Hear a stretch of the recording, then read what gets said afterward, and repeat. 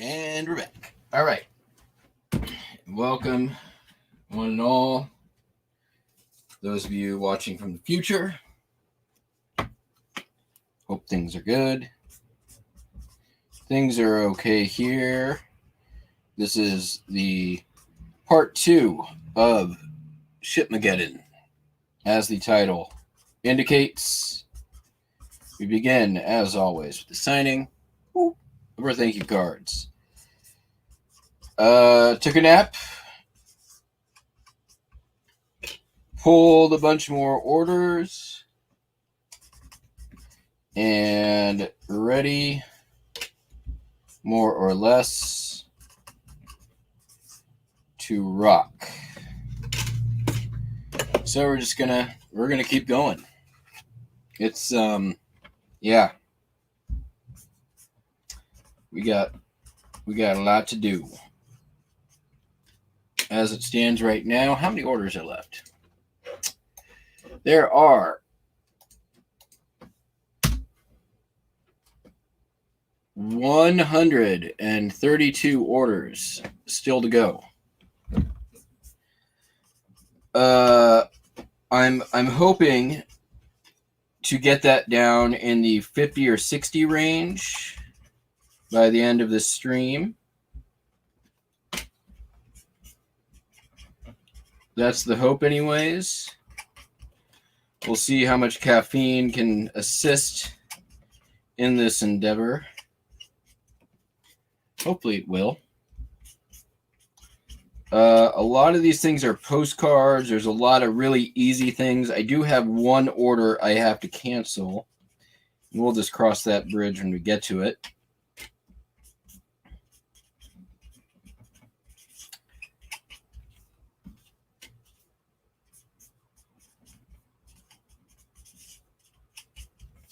Ooh. Hands getting tired.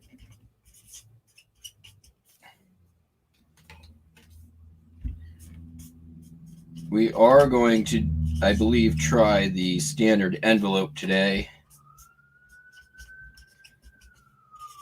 on a few of these items.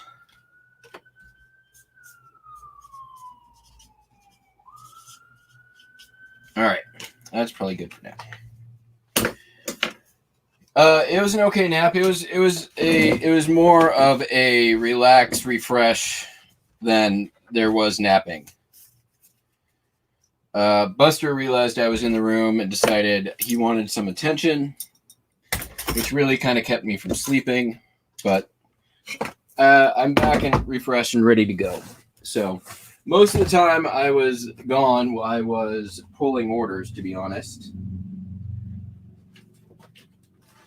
Whoa. All right. There are a lot of postcards in this pile, so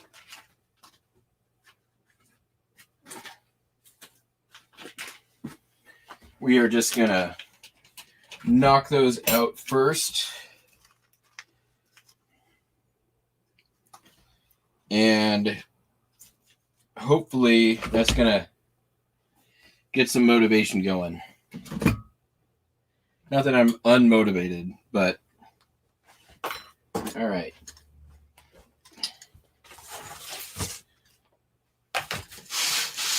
The postcards, once I get those done, are going to be, it's going to knock out a lot of orders really quick, I think. So, going to need our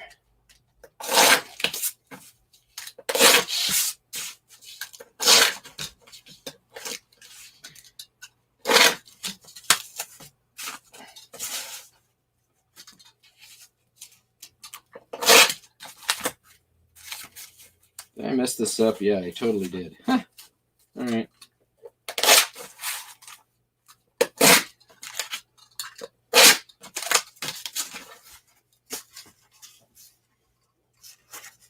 Nice. Yeah, my May is going to be a very, very heavy listing May.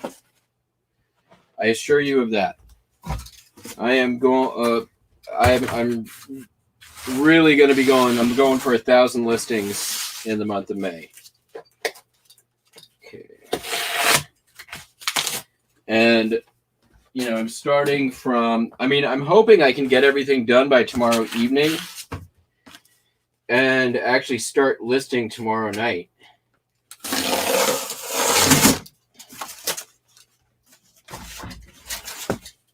That would be rad. Because getting ready for the trip and all that, my listing really did sort of suffer a bit. Not too bad, but, you know,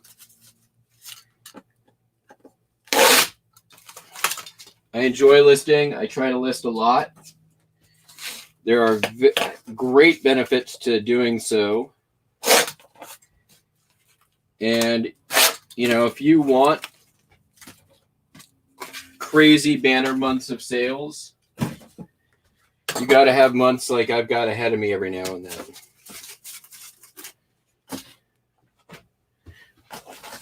You know, it's 30 days, but man, that 1,000 listings, that's growing my store around 10% in a month. Not quite that much, but because stuff sells, right? So, you know, say I list 1,000 and I sell 300. You know, that's still a lot of listings to grow. And, you know, months when sales are a little bit slower, like summer, is a great time to do that. Like, you don't want to be doing 1,000 listing goals in November, December, right? You want to be spending your time packing and shipping as much as you can. All the work that you do now is going to pay off the rest of the year. In theory. Especially if you're, you know, run a store like I do. I mean, it's going to be different, you know, for clothing sellers or whatever.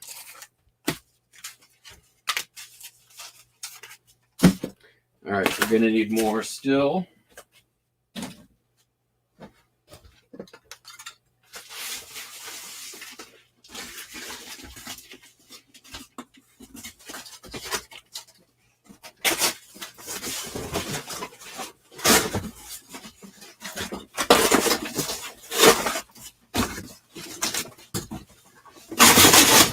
There. There.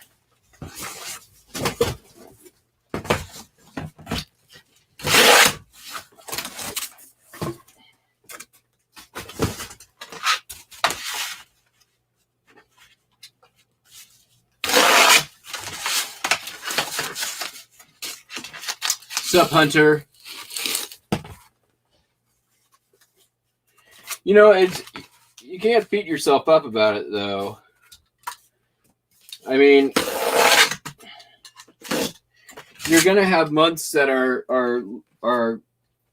you know, you can't think about it as suffering. I mean, you're probably doing other stuff, right? So it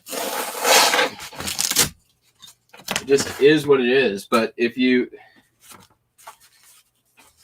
know, if you know that you've got the items to do it, like I can do 1,000 listings with what I have on hand. I don't need to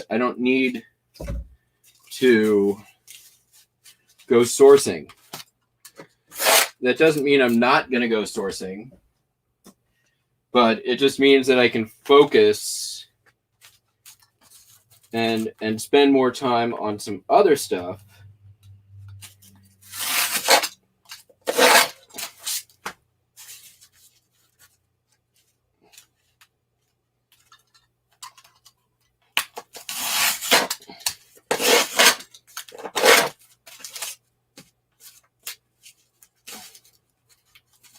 All right.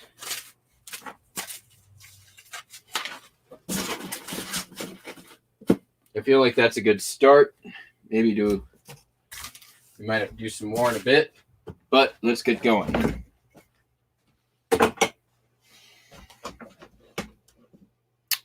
Sup, Justin? You missed it. Popeye Postcards came into chat on the earlier stream. It's pretty cool.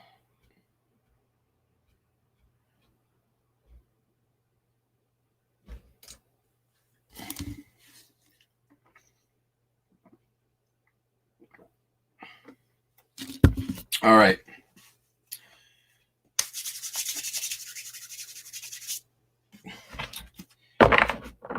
Have you guys ever noticed Commonwealth Picker? Like, he totally does the Michael Scott thing. He'll like quote somebody or name drop and then like say the thing right afterwards.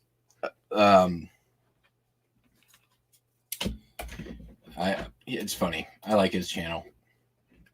All right, first postcard. This is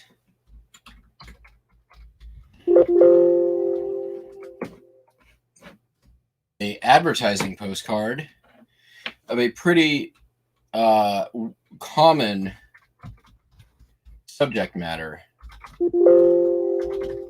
This is the El Portal tree in El Portal, California. The cars driving through trees, pretty normal thing in the redwoods. But this is an advertisement for a auto service company on the back. Not going to go, again, into postcards too much here. We got stuff to do. But I will be going over some of these a little bit more in depth in the What Sold video happening sometime this week.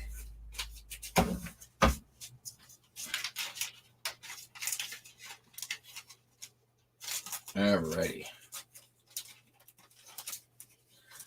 This one sold for $40 plus shipping. It's all about location and content on that one. The advertising element on that one is really what sold it. So.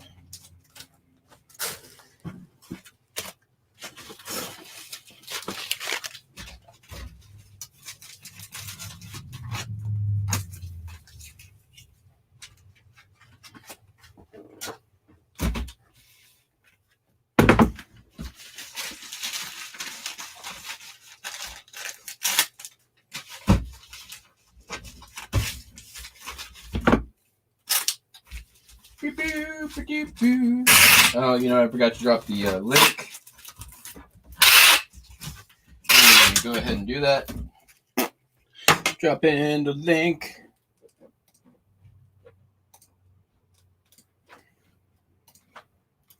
Yeah, Commonwealth Pickers, he's great. He actually shouted out my channel before I was really a channel. I mean, he's pretty awesome. He took the, when I sort of unannounced did the review of his church sale thing. I mean, he kind of invited it on his channel, but I don't know that he was necessarily, he just was, looking for comments. But, he was cool about me putting that up on my channel.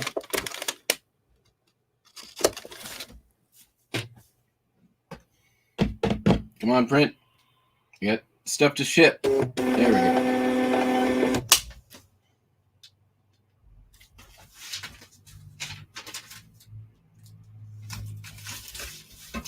One down. Okay. I think this one might be our attempt at standard envelope.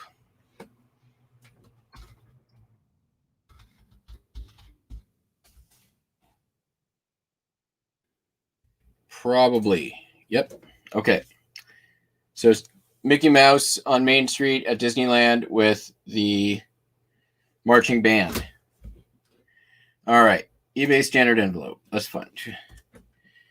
3 ounces with maximum dimensions 11.5 by a 1/4 inch by 6 1/8 inches. Okay. So that is. Let's find out. Hey, I'm busy. I guess the first thing to do would be measure this. That is definitely more than a 1/4 inch. So the next thing is, can I find another like thinner piece of cardboard that is going to be provide protection, but not be a 1/4 inch. If I had like cereal boxes, I would use those. Those would be great. Ooh, I got these. Let's see here. Oh yeah, I've got those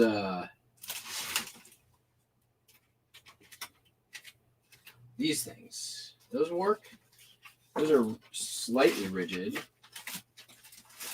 Oh, I got some of these old manila folders. Those could work. I guess we'll try a few things. I thought I had like 3-ring binder dividers sitting around here forever that I never used for anything.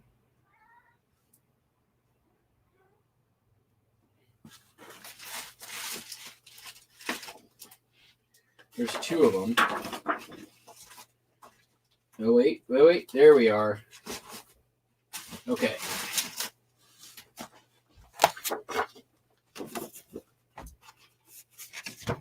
That's what I'm talking about right there. Okay, and then I think I have some like regular old school like mailing envelopes. Thought I had a box of them.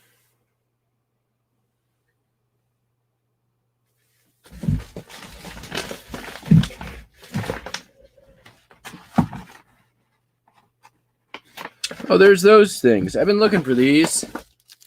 Stoppers for piggy banks. All right.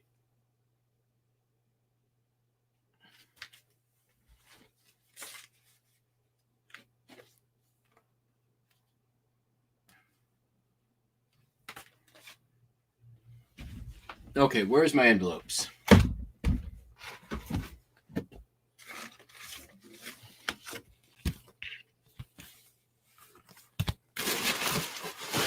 Aha!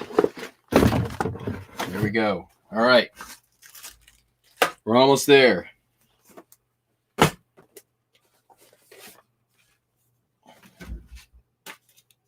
Ah! He's not wide enough.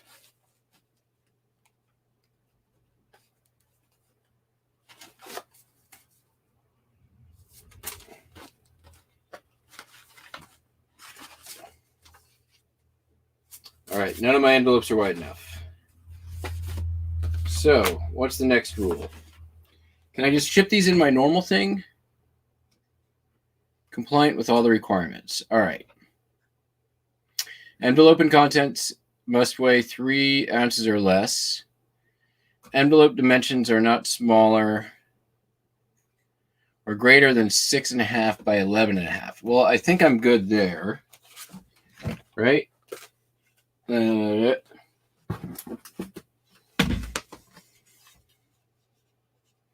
6 inch by 8 inch. There we go. Thickness is uniform, less than a 1/4 inch at all points and not too rigid. Is this...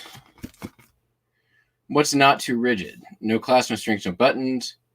Recipient address parallel to the longest side. Okay. Aspect ratio of 1.3 and 2. Okay. Is not enclosed or made of any plastic material. Not supported.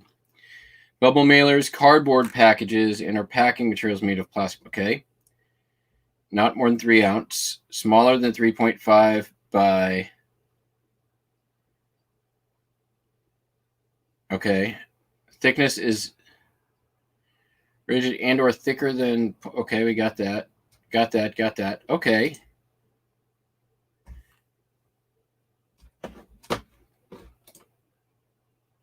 Hey, here's Lynn. Hello, Gene. How are you? Thank you all for joining. All right. Since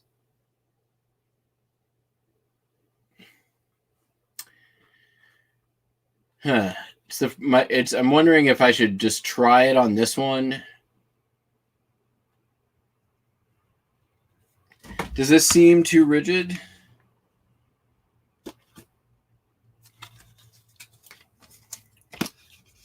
I mean, it's not super rigid, right?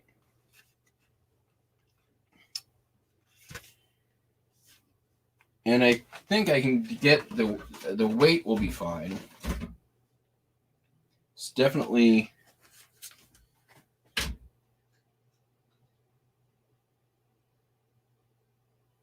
2.5 ounces. So we're good there. Crazy card. Have you used standard envelope? Right? It's got a plastic thing in there, right? So it's going to be rigid. It's a card.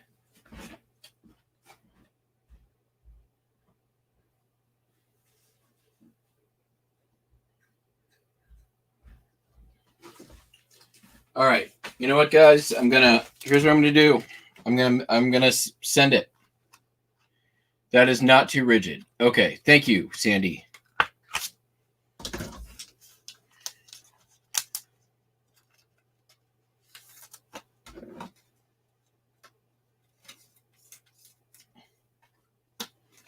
So what I'm going to do is I'm not going to add the extra card.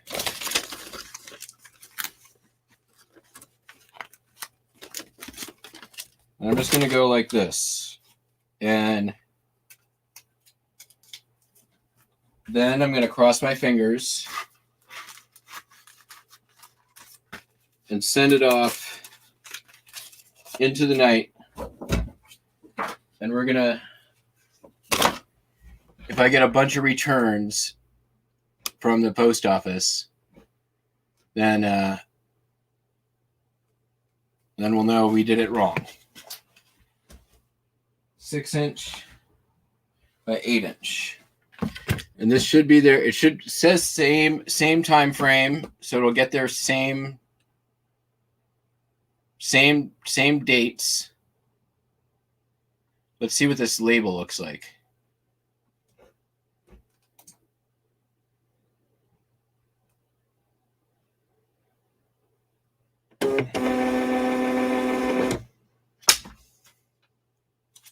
All right. It looks different.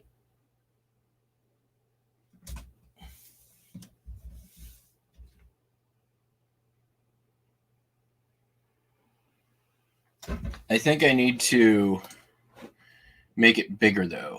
It's at 100. No. All right, we're going to do this. Oh, I'm printing at 90. That's the problem.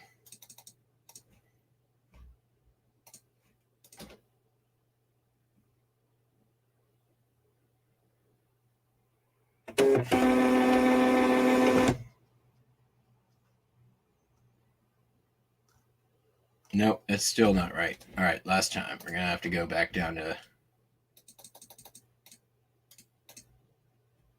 Oh, I'm just going to leave it. All right. Cool. All right, moving on. We've got... Yeah, it does bend a touch, so we're good there.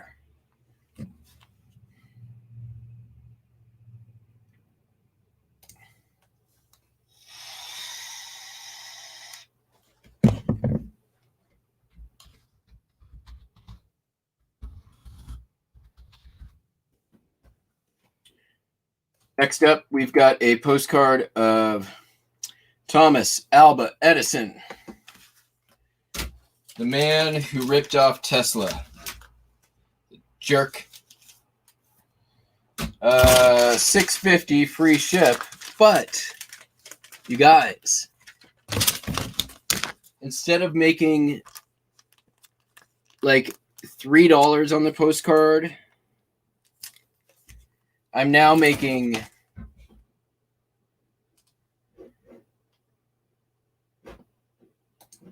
$5.59 on the postcard. That is a freaking game changer. So what that means is now it's profitable for me to go into all of those, which was just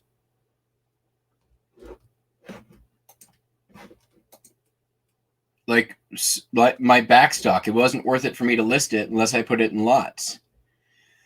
Now I can go through all of that and I can start listing like $4 postcards, free ship, and be making $3 a postcard, which is what I was making on these. I can go, if this is all I have to do, if this works, I don't need new materials.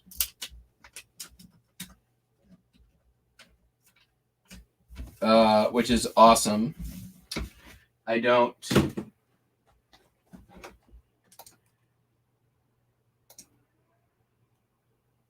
I mean, this is a big deal. Like, I've been waiting for this for a while. This is this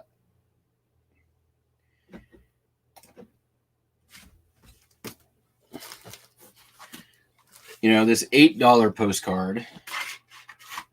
I can now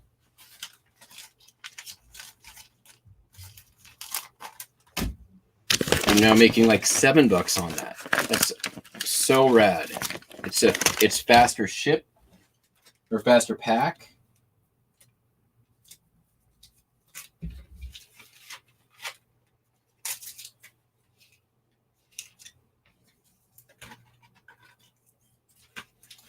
Now I'm not doing this on postcards that are higher value, right? Because it's got to be under $20 is one of the rules. I'm not doing it on any item that a customer's paid for shipping, right? If they paid me for first class, I'm not going to send it this way. But on a free shipping, I have the option. And if it's going to get there the same amount of time, I mean, we're going to see, right? This is the experiment.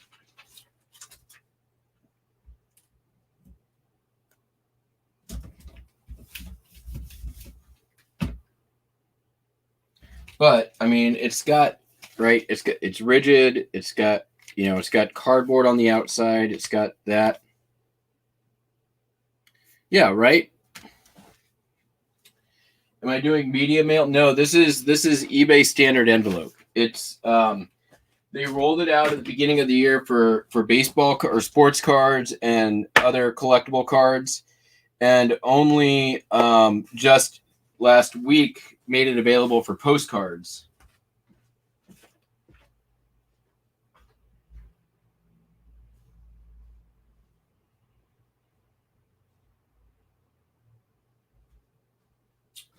They made it available for postcards, and I believe like a number of other items as well. But I do send stuff media mail all the time, just not postcards. This is actually cheaper than media mail. It's 91 cents versus $2.89, which is the cheapest media mail.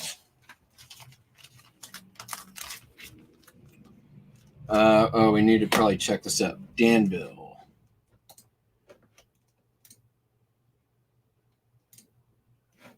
God, this is going to save time. This is going to save.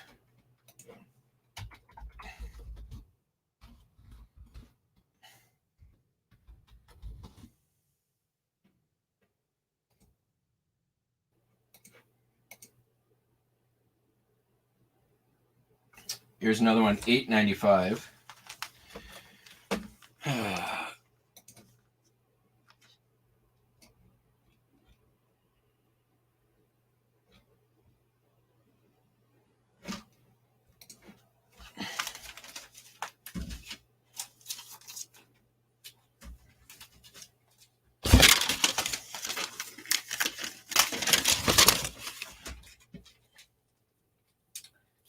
So this is a tobacco sale Acrees warehouse in Danville, Virginia.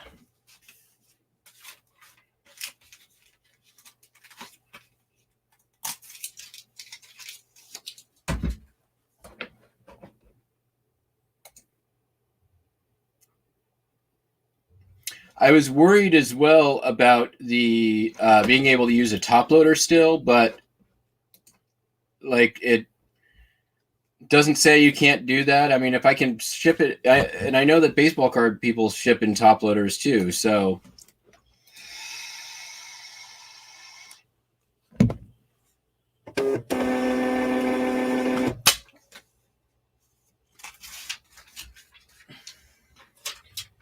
And I say baseball card people, but I mean, sports card collectible people. So somebody, I think Mogo or somebody on one of my recent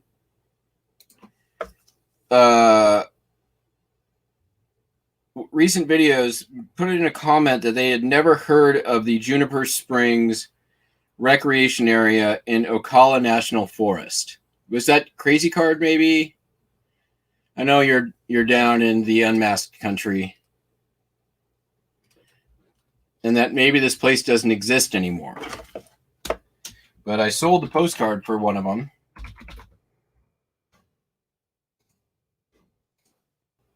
Hi, Iris.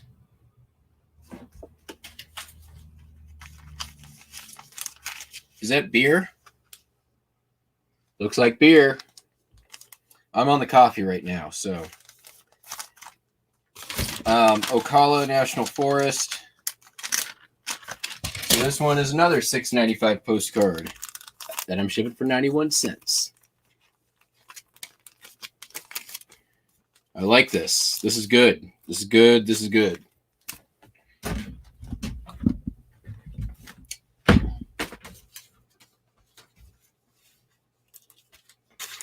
And we're busting these out now like crazy. This is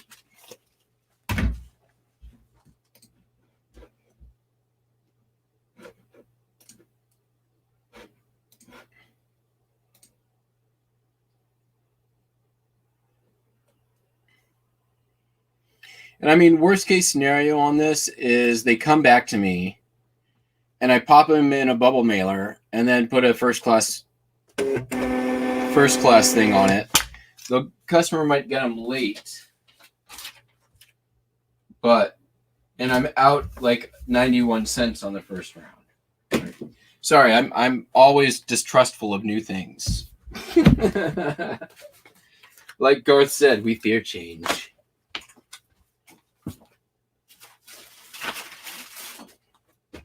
Right? Like the first time I ever had direct deposit from my paycheck, I was like watching, my bank account every like 3 seconds.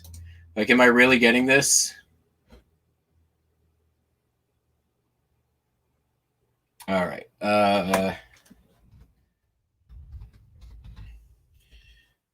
There'll be a hot time in the old town tonight. Very famous song. This is a guy gallivanting with some party ladies from 1910. Don't forget to send that letter. You have more time to write than I have. We work 14 hours a day. From Charles Myers in Dillsburg, Pennsylvania. Once again, riveting content on the back of a postcard. Why don't you write me a letter? Because you have more time than me. You jerk. We work 14 hours every day here in Dillsburg, Pennsylvania. I don't got no time to write you no letter. I can only write you this here postcard. You're not doing anything, you lazy so-and-so. Write that letter.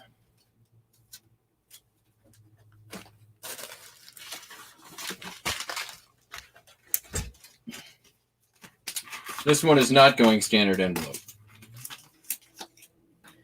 Somebody paid me $29.12.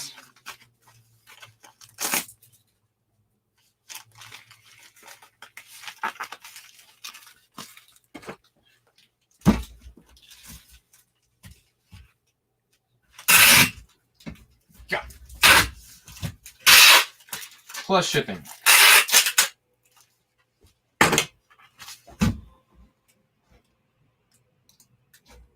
Let's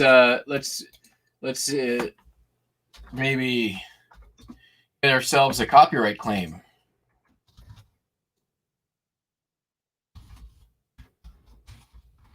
What do you say? Let's do it. You in? You down? You want to get a copyright claim? Let's do it. Let's do this version.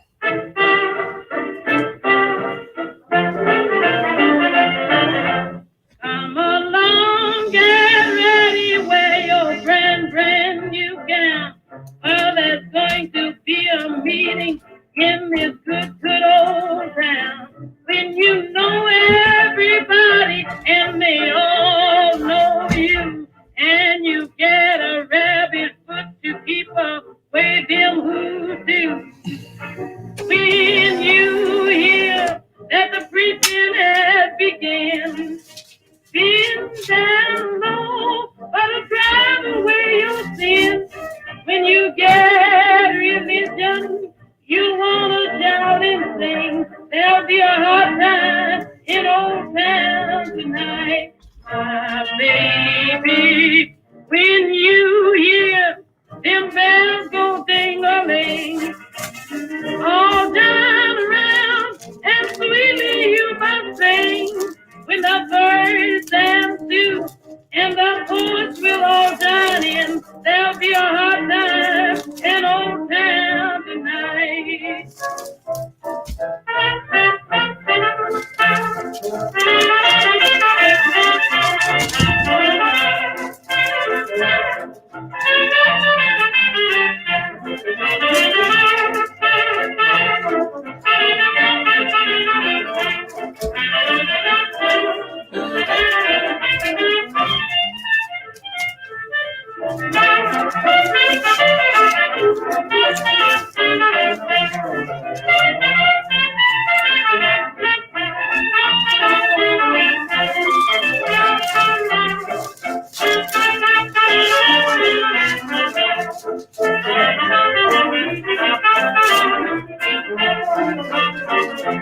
There'll be girls for everybody in this good old town. And Miss Gonzola David and Miss Gonzula Brown.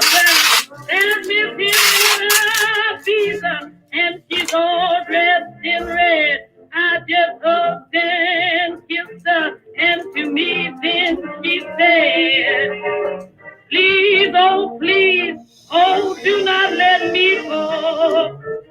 You are mine, and I love you best of all. You'll be my man, I'll have no man at all. There'll be a hard time in old town tonight.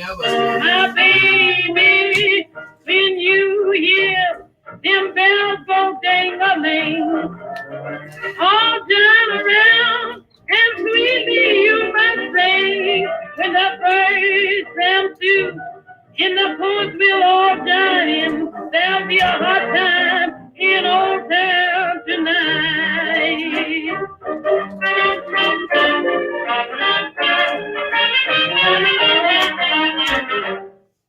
Hi. Well, look who wanted to come and say hello. Buster says it's going to be a very hot time in the old town tonight, right? Is it going to be a hot time in the old town tonight? Uh-huh. Yeah. Okay. He missed me. Oh. Just needs a little attention. Wants to say hi to everybody. Show him your paws. Show him your paws.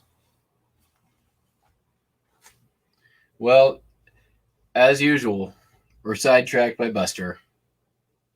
He's purring.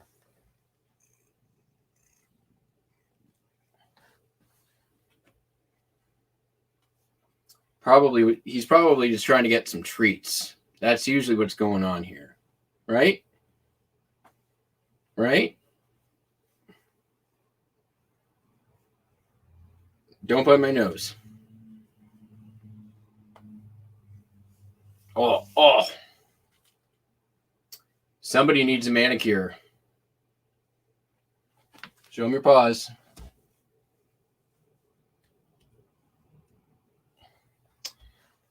Yes, Buster is adorns. What? What?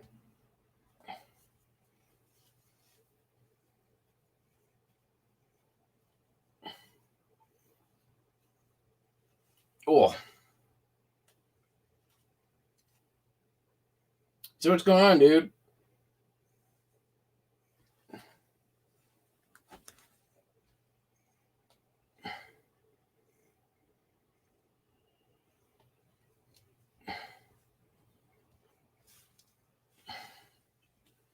Yeah, they're very weird when I first get home, and then like the first thing they want to do is smell me. And yesterday I had been playing with goats on a farm, so they were like, there was all kinds of smells that they were very interested in. And like Windy Lou takes like 30 minutes. Buster takes a couple hours to like be like, oh, I remember this guy. Buster is going to be 5 in July. But in his heart, he's still like 1, right? You're 1 in your heart.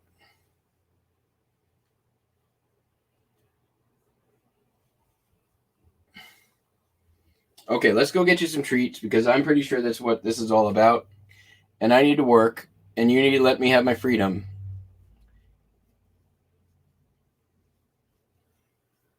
And be less codependent. All right, I'll be right back. Come on. You should watch this squirrel in the backyard or bug your sister.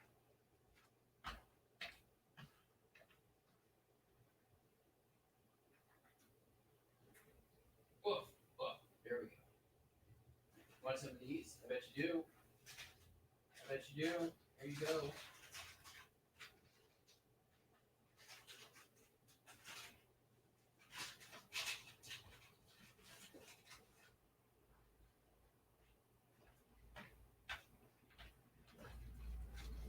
Like, he knows that's how you get treats.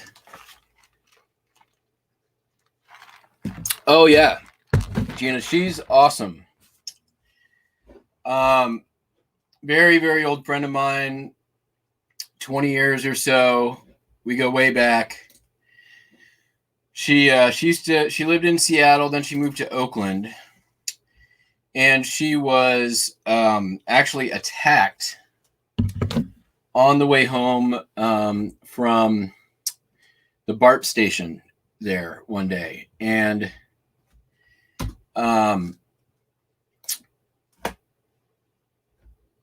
somebody was trying to steal her purse. And she's badass. I mean, she's just a badass human being. She got stabbed in the back. Somebody trying to steal her purse. And as they're walking away with her purse, she, is talking all kinds of trash to this person. When the person comes back to kick her in the face, this is a true story, she steals her purse back. Now, I don't care how badass you are, somebody stabbing you in the back in the dark on the way home is going to give you some PTSD, which it did her, sadly. And so she really couldn't be in a city anymore. They moved to Elko, Nevada for a time, then near Winnemucca, and then eventually settled in Glens Ferry, Idaho. So,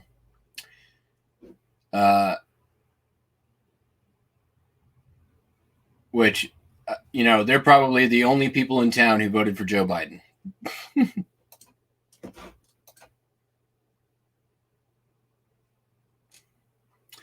But I don't think her or I really ever expected for ourselves or for each other to end up doing what we're doing now. And they are, they're both very into weird old stuff. They're both, collectors of sorts. They like oddities. Their house is virtually a museum of cool stuff. Every time I'm there, I see something, new and different. Not that they've gotten something new. It's just, there's so much there to see. They got so much cool stuff, amazing books, you name it. Like, just really cool. This one is Endicott, New York. It's the IBM Business Machines Education Center. This is from like the 70s. Like, check out that like Clockwork Orangey style lobby. Pretty cool, huh?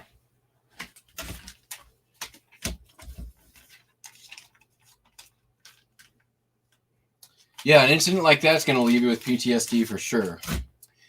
Don't get me wrong. She is still a total badass. And I mean, the goats are adorable.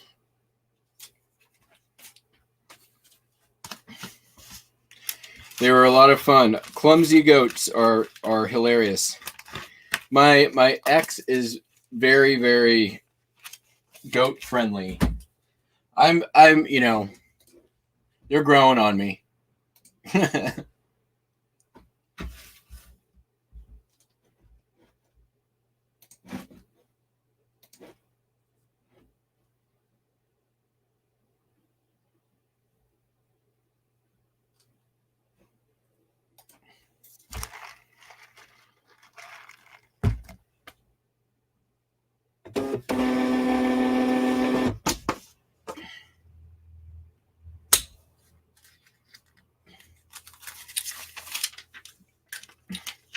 This person it's going to, not gonna say their full name, but their first name is probably the best first name I've ever heard in my life. First name, Macro Tiger. Macrotiger. Last name very normal. Last name is a very normal last name. First name, Macro Tiger. I should change my name to Macro Tiger.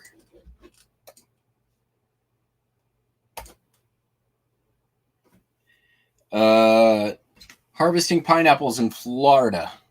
$7. But you know what? That was not a big deal anyway before. Now I'm actually making some money on this.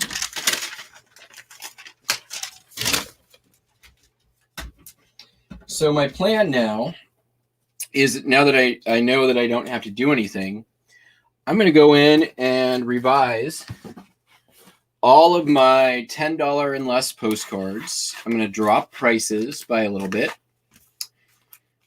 Change the shipping option. It's going to make a lot of my cards much more affordable. Not going to do it yet because they're still selling, right? But maybe I'll drop them $1 and change the shipping. I'm making more money now per card. So I think it might be worth it.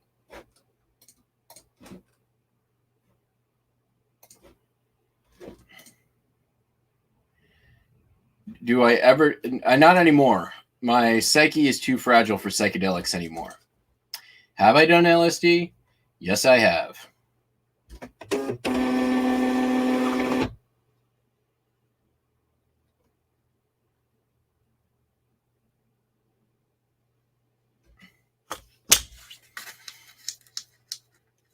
Their parents maybe did LSD. You know, like, I don't know about that. Macro Tiger is just a freaking cool name.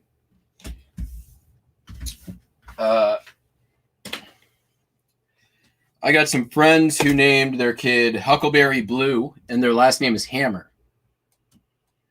And yes, fainting goats are the bomb. Cameron, you still doing your live, or are you in here?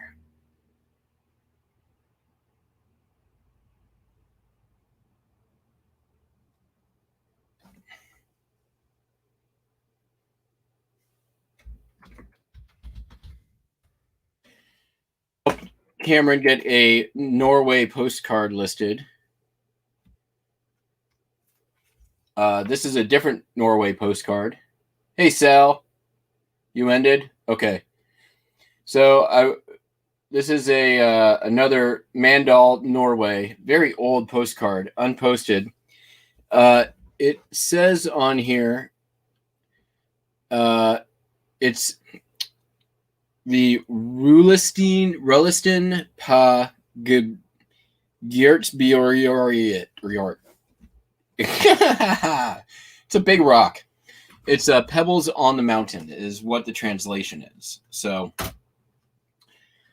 I'm not gonna try again to butcher Norwegian, but it is going to Norway to somebody who has bought from me before. Buys a lot of my Norway postcards. I recognize the name.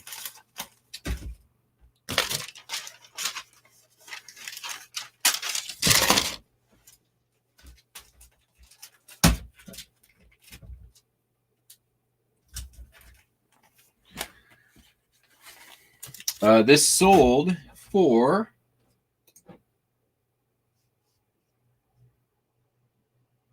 $47.95 plus $14 shipping. So not too shabby.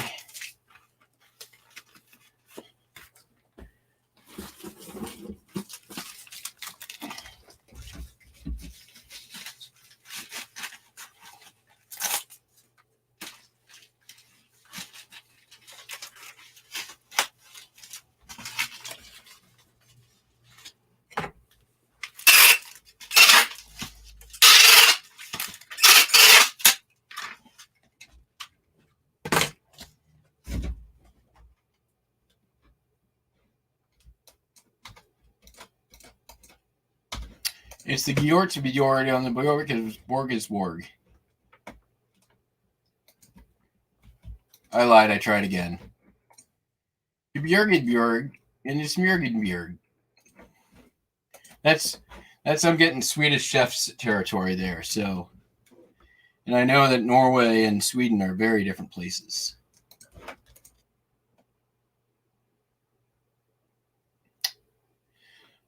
Just in time, the eBay standard envelope just started for postcards. So it's 91 cents for me to ship a postcard now. If I send it standard envelope, it has to be valued under $20 and follow a bunch of other rules. But instead of $3.50 to send a postcard, it's now costing me 91 cents. That is a game changer. All right, next up. This one's going to be going standard envelope again. This is New Orleans, Louisiana. Some revelers on Canal Street.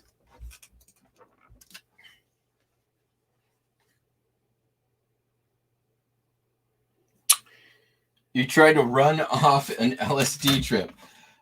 Yeah, I can't imagine that would work too well. Like, that would just get your blood pumping and probably, like, that's not something I would ever want to do on acid. Definitely not.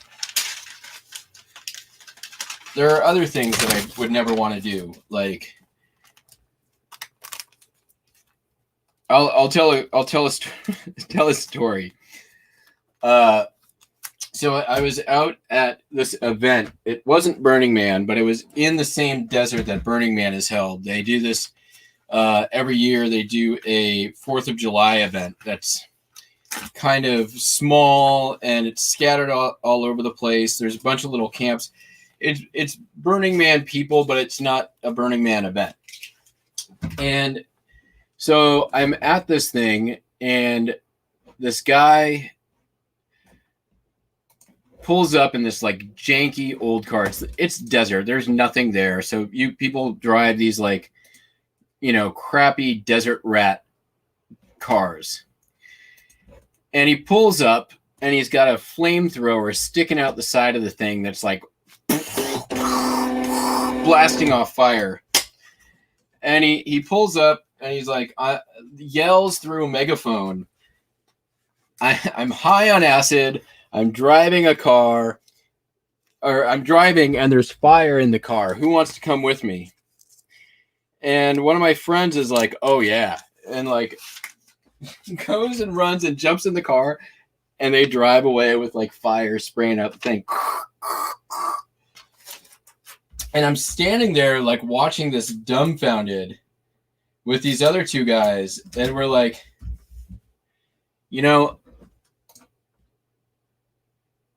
there's a few things that you have to remember when you're on acid. One, fire is real and it will hurt you. Physics are real and physics can hurt you. So don't get in a car and stay away from fire. Those are recipes for things being not very fun. Buster Wiley, we already gave you treats and attention. Go bug your sister. All right, next up. This is Elizabeth. There we go. Hey, buddy. Won't be going standard envelope. This is Elizabeth, West Virginia. Wirt County Courthouse, Street View, unposted. Nice postcard.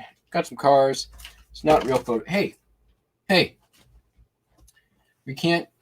Hey, buddy. Hey.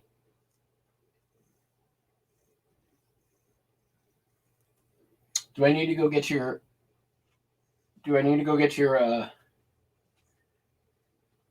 cat tree? Do you want to get your cat tree?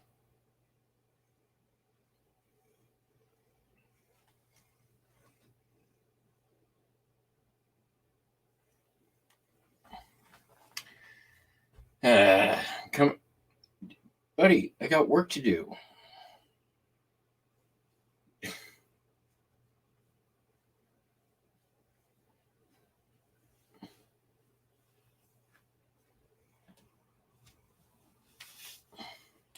It's like, but you were gone. If you're tripping, disregard everything he just said. What? If you're tripping right now and you're watching this, you're doing it wrong. Hey.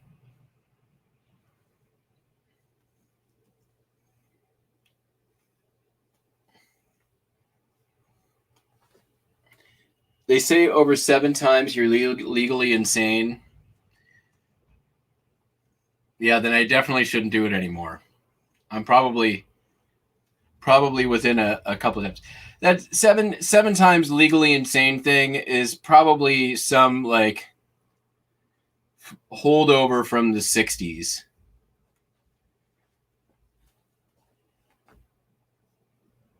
Like that sounds like a very 60s like the marijuana madness kind of poop they used to feed people.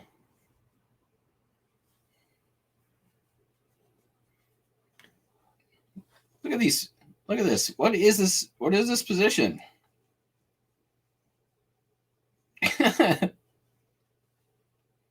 Oh. Are you Helen coloring me right now?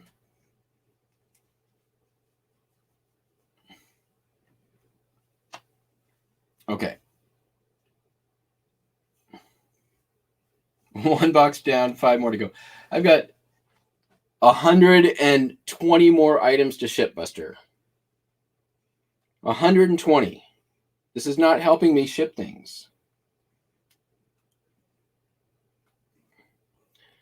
All right, I'm going to go dump him down on the couch. Okay.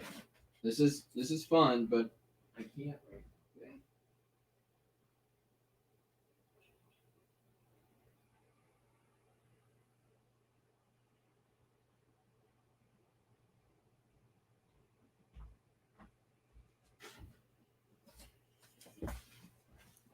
All right, back to work.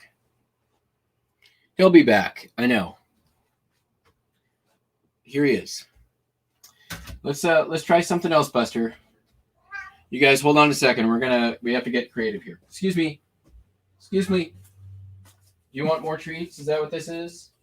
Did I not give you enough? Come here. Which one do you want? Want this? Those ones you want? You just want to see me give you treats.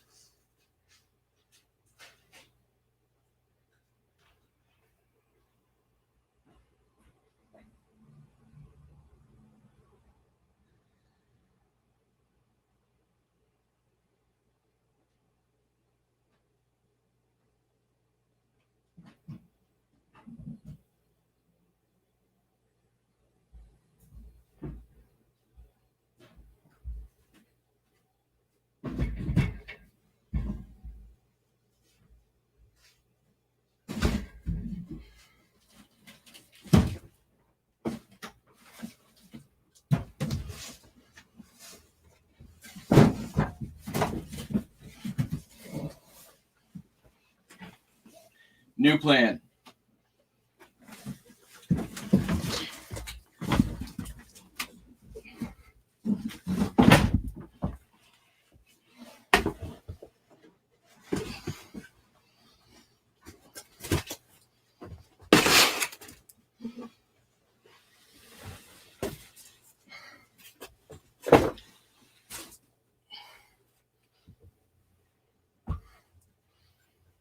Get his little,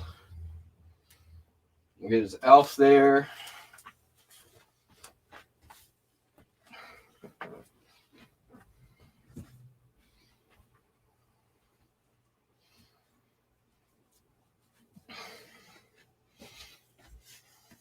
There we go.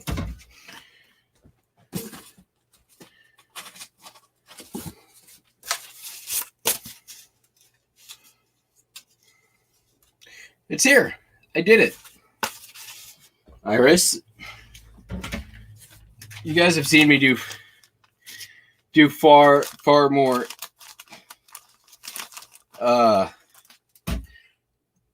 crazy risky maneuvers.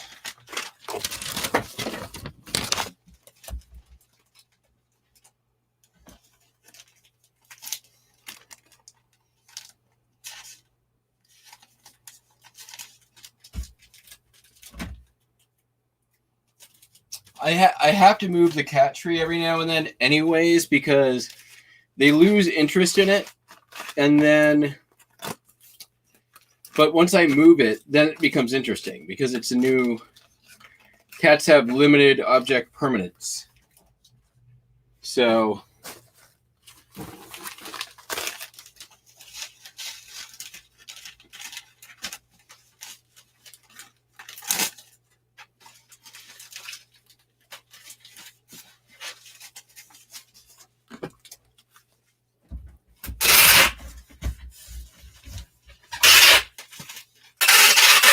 and I'll be honest, I should probably just get them a new one. The one behind me I've had for like 3 years. I've repaired it many times, but it's still going.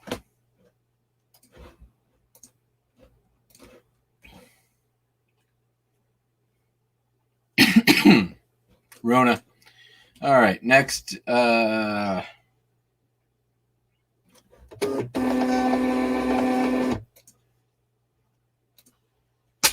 What are we down to?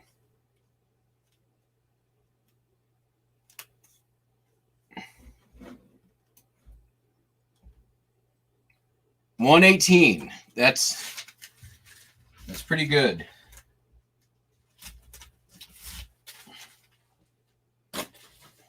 For 7 o'clock.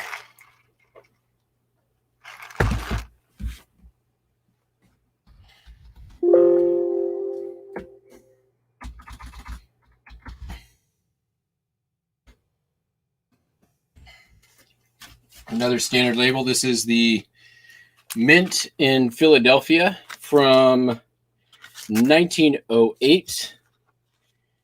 Very, very high quality rendition. Like I said, you tune in this week for what postcards sold. We'll do a full dissection and discussion and yada, yada, yada. All right. Oh, still doing thank you cards.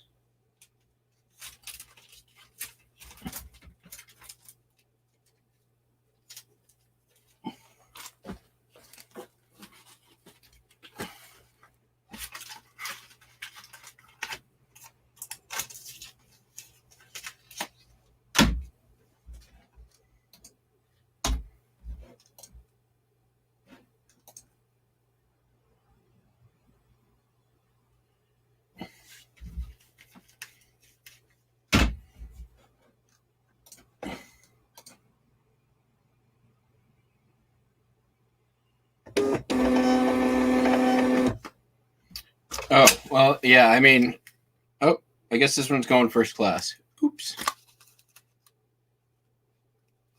I got Rona on the cam. Yep. You know what? Since this is going first class, I might as well throw a little extra protection on this since I didn't put any cardboard in there.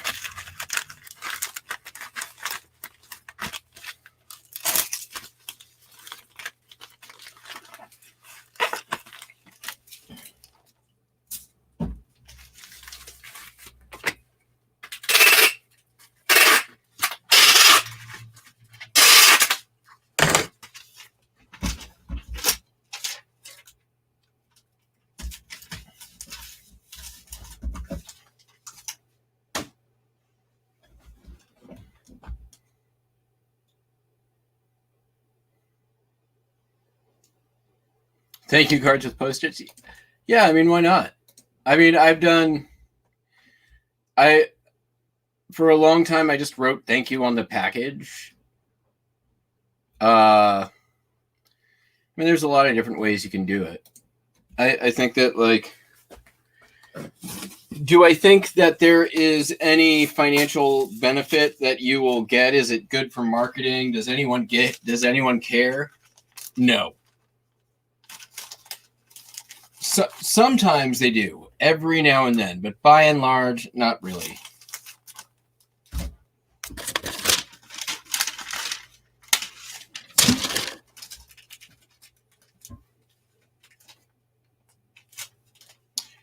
Like, doesn't Etsy like tell you to like wrap your stuff in, you know,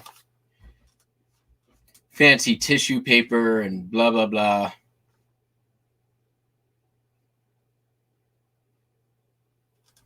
Yeah, I mean, it's, you know, for me, you know, thank yous on your, yeah, I mean, I think, you know, when it comes down to it, do I think it's better to do than to not? Yes, I think it's better to do than to not. That's where it comes down to.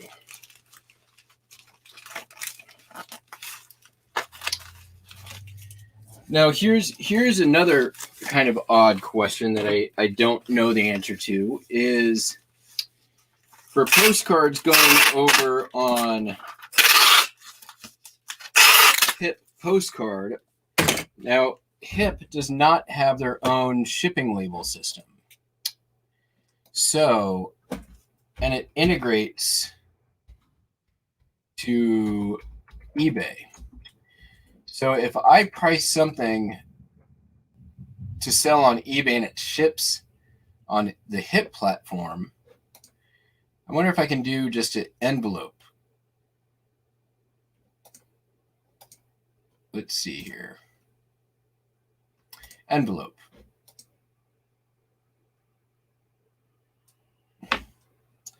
Let's say, what, 4 by 8-inch envelope. Is that a normal? Yes, we'll say that. And we'll just send it to there. Let's see here. Does pirate ship have? See, if it goes, if somebody buys it on HIP postcard,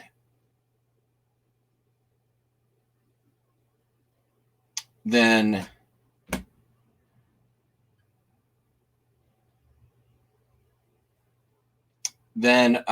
it's not as good because I can't ship envelope that way. Although I guess I could sign up for the thing Popeye uses and ship that way. So I have to do that. Rates.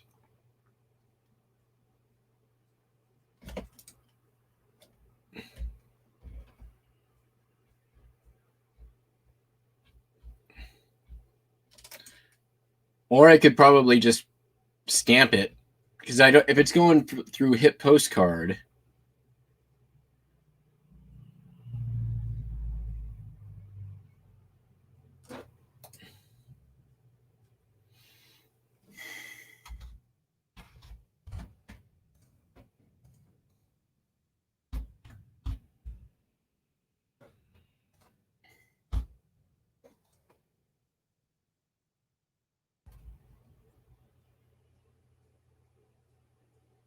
I'm gonna have to figure that out.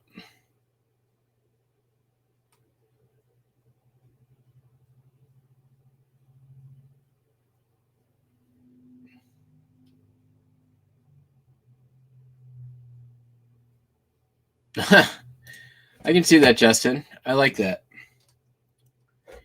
All right, let's get this shipped. We're making some good progress.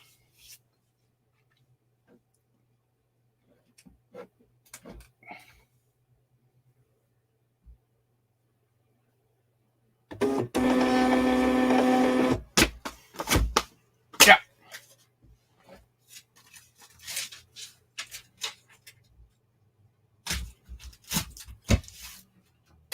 All right.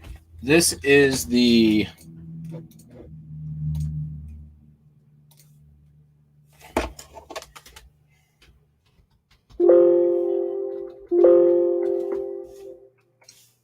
Radisson Hotel in Denver, Colorado. Fairly unremarkable, except if you look at the very top of that, you're not sure you can see it very well here. The Radisson in Denver, Colorado had a Playboy Club way at the top. So that's what sold the card. It's got the Playboy Club way at the top there. Pretty neat. Anyway, sold for $10. We're going to send it standard envelope.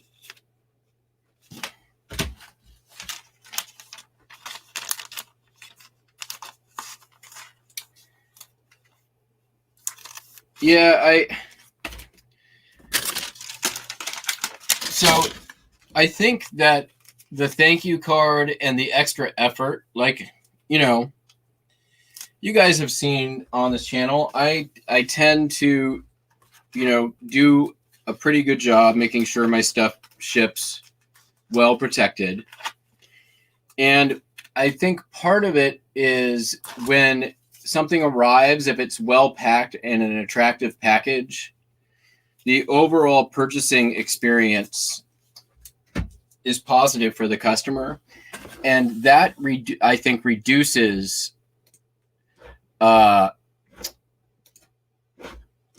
returns. when it's something in like the collectibles category, you do deal with repeat customers. So I think that it also, can create repeat business. If somebody, eBay is full of noob sellers and terrible sellers and, not great sellers and, scams and all this other stuff. So when collectors find sellers who they know are serious about what they're doing and provide a good product and experience that makes it easy and they can buy with confidence, that's a big deal for a lot of people. So next up is a Mickey Mouse lenticular postcard. This is like from the 1960s, made in Japan. Look at the mouse. It's getting bit by a rat. So there's that, right? There's that argument as well. You're creating a better experience. You're creating buyer confidence. And if you're selling a lot within a single category, there can be benefits from that.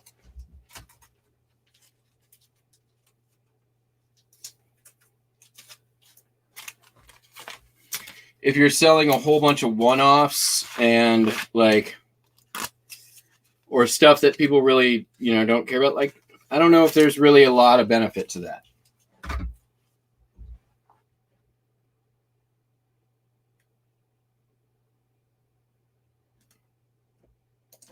Why is this? Oh, I can't do standard envelope because I listed this in not the postcard category. Good to know. Well, if that's the case, we are going to go the extra mile then.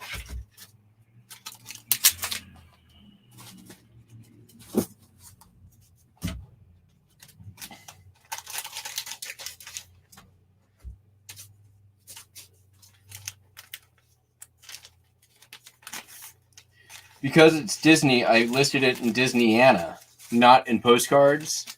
So because I didn't also list it in postcards, eBay won't let me ship it in standard envelope because it doesn't qualify. It's Disneyana and not a trading card or postcard, which makes sense. But we're learning here. It would have been worthwhile for me to spend the extra, whatever it is, 10, 15 cents to list in a secondary category or whatever, however long it took times a dime. So say it was a year, it would have cost me an extra $1 to save. It would have still been more worthwhile to have it in that category. But, we're learning together here.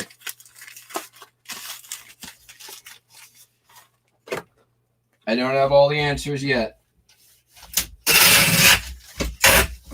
That's why that's why we all miss Popeye. All right. Note to self.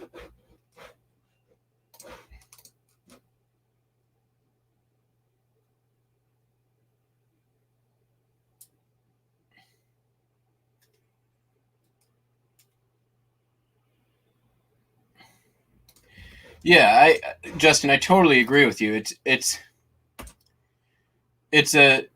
totally depends on what you're selling, and if you are expecting, if you're trying to build clientele, or a flea market store, like the one-off stuff it's totally different. It's a different expectation and for the customer, from the customer, as to what the experience is going to be, right? They're not looking for a fancy package. In fact, if it was a fancy package, they're probably going to be suspicious, right? They're going to be like, what's all this pink tissue paper?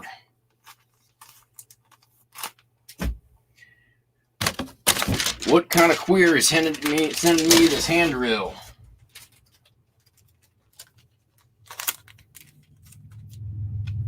That's my impression of a handrail homophobic eBay buyer. You like it? I've been working on it. I've been workshopping it. This is a. I love this one's cool. It's a bunch of people. It's Wilmington, North Beach, Carolina, Wrightsville, Carolina. A bunch of people watching a boat go by. Water sports. Hee hee. It says water sports. Moving on. You guys know I'm 12. I'm very easily amused.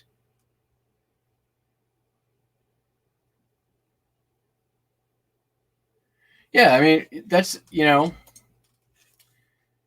I want to be clear here. I am not trying to get on you, Justin, or anybody else who chooses not to do any of that stuff. Like, as long as, like, at the end of the day, if you make a mistake, you own it. If you are, doing your best to provide a customer with a good value and a good product, and you're doing all of the above things, right? You don't have to do everything, right? Like, give me a second here. Let's all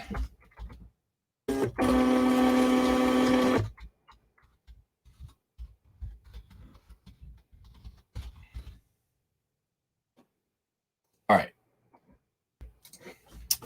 So,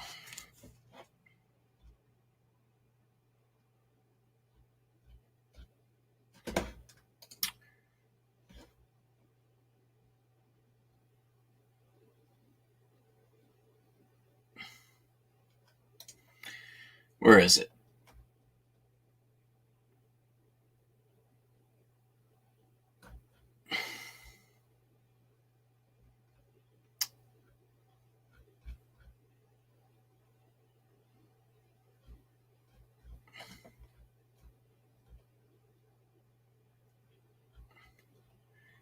There is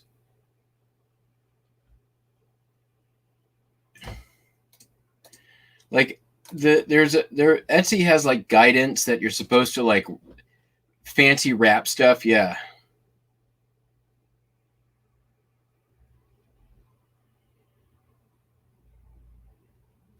Yeah, Iris, I agree with that. Like, I know that there are like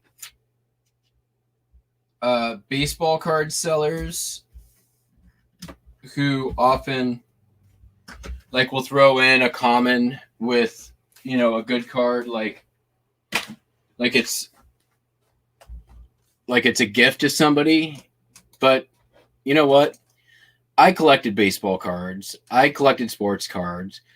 I've collected whatever.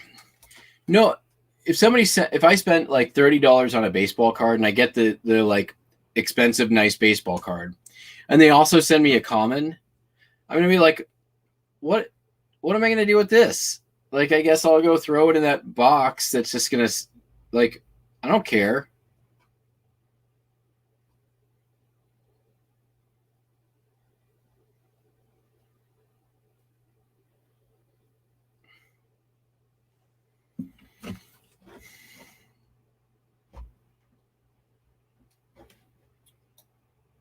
I missed something. I got give away stuff that was broken. She knew it was broken and sent it anyways. Acts like she's doing you a favor.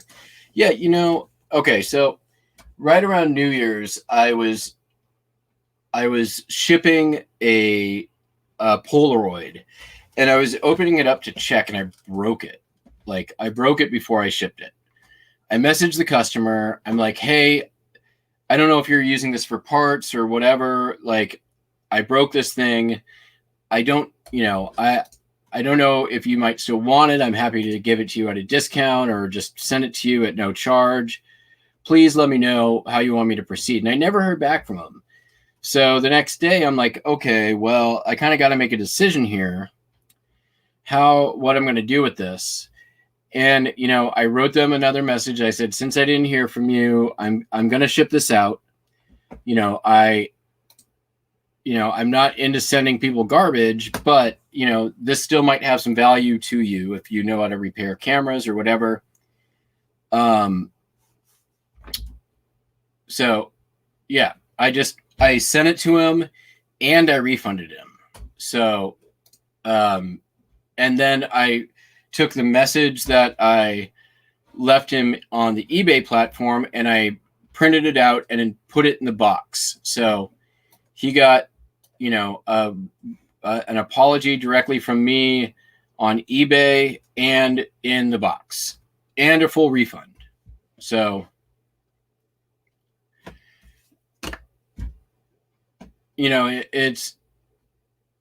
there's a right way to do things and a wrong way to do things. And I broke the camera, that's the right way to do things in my mind, right? Like, I'm taking care of the customer. I'm not thinking entirely about my bottom line.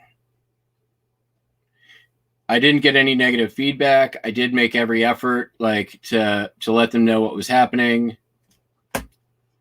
So, yeah. I didn't just send them garbage. Okay, so this is an interesting postcard. I'll be going into a lot more detail on this. This is a Pharaoh type postcard. It's much smaller than your normal postcard. As you can see, it's also much darker. It's very hard to see the photograph in there. It's a very, very early photograph. Not the most interesting subject matter since you can't really see much of it, but still cool.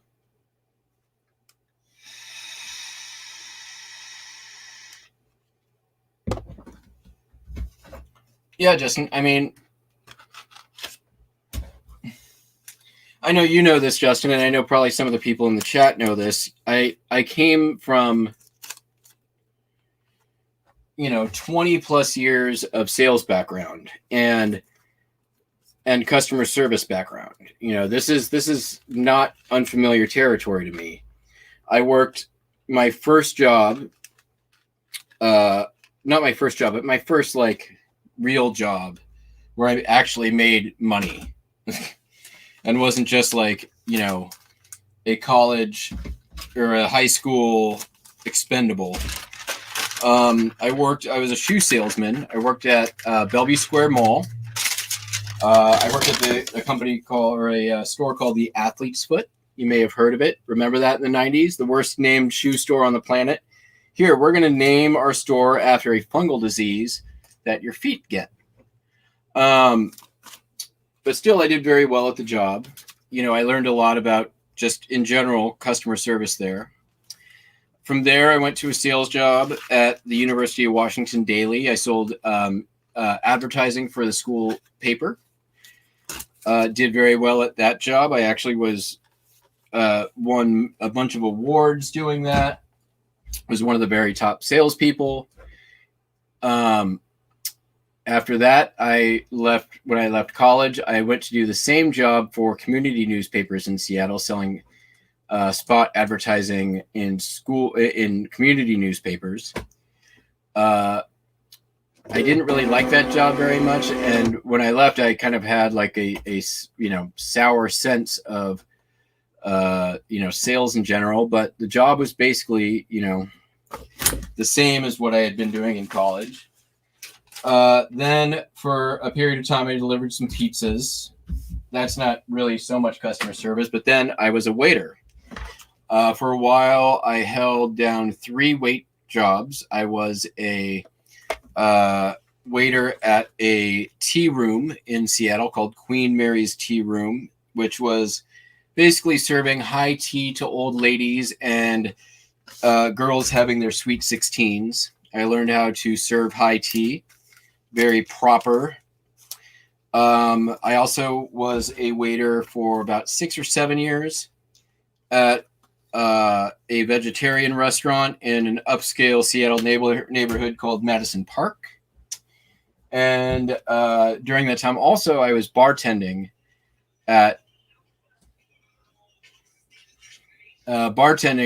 a bar in Capitol Hill in Seattle. After that, I decided to go back to sales. I worked for a moving company in sales for about 6 years before leaving that to go to work in telecom in sales for 6 years. I excelled at both of those. I was top salesperson at both of those companies for multiple years before leaving it all for the glory of eBay. So I've got some experience in sales and customer service, and one of the things that you really have to know and do customer service is you have to have empathy. You have to be able to relate to a customer, put yourself in their shoes, understand their experience, and make sure that you're doing right by them. If you can't do that, you're not doing customer service.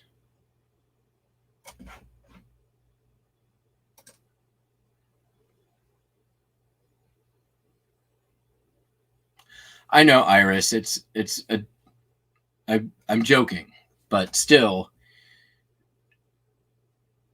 generally speaking, whether or not it's named after an athlete's foot or the fungal disease, if the name of your store is the same thing as a fungal disease, not a good marketing decision. Yeah, I know, Iris. I know I get it. I worked there. I understand.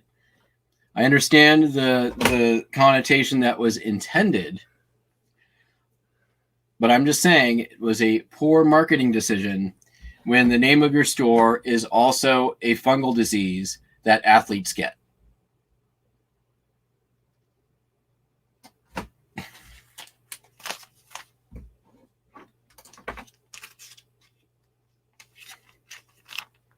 Yes, exactly. Bob Lemon's used cars. Probably not something. Oh, look, see? What did I tell you? I know what I'm doing.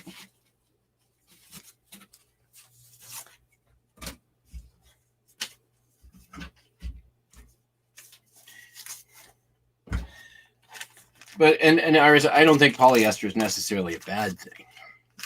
That's me though. I am a little weird that way.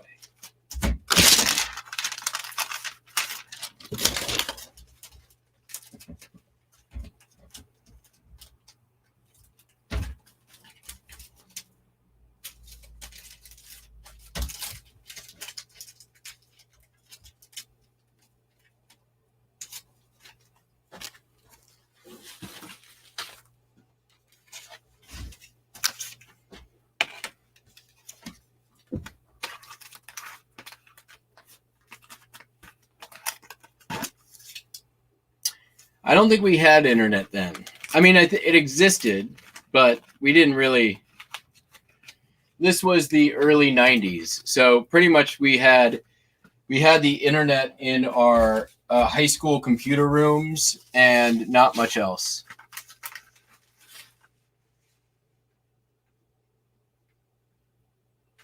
Yeah. What's in the name? And be careful what you name your biz because you don't want it remembered. I agree with that. Says the guy who named his store Jackass Retro. So, there you go.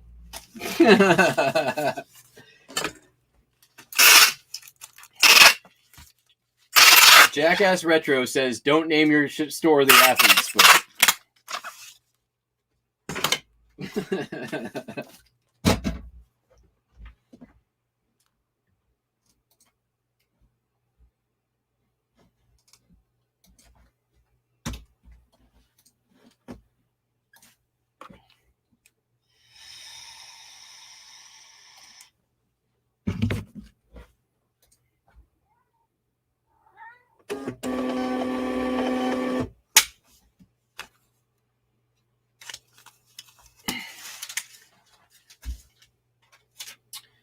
Yeah, Prillanini. It's true. You're right. Like, I can't tell you some of the shitty packages I have gotten from eBay sellers. I think my favorite was a Wheat Thins box. And when I say favorite, I mean, like, most embarrassing. I was embarrassed for them. Where is this? Harper's Ferry.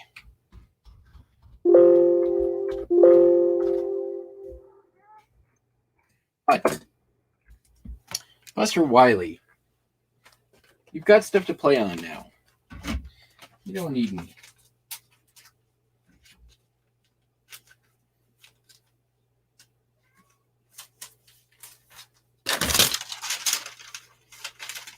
It's like, now I can just meow at you from a different thing.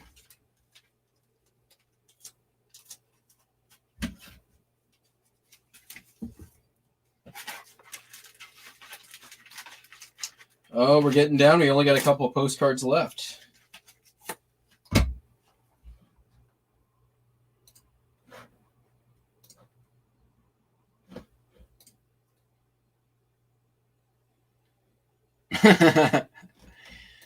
I love the sound of sarcasm any day.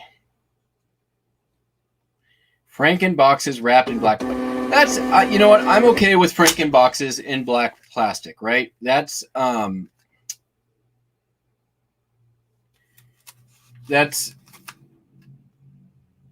at least taking the effort to make sure that, like, it's got a vapor seal, right?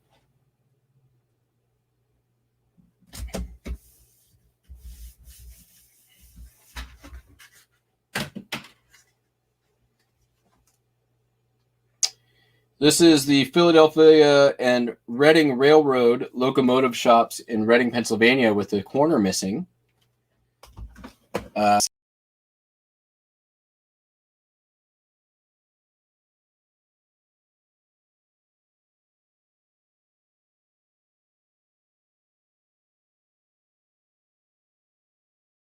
And I'm back. Sorry about that. Hit back on the wrong tab. How much did somebody buy this here damaged postcard for? $7. That sounds like standard envelope to me.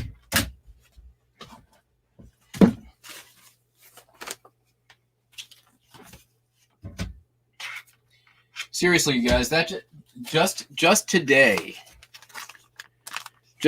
I probably made $50 more than I would have on just, I mean, not, it wasn't today because they sold it other times, but I mean, that's over the course of a year.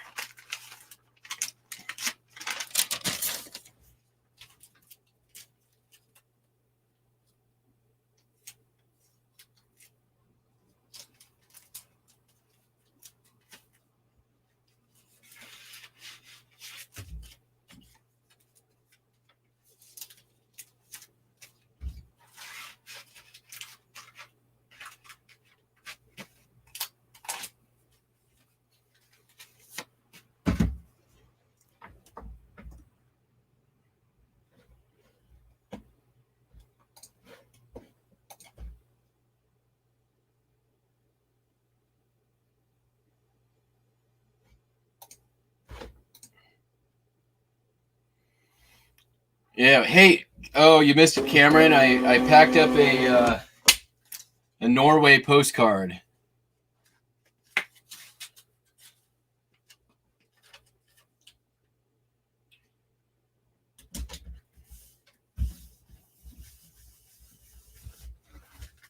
All right.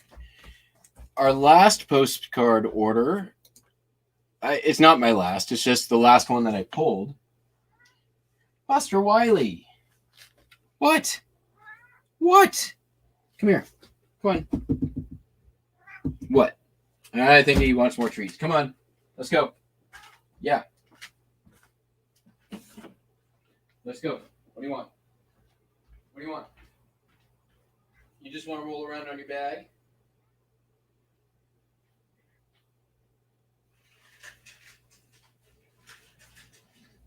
Hey. Hey.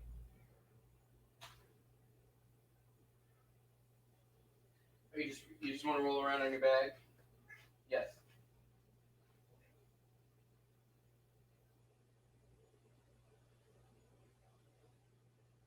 You want me to get a pipe cleaner? We can play that. Here we go. Come on.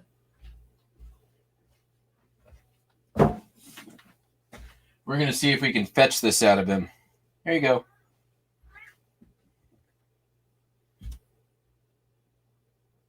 Nope, not interested.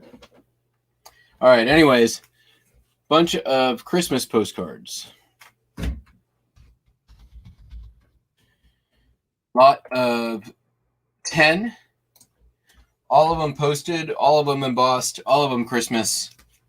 $25.95 with free shipping. Yes, $25.95 free shipping.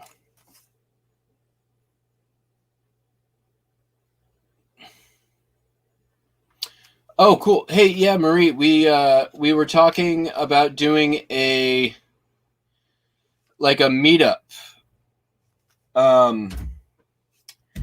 Doing like a little Northwest meetup kind of thing. Cameron and I, like, just, kind of spitballing. Nothing too official just yet, but figure we can reach out to some of the other Westerners. Give Noel Farm Girl Scavenger a call. There's a few other ones here in the Northwest.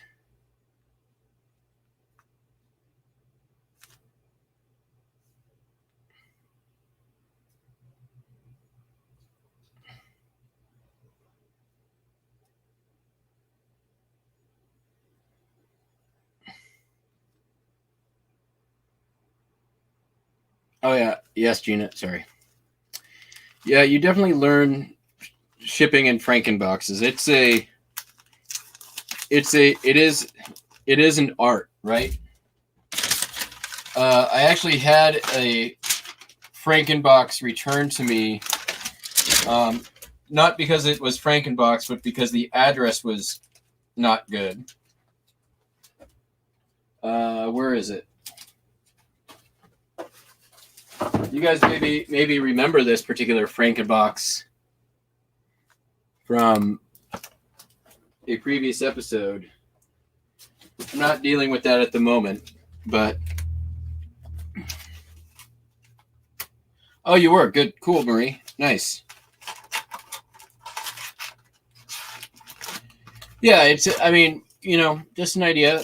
Like I like the idea of doing maybe flea market one day and the go freestyle after that for day 2.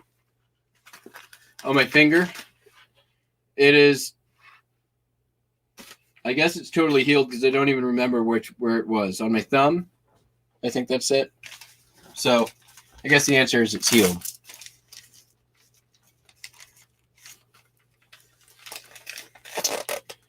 So, Iris, if you're buying on eBay, is your apartment number in the eBay thing? Because it should just print directly from eBay if they're doing it right. I don't understand why anybody would not just print a label straight from eBay, because you can buy the label from eBay and then go to the post office and show them the scanning thing on the. Yeah, I know Packwoods and BFE. It's halfway between I-5 and Mount Rainier, which is fine.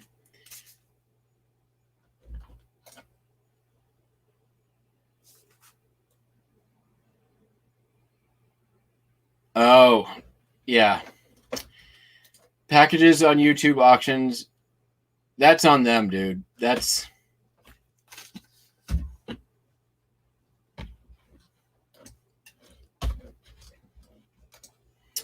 Although, Iris, if you're, yeah, I'd be down to go see George the Antique Nomad. I mean, let's, it's early in the month. Let's maybe talk about it this week, and I'll try to put together some details and figure it out. I think it'd be fun.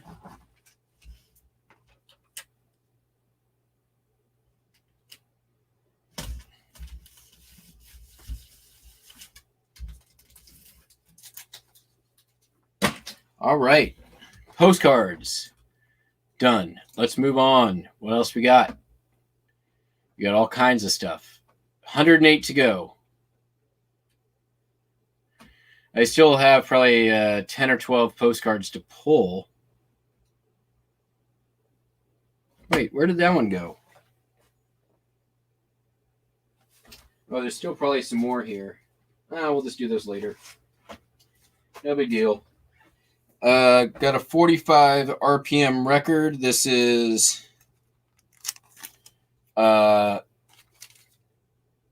Dead-Eye Dick. It's a children's record. I'm glad I'm not a rubber ball. Oh, sorry. It's Arthur Q. Bryan and Billy May and his orchestra. Let's have a listen, shall we?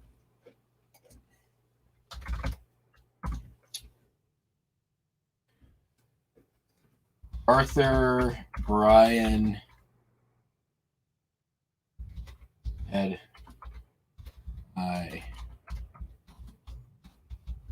oops. See if it's on here.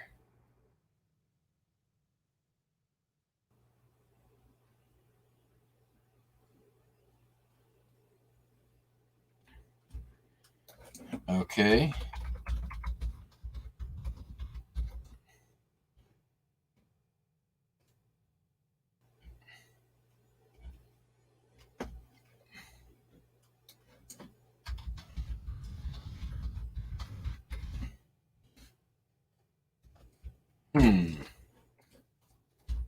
Not on YouTube.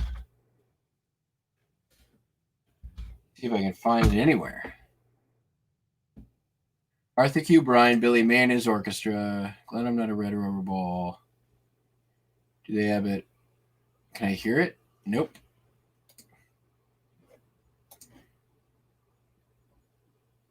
Not available.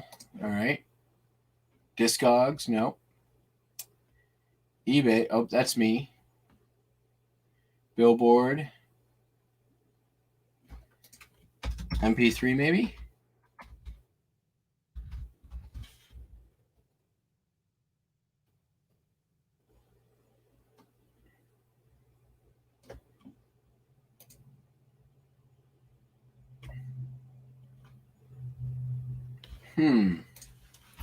Well, I guess we can't hear it. Oh well.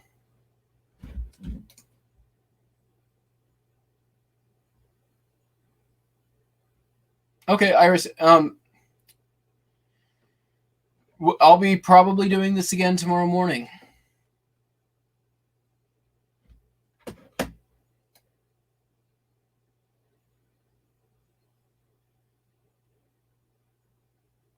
Nice projector bulb for $50. Sorry, I'm catching up on chat here.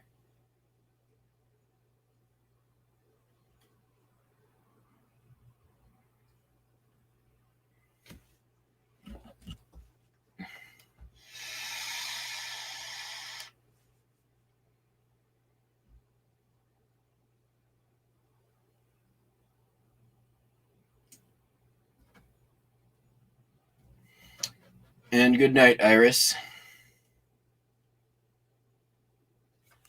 Yeah, starting out on eBay, I mean, there's definitely people who have some trouble getting used to it.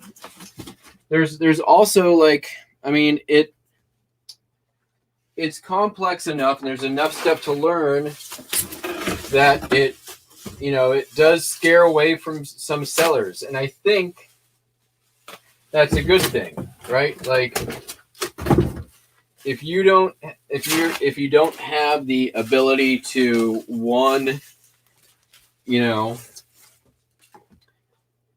emotionally deal with something being returned, rip the phonograph. Yeah, all right. Let's see if we can. I'm not going to play the 45 on it.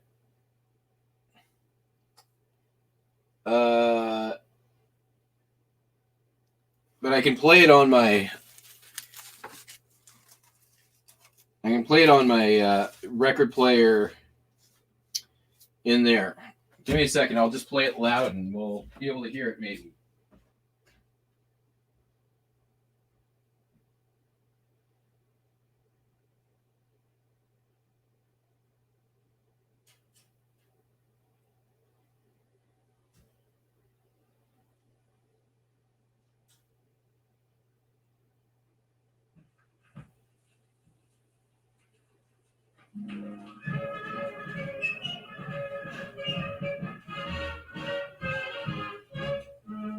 I'm dead-eyed Dick and I'm in second grade. I'm big and waving out a bit of wave. When I see Sam and I recall my gun, so it's Can you hear that? water, it's a lot of fun. I hopped my pony and away I ride. I went so doggy going at my time. On the prairies in the neighborhood, even though my pony made it 4 and foot. We sit all round the campfire and eat a lot of horse to sleep. Till mommy comes and gets me and says it's time to eat. I could tell you what the gangs I read, but it's getting way time to go to bed. I've got to rest until tomorrow when little dad I get wake up and rise again.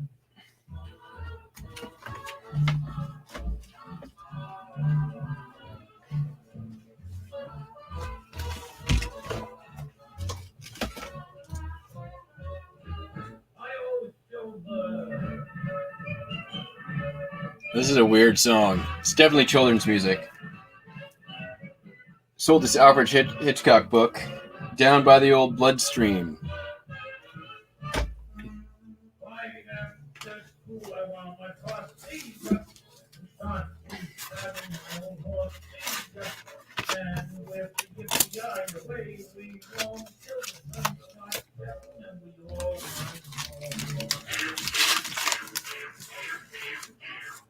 I didn't listen to any podcast on my road trip. Zero. Remember the first half I couldn't even run my radio.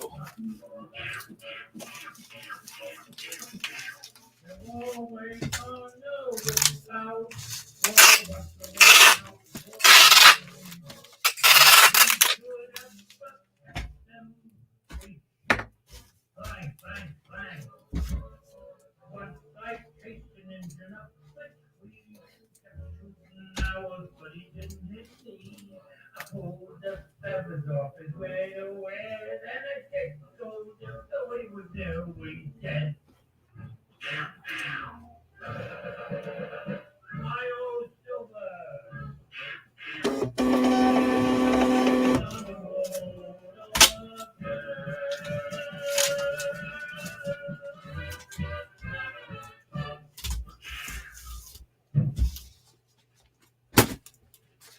Well, there you have it.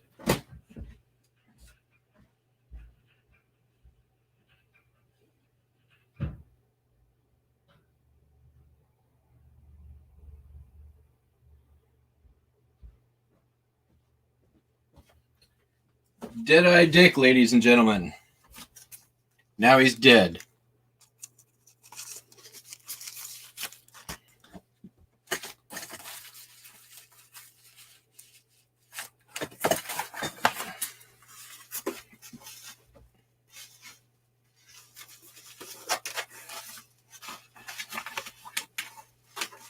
So yeah, we'll do another record next, so we can maybe play another little piece of music, keep everyone somewhat entertained, right? My old school phonograph is in the other room and not put together at the moment. The horn on it needs. I need to get in there with some. I think JB Weld maybe, or something. Some brass tape. That's what I need to get.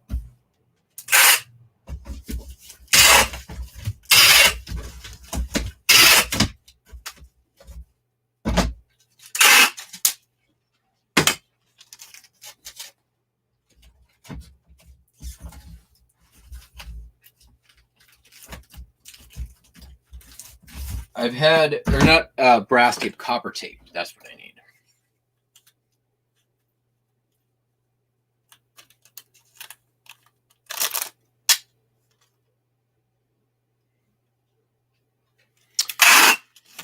Oh, Rusted Raccoons? Yeah, dude, I remember that. I remember seeing that. I think you mentioned them to me before.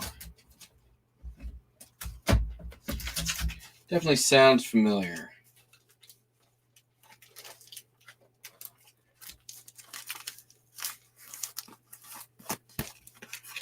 Oh, that's funny. All right. Billy May. So that record sold for $20 plus shipping. We didn't listen to side 2, but you get the idea. This is 5 ounces. Going to New York. Nope. We're going to send it media mail. So I did sell another record. I'm not going to wrap it right now, but what I'm going to do is I'm going to play a song from the album, and we're going to see if any of you can guess the album.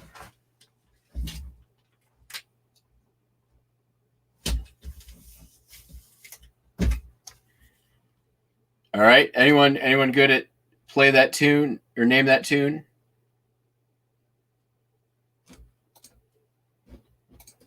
I guess we'll find out. We are probably going to get super copyright claimed over this one.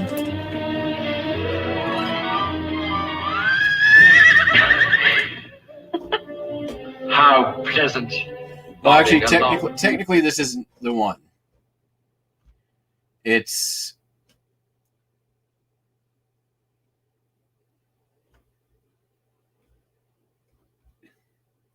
I've got to play the right one.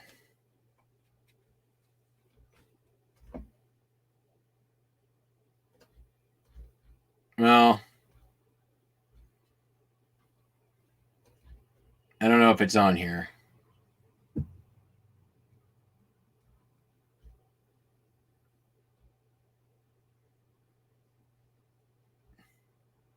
I guess we're stuck with that one. How pleasant, bobbing along on the bottom of the beautiful briny sea.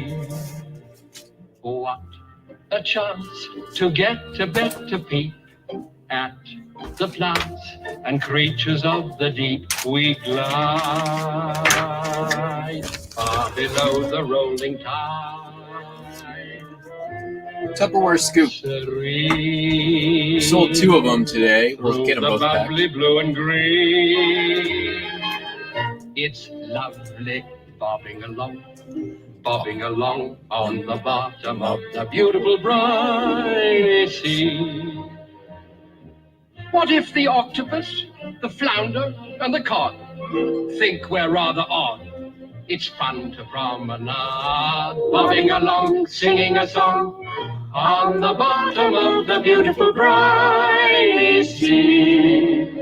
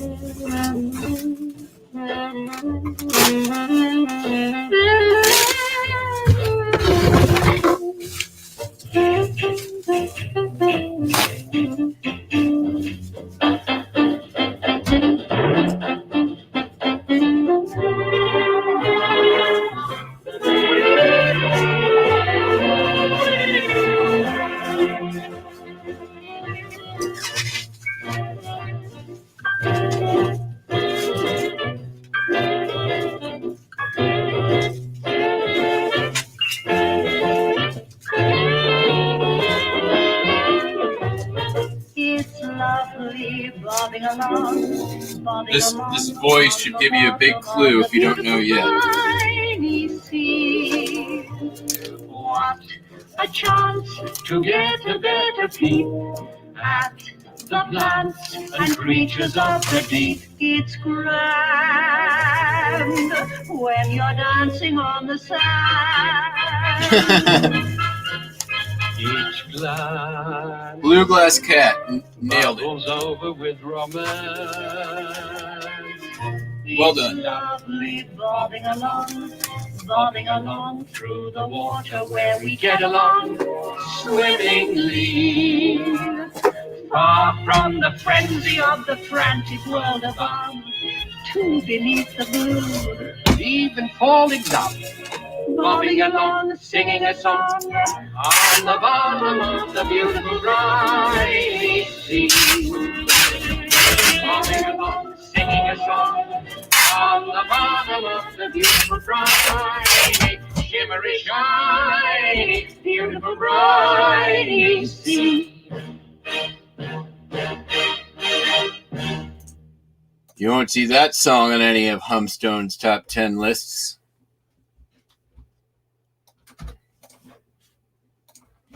Maybe we should do what, top 10 Disney movie songs.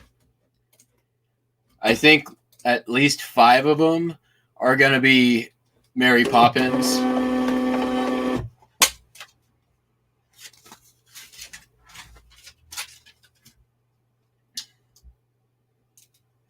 I love Mary Poppins. I'm sorry. I don't care what you want to derive from that, but man,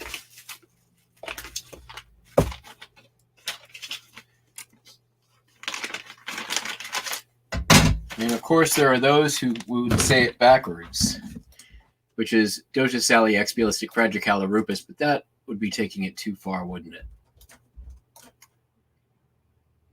Lion King's good. I like a little Hakuna Matata every now and then.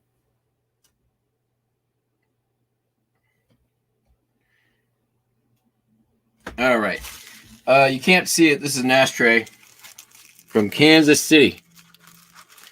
Probably the Missouri one, not the Kansas one. Can never be sure, though. It always messes me up. Wait, you're telling me you're from Kansas City, but you're not in Kansas? Run that by me again one more time. I promised this person I would do a very good job packing it, so that's what we're going to do. They were very... this is another item that I had listed in the store, and went in, revised the listing, and it sold. Ta-da!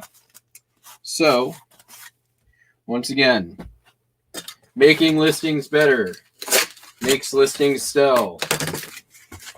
Fixed the prices, made it like not, make it. I made the listing make sense. We'll just say that. I don't know what I was thinking the first time I listed it, but pretty much as soon as I fixed it, it sold.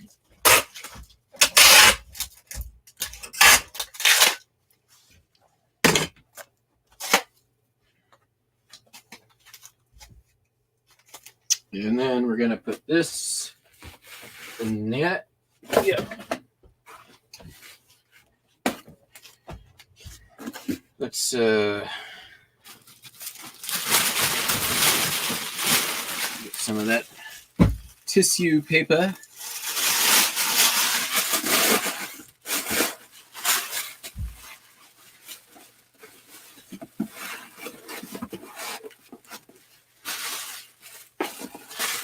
I don't like it that way. I like it that way. And I think I'm even going to just do a sheet of bubble. I might actually be making it to tomorrow when my bubble wrap arrives. I think we're going to make it. I think we're going to be okay. I had a moment of stress on the trip when I realized that I had forgotten that I needed to order bubble wrap while I was gone.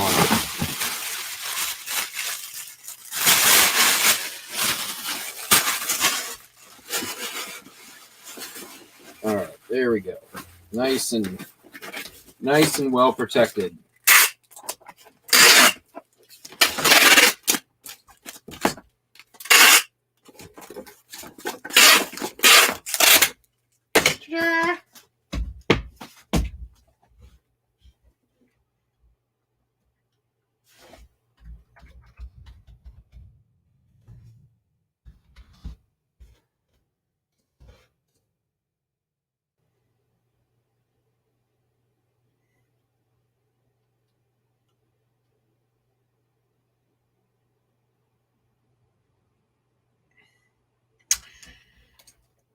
Yeah, I have to cancel an order here as part of today's thing, and I'll show you guys why in a minute.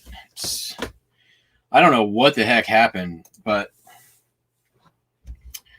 we're not to it yet. It may get pushed to tomorrow. We'll see, but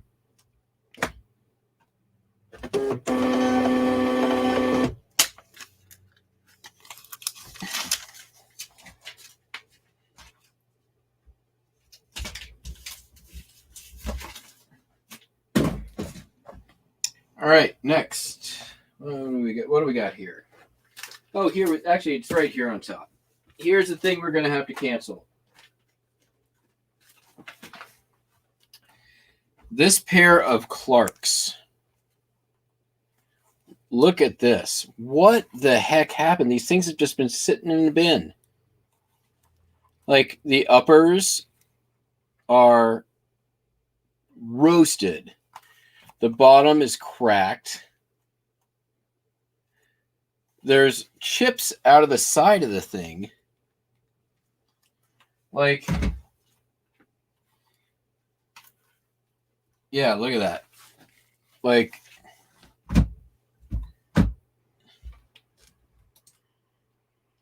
I didn't list these. These were from the eBay store that I purchased. Like, it's like somebody hit these things with a freaking X-Acto knife. They were at the bottom of a bin. There wasn't a bunch of heavy stuff on top. Like, I don't even know.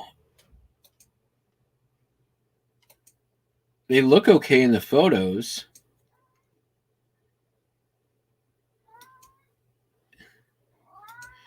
They just like fully disintegrated.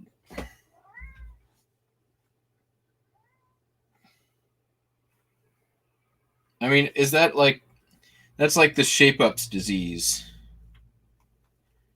I mean, I think it's just like, I mean, come on.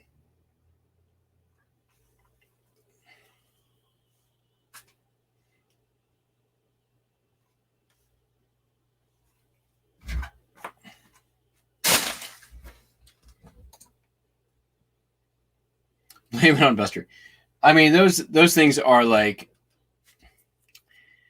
I think it's just old. I can feel like the rubber coming off in my hands. Like there's rubber on this thing now. So yeah, I'm just gonna tell the customer, I'm like, hey, I'm not gonna send these to you. They began to decompose in storage, even though they were stored properly. The materials on these do deteriorate over time, and that's what happened here. So there you go. Sorry, lady. All right, what am I going to ship next? Let's ship. We got other things. I got these cards. These are from More Cigarettes. Hi, Buster. Hello. You are being very, very lovey and pushy today. Hi. What? Look at you. Okay, come here. We're going to put you here. Okay? What? Like, unacceptable. Unacceptable. I'm not being held. What? What?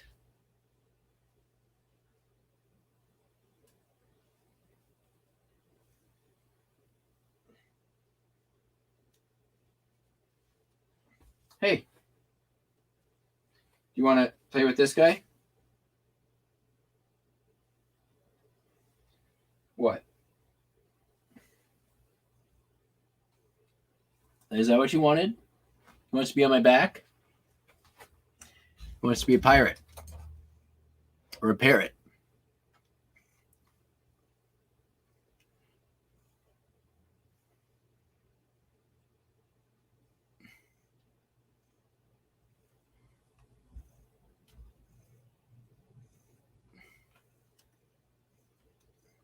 Oh, okay.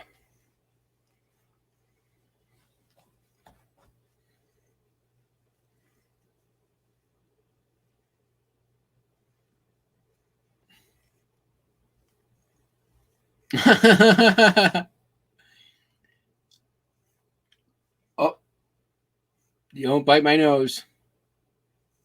He wants to bite my nose. And put his butt on my head. Thank you for putting your butt on my head, Buster.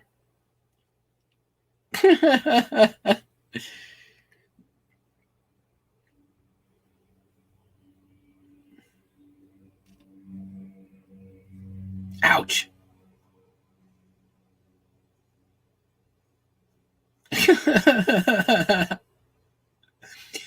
Well, this is my new life.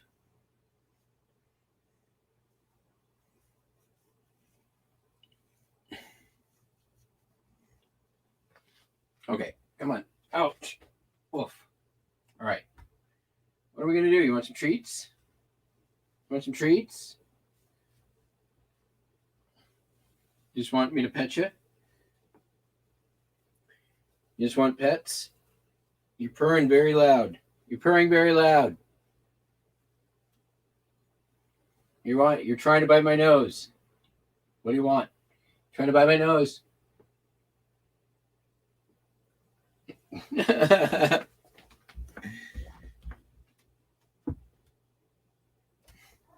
Okay.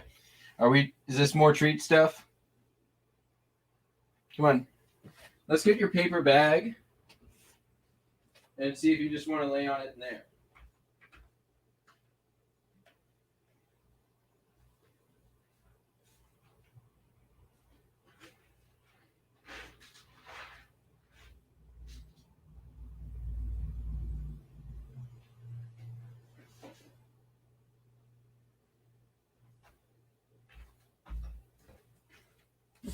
He's got treats on the floor. I swear to God, he just wants to see me give him more treats, and then he's happy. Typical cat. What's going on there? Okay. So these cards, back where we...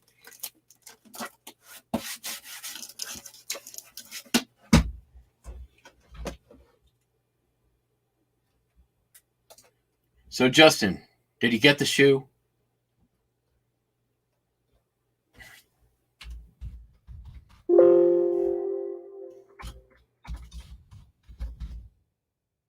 The cards, the more playing cards, still sealed, by the way, more cigarettes, sold for $23.95, free shipping.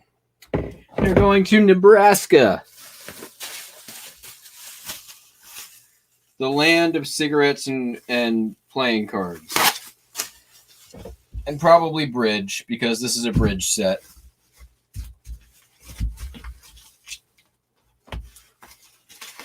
If there's one thing I know about Nebraska, If they like more cigarettes and playing bridge.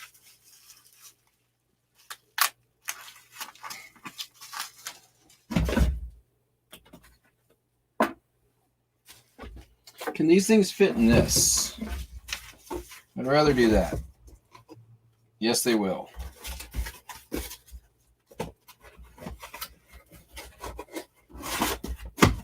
There we go.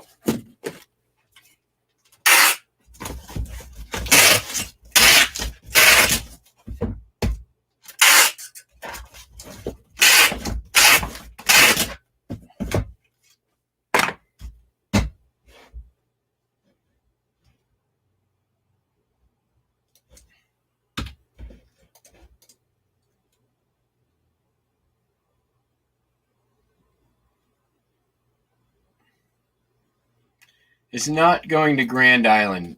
Oh, yes, it is going to Grand Island, Nebraska.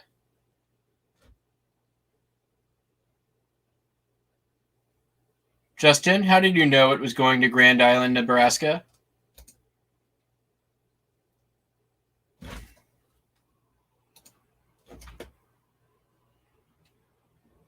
Not that there's a lot of places to go in Nebraska.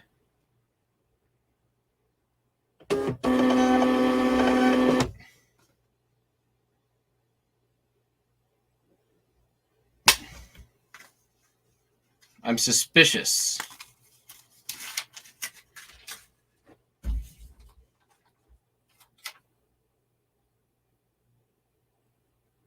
That was a very lucky guess. Like, you had like a 1 in 6 chance of guessing the place in Nebraska right. Because I'm pretty sure there's only 6 places in Nebraska.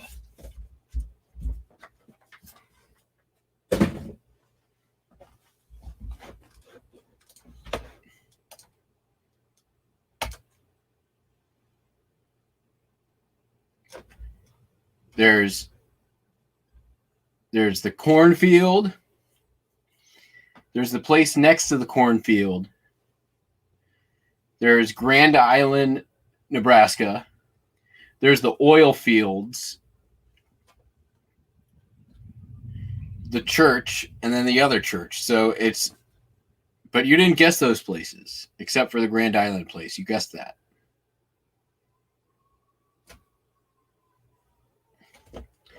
Sorry, everyone from Nebraska. No shade on Nebraska. I make fun of all the states equally. Oh, man. Got an offer. I only get Social Security disability and have about $15 left in my account. After paying bills and getting my Mother's Day present, you can do $10 plus $5 shipping. Yeah, sure. I don't need your story. Just pay.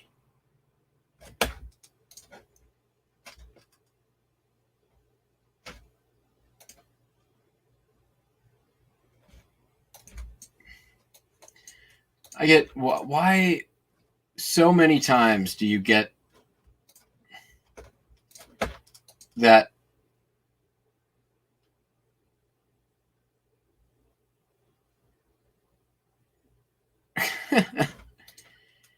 why does everyone always have to explain to you their Social Security disability situation when they're buying stuff? I really think that like 90% of the time it's not true. Like, I hate to think that of people, but I mean, this is one of those things from the eBay store that I bought out, so I don't care. I'd rather just buy it. Pay me the $15, including shipping. I don't care. I don't need the story, though.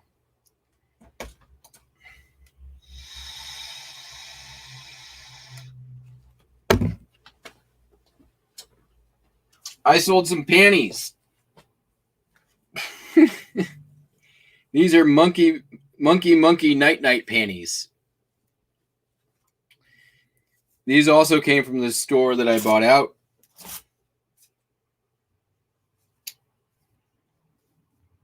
These, I don't know if these are the first pair of panties that I sold.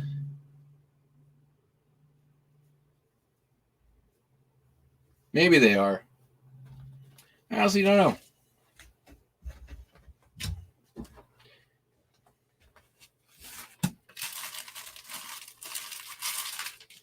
I'm definitely not one of eBay's biggest panty sellers.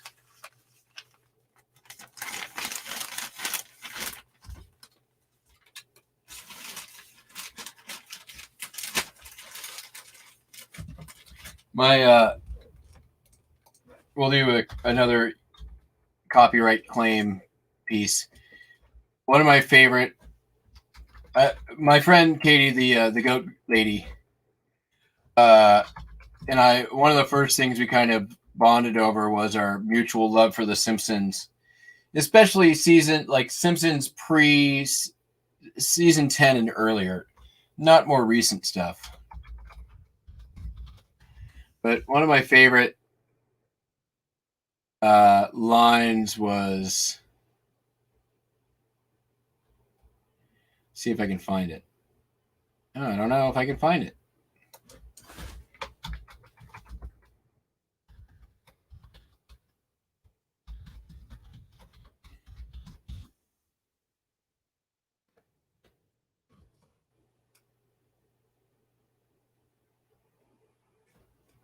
Oh, it's not on YouTube. That's lame. What's the episode?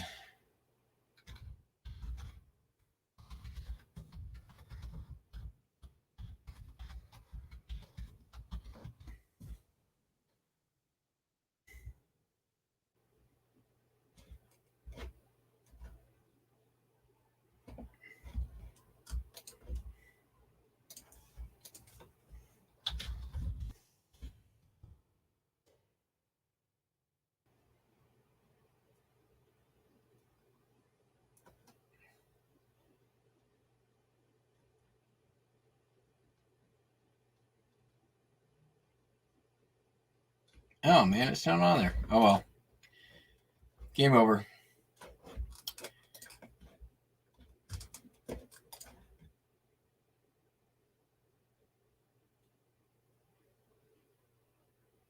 Is this it? That's not it.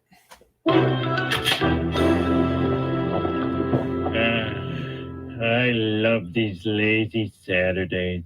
It's Wednesday, Homer. Work! I love these real Saturdays. They're so relaxing. Not like that fake Saturday that almost got me fired.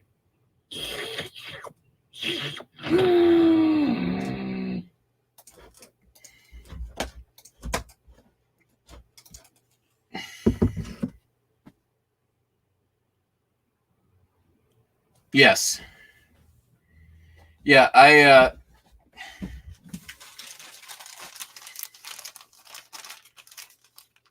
the whole, like, it's whatever. They want attention is really what it comes down to, I believe. Like, right? Like, they can't just make you an offer.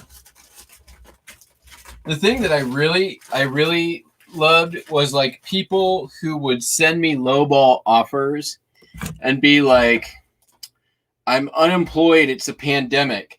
But the item they're sending me an offer on is like a complete non-essential thing. Or like I want to buy this, like, you know, glass vase, but I'm on disability and I am or on a restricted income. Like, then you don't buy my thing. Don't buy my thing if you are on a, you know, don't buy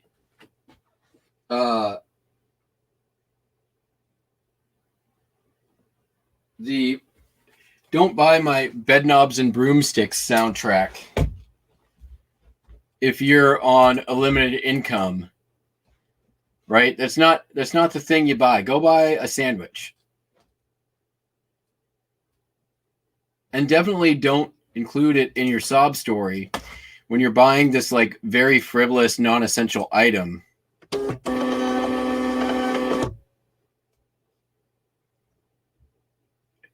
Oh yeah, I've had the people who ask me to like send it to them free as well. Like, nope. what? Yeah.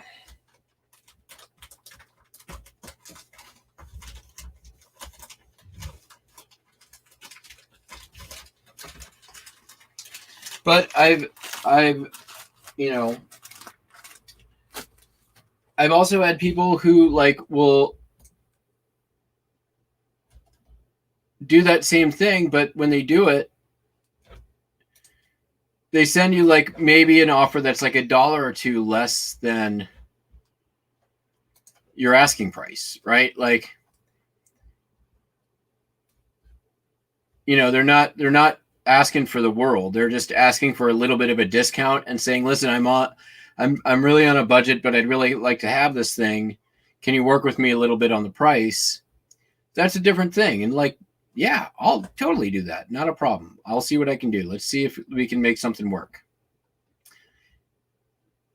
All right, next up.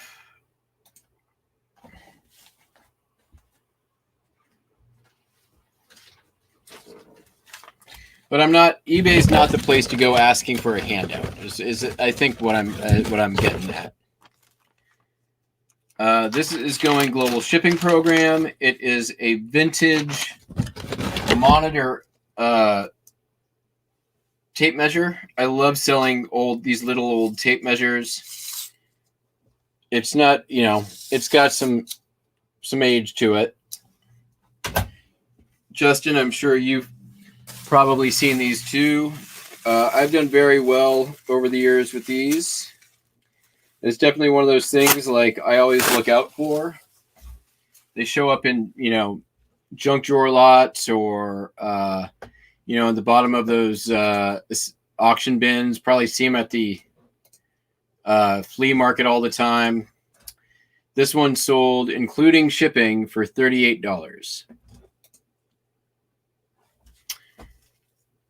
Later, Justin. Good night. Thanks for joining. See you Friday. I'm assuming you probably have a work week ahead of you here.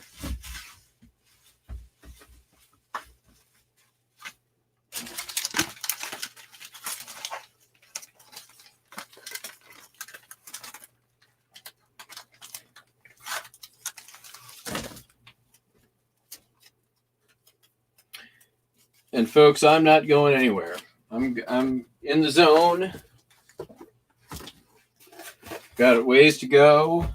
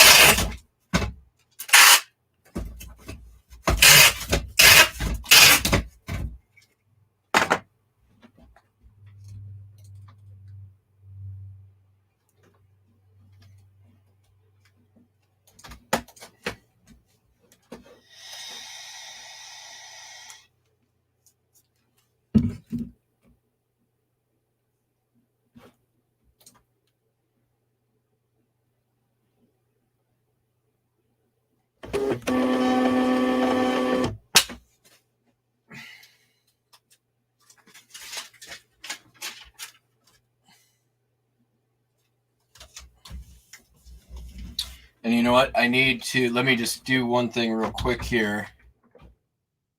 I schedule my pickup just so USPS knows that we're going to be a big one tomorrow.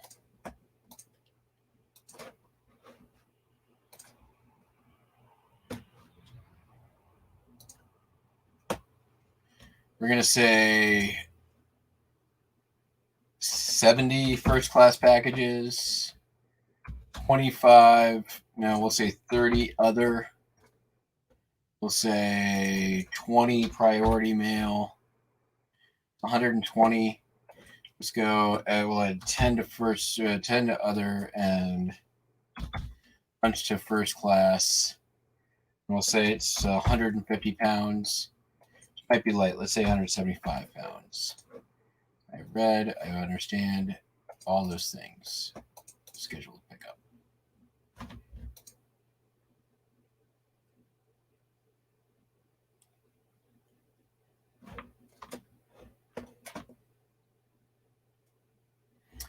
Perlini, I am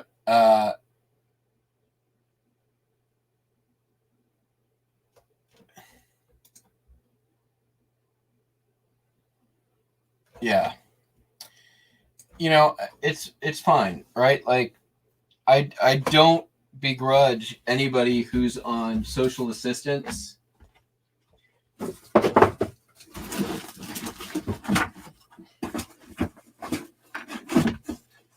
But it's the same thing. I don't want someone coming in and saying, "Hey, I'm a millionaire, so I'm going to buy your expensive thing." It's like, come on, TMI. I don't care. Buy it or don't. End of transaction.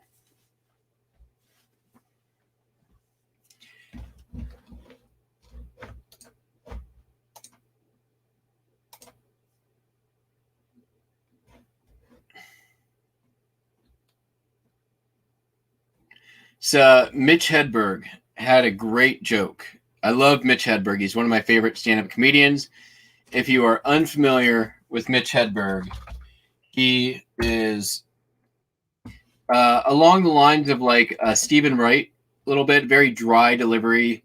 Looks like very much a stoner. Died young, unfortunately, but he had a great joke about going to buy a donut, and the cashier's like, "Do you want a receipt with that?" And he's like, "No need to bring ink and paper into the transaction.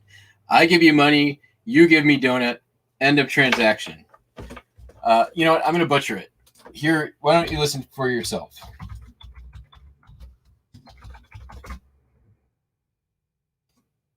I bought a donut and they gave me a receipt for the donut. I don't need a receipt for a donut. I'll just give you the money. You give me the donut. End of transaction. We don't need to bring ink and paper into this. I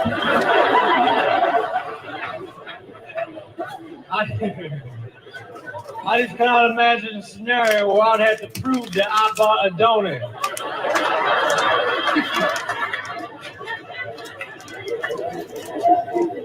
Some skeptical friend, don't even act like I didn't get that donut. I got the documentation right here.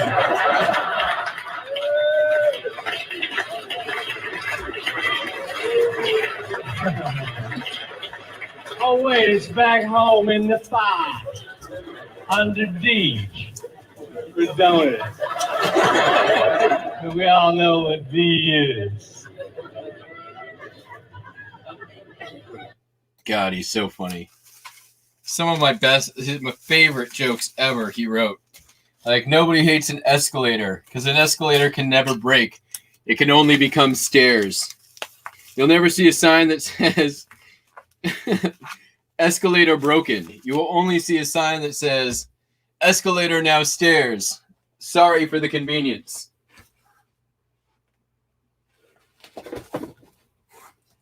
Or I went to a doctor, but I only wanted to suck blood out of my neck. Never go see Dr. Acula.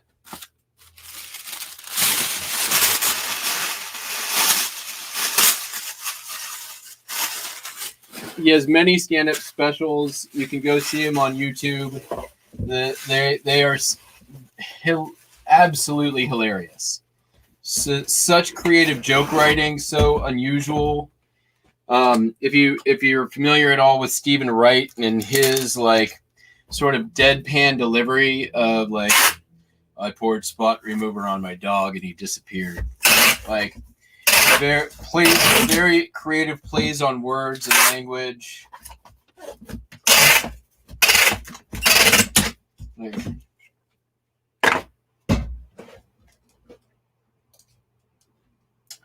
That was the other Tupperware scoop thing, which is here somewhere in my solds. Where is it? Okay, we're gonna go Tupperware. Yeah, there it is. Boop.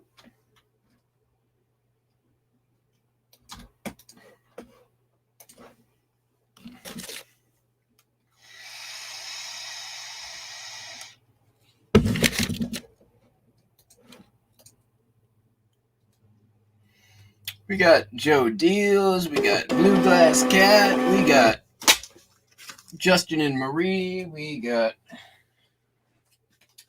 11 people all up in ya.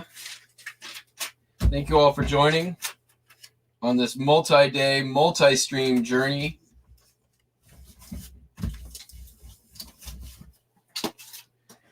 We're going to get as far as we can tonight. By the way, with that order, we just got down to 100 even eBay orders.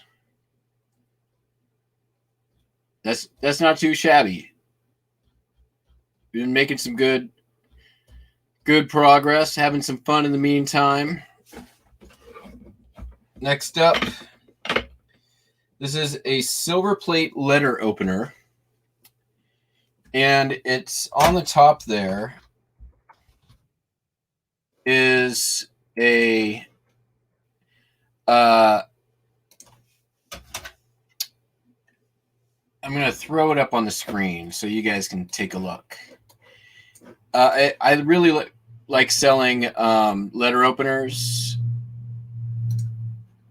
I sell a lot of them. Office supplies, like vintage office supplies, are just kind of one of my things. But this one was super unique. Check that out. It's a silver plate surface to air missile on it. There's the whole thing. I didn't polish this one. That's, I think, a Sidewinder missile. I'm not 100% sure, but I've never actually seen anything like this. Just so unusual, so very cool, unique item. It sold for $34.20. Total order value $34.20. It was like $27 plus shipping. Where did I get it? I think I got it in a auction lot. One of those, you know, the boxes with all the trinkets and stuff that they sell. Maybe I got it at a flea market. I honestly, I couldn't tell you. It was listed for a little while though.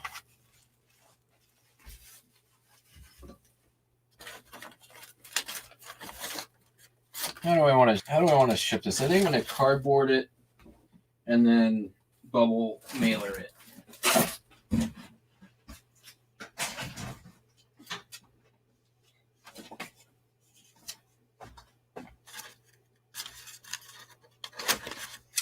I don't know. I honestly, I don't know if it's from Russia. I don't know anything about it. It's just one of those, like, neat things I ended up with. I may have bought it off of eBay, like in a letter opener lot. I've done that before and split it up.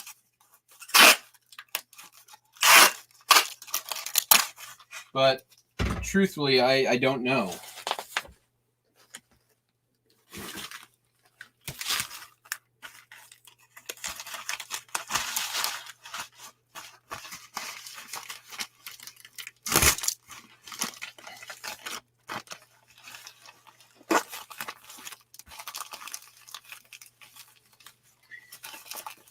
They like putting missiles on things.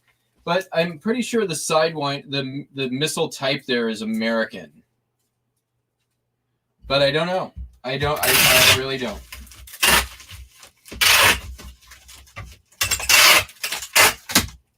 Was the Sidewinder was American, right?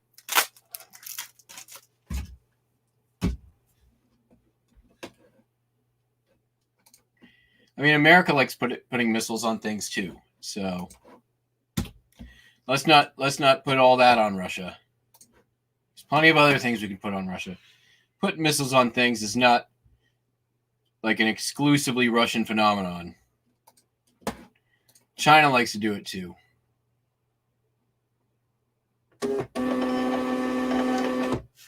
They're not creepy. We got Alf. We got Mickey. Or Minnie.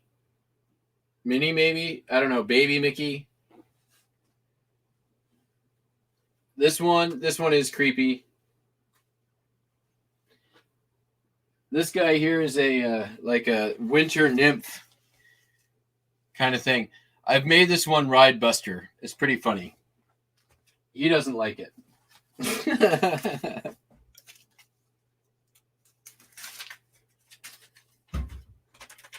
And that's not even all of them. Half of them fell off when I was trying to bring them in here. Let me show you.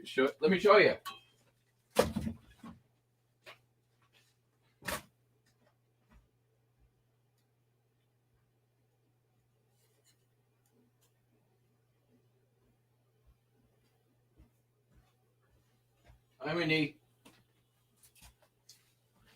We've got their raccoon and their Beanie Baby Eagle.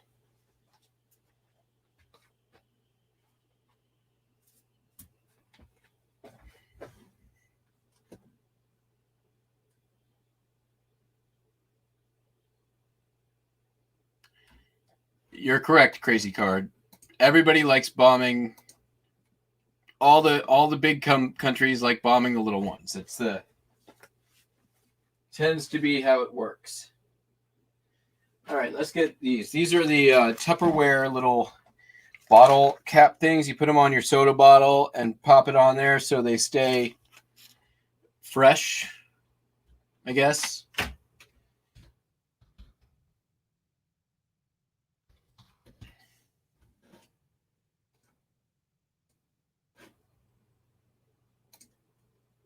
Sold for $14.95 free ship. And I'm pretty sure I don't really need to do anything to these. Need some more thank you cards though.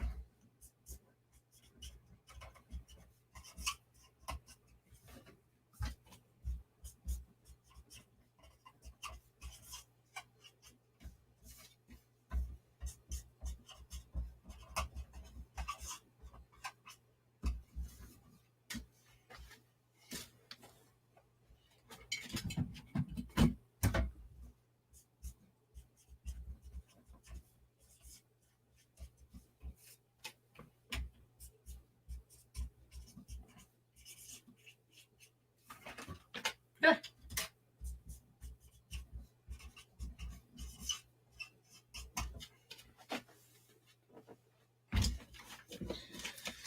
All right.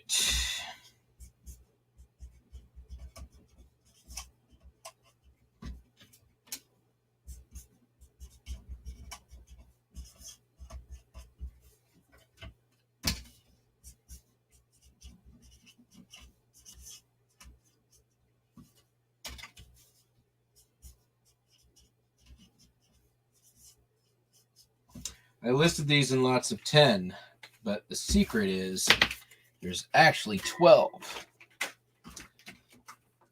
Mostly so I can make it easy on myself on the shipping portion of this endeavor.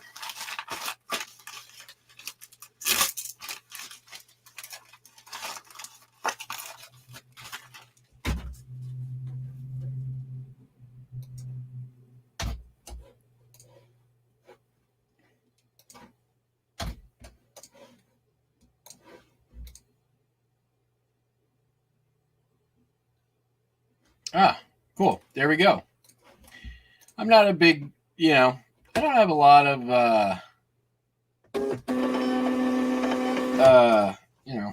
knowledge around guns and missiles and things.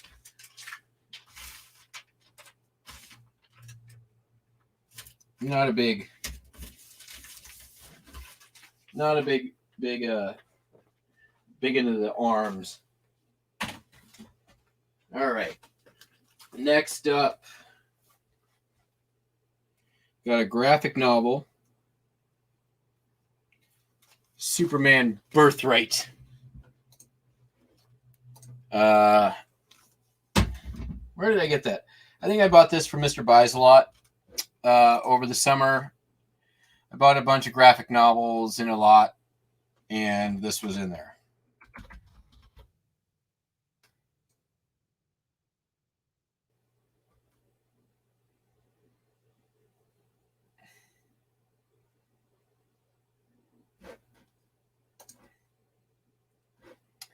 I'm going to send it media mail, even though I had put first class here. Just the way it is. They didn't pay.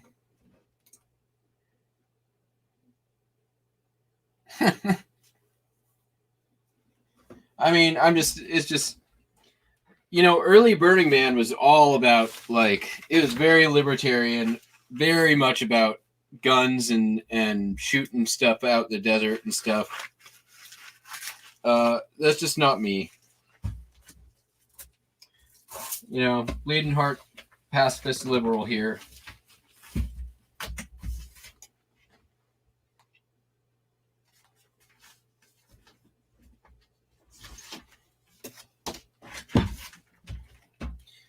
I used to be really into guns, but Obama came and took all of them.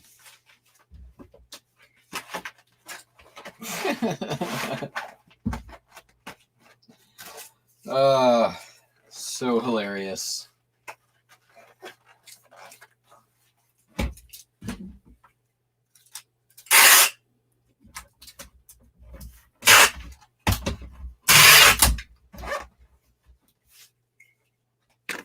You guys remember when Obama came and took all of our guns?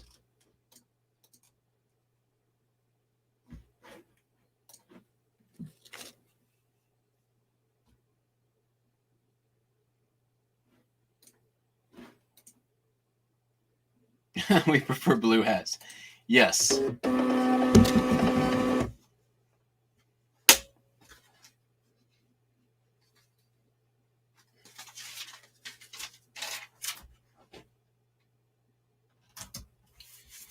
If you ever want,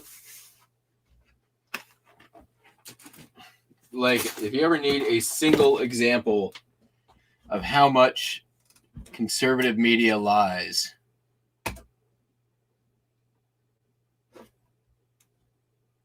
I mean, I'm not making an argument that, the lamestream liberal media fake news machine is much better, but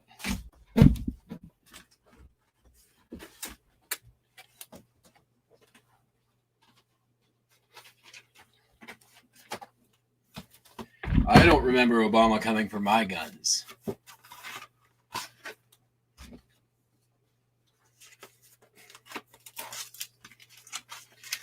That was a Super Shields.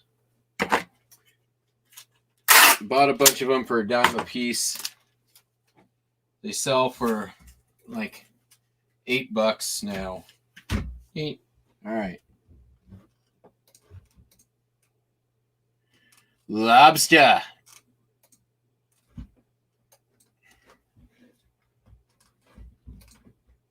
How was the flea market?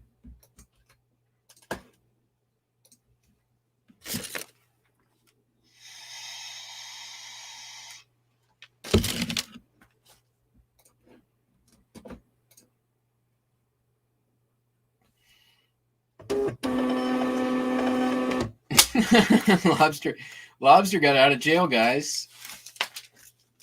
Rained out. What have you been doing all day?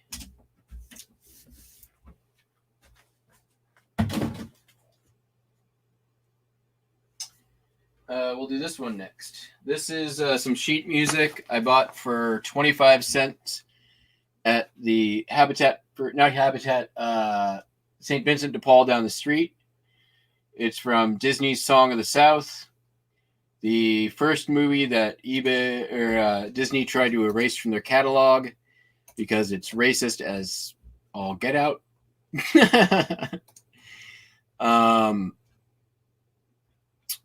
Even though it's got some great songs in it, like Zippity Doo Dah, we can't talk about it anymore, says Disney. It never happened, says Disney. Hey, look over there. We did Moana. We're not racist. Walt Disney loved Jews, we swear.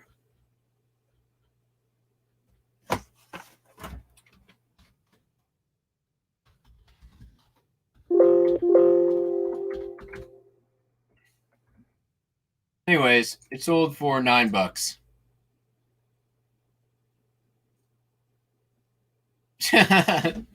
Obama was gun salesman of the year 2 years running. It's true.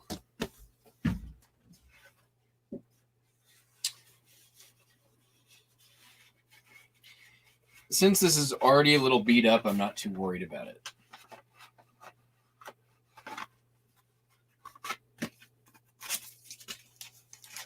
Normally I'd add a little more protection, but it's going to be fine.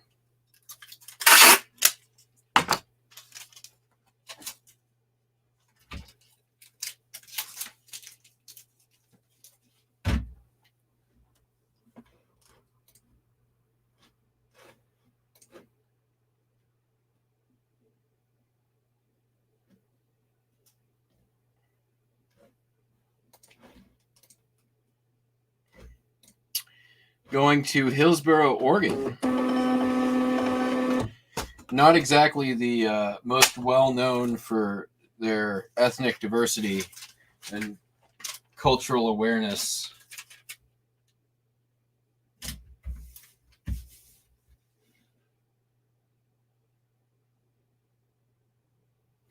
Name of the person definitely sounds like a white guy. We started today with 160 orders lobster, and probably about I want to say the neighborhood of like 10 to 12 have come in since I started this morning. Somewhere in that ballpark.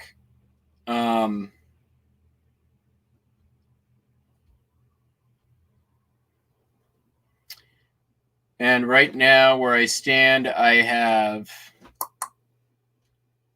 96 to go, not including a handful of hip postcard and Bonanza orders. Plus, I have my former partner's orders that I got to get out too. So,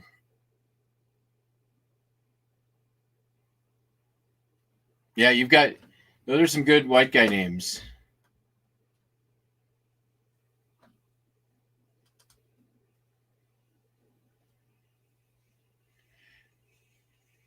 Jeff Smith.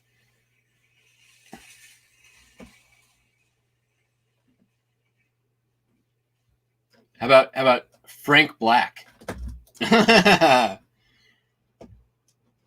anyone knows that reference,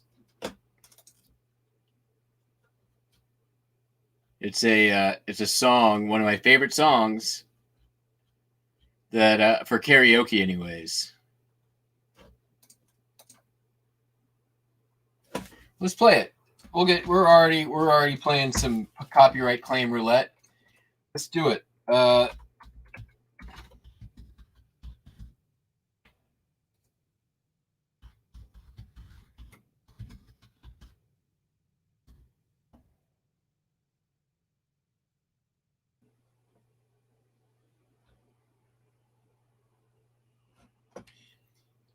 This is like my go-to karaoke song.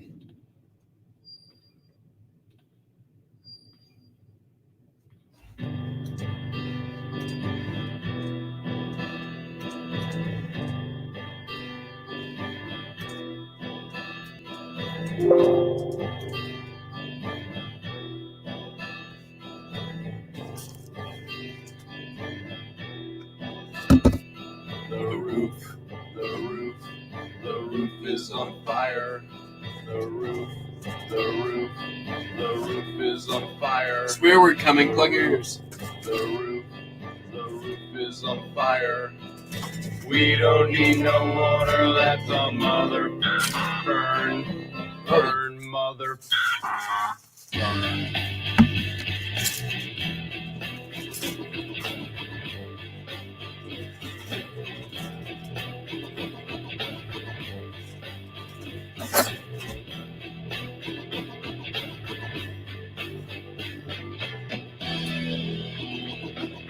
Hello, my name is Jimmy Poppin', I'm a dumb white guy. I'm not old or new, but middle school, 5th grade, like junior high. I don't know mofo, y'all teach me other giving props to my whole pushy fly, but I can take the heat, cause I'm the other white meat known as Kid Funky Fried. Yeah, I'm hung like planet Pluto, hard to see with the naked eye, but if I crashed into Uranus, I would see where the sun don't shine, cause I'm kind of like Han Solo, always stroking my own body on the Pluto. Oh, that's evil, yeah, but you can call me Cookie.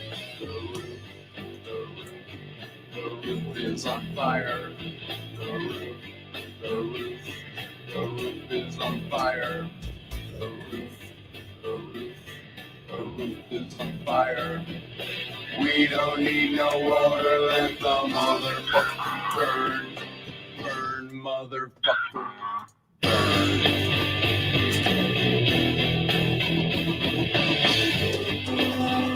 Yes. I love this next part.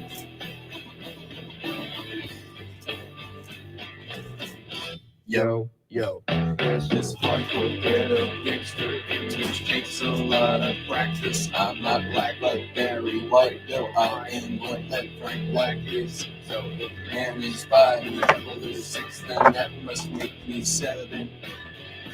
This heart is gone to heaven, but if I go to hell, well then I hope I burn well. I'll spend my day with JFK, Marvin Gaye, Monterey, and Lawrence Welking, the cocaine, Patch, Mark Twain, hitting me, Hendrix, Poltergeist, and Webster, Yang, Daniel, Little Sausage, the Antichrist. The roof is on fire. The roof is on fire. The roof is on fire. We don't need no water, let the mother burn. Burn, mother burn.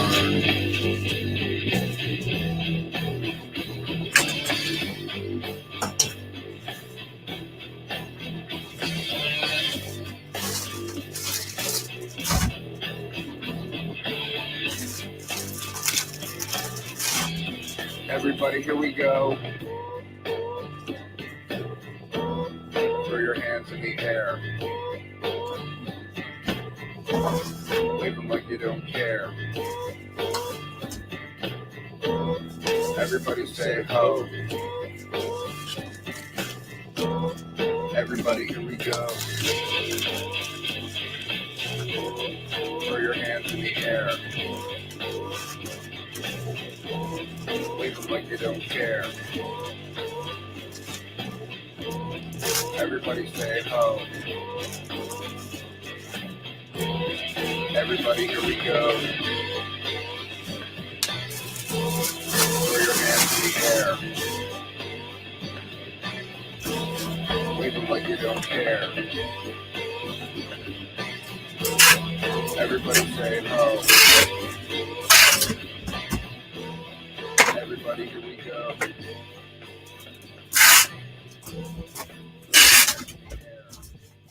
Cameron, we have you to thank you for that. You made me think of the line, not black like Barry White, though I am white like Frank Black is.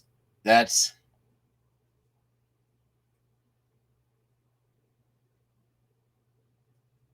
Can't wait till the tape... I got more tape. I got lots more tape.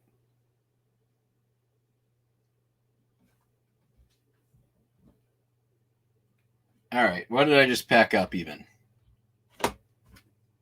Oh, that was the belt. Another listing that I went in, I fixed. I made it better. Improved the pictures. And it sold almost right away. So, you know what? I am a... Now will preach the gospel of an hour of improving listings is as good as an hour of creating new listings.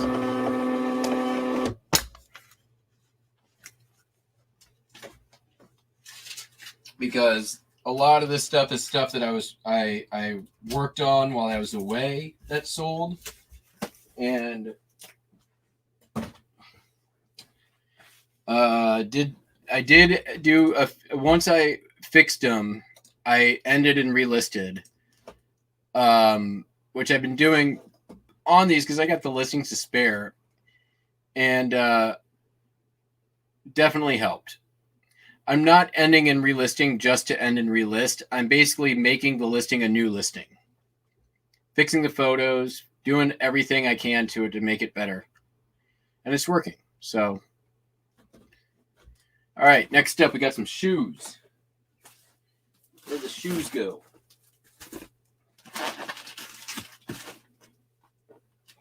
These here SAS shoes. It sold for $10 plus $5 shipping. We're gonna just throw these in a poly bag or a bubble mailer and call it a day. These are from the eBay their eBay store that I bought out. You all know the story. If you don't, go watch my old videos. I talk about it all the time.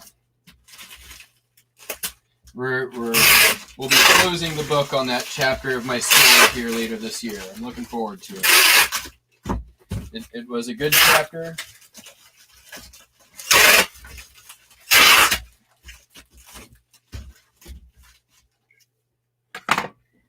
But I'm over it.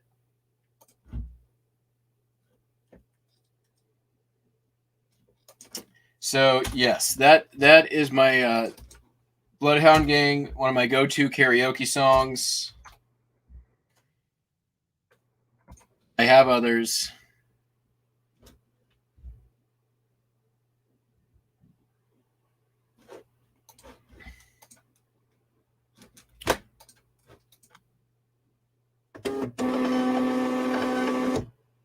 Yeah, I mean, Bloodhound Gang's got some pretty good songs. Like, they're not going to be everybody's cup of tea, and that's kind of how I like it.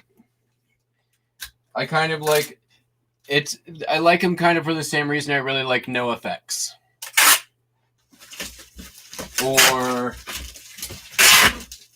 But I draw the line. I draw the line at Insane Clown Posse. Fucking juggalos are weird.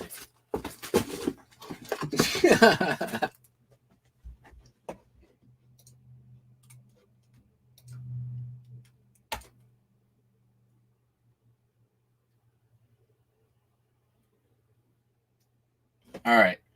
We got a video game. Sold it. Sold the video game. You guys know video games, right?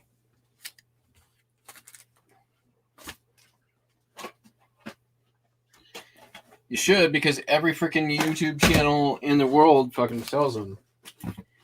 Oh man, sorry, it's getting late, and I've been doing this for a while, and now my swear words filter turned off on its own. So I'm sorry, everyone. You get to hear the true, unedited Jackass Retro swear word machine. I normally try to be pretty good about it during prime time, but this is this is Jackass Retro after hours.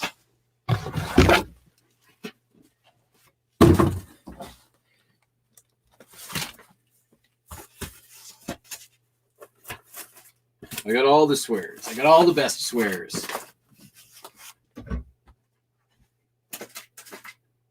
What you doing, Wendy?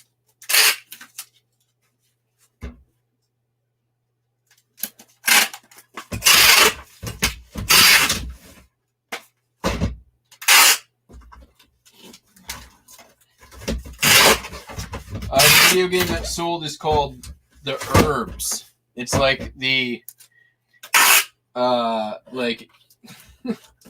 the Sims inner city version that I'm just gonna go ahead and guess probably a little bit racist,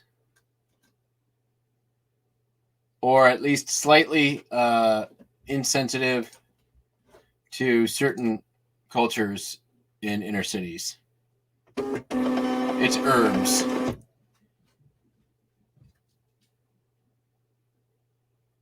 It's a PS2 game, and it sold for $29.95.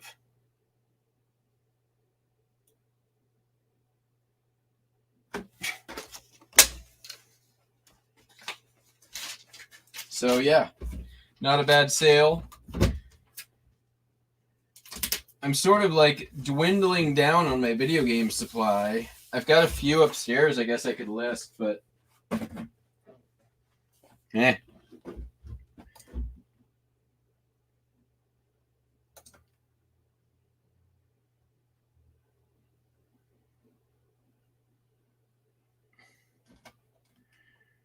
I mean, it kind of sucks because it's so prevalent on YouTube. It's really hard to find good stuff at decent prices that give you room for profit anymore. You have to look really hard and be constantly looking, and really like you kind of have to niche down. Which, you know what, like, sure, whatever. You guys go chase after the right price, and I'll be here with my 100x profit margins on stuff that you walk past. You can have fun with your 10x.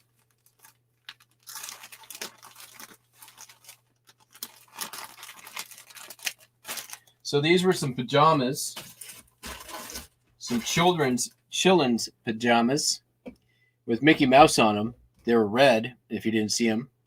They sold for $11.67 plus $5 shipping. Not really, you know. That's from the eBay store. I bought out once again. Nothing amazing here. I don't like how that packaged up, but it'll be fine. You know what?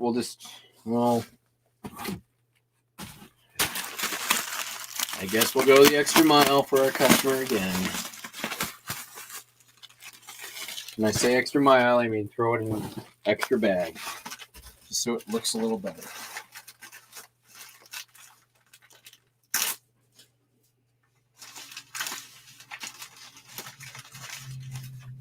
There we go.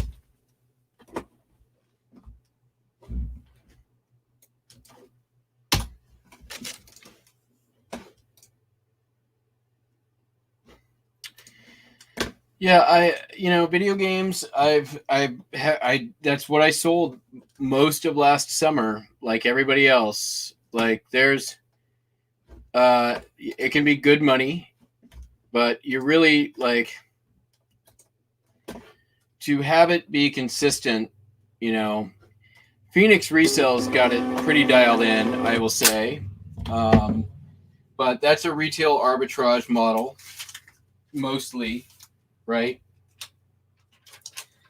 For video games, you kind of gotta like eat, breathe, and sleep and drink and dream video games all the time. And you know what? Here's at the end of the day for me, like I can do that, but I don't want to sit with a frickin' JFJ Easy Pro for 8 hours a day, fixing all the games that I bought from collections and squeezing every nickel I can out of them. It's just exhausting. I can't list stuff as fast as I want. I can't, you got to test everything. The returns are crazy. Why am I going to deal with that? when I don't have to, and I can deal with stuff where I never get returns. I don't have to test anything. I got crazy good profit margins. My effort is practically none. All right, next up, some his and her linen vintage needle pointed pillowcases. These are actually really nice. These came also from the eBayer that I bought out. Again, did the fixed up the listings and they sold. Funny how that works. Something sits forever, doesn't sell. You go in, you make the listing better, and boom, sold.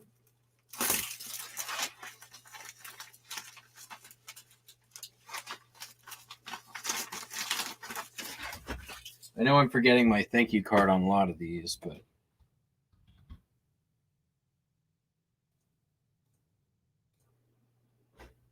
these sold for $18 plus $5 shipping. Yeah, that demographic has a very high level of scammers. So, you know what? Also, like, you know, there's so much competition out there. Yes, there's a huge demand, right? Like, and you know, if I run across like a Wii or something like that, I'm still probably going to pick it up. You know, if I find good, you know, N64 stuff, I'm going to buy it. You know, I don't mind dealing with that. I don't mind cartridge games, really. Like, if I could just do cartridge games, I'd probably be just fine. I do enjoy, like, I don't mind testing Nintendo games. It's the discs that get me.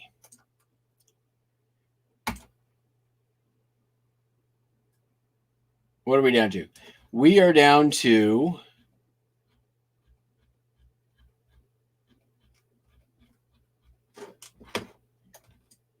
$90. Not too shabby. I probably got some offers I can send out here. I got 15 offers to send out. Let's send out some offers.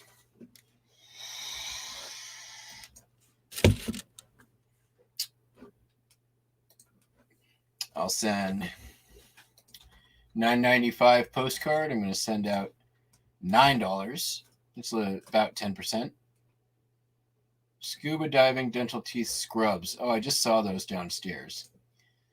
You're going to get a deal. $14 instead of already on sale 30% off.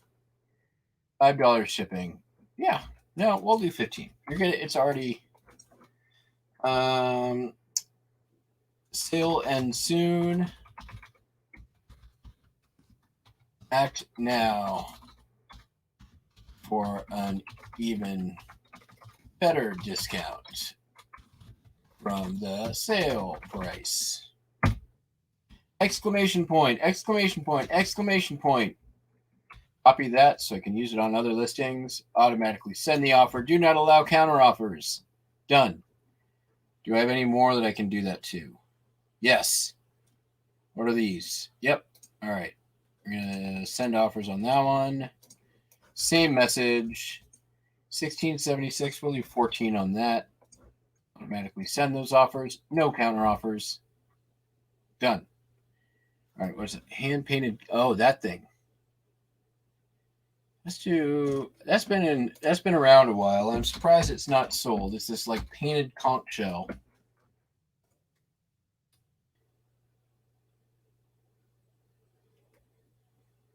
Free shipping. We'll do. That's a good discount. It's $85 right now, and that's based on some comps. I'm going to allow counter offers on this one. I'm going to send it, though. Kind of the Fair of the Living Voices. Reel to reel. Ooh. Yeah, we'll send. Let's go. $20 on that one. No counter offers. Automatically send. All right. Good night. Good night, Dar. Thank you for joining.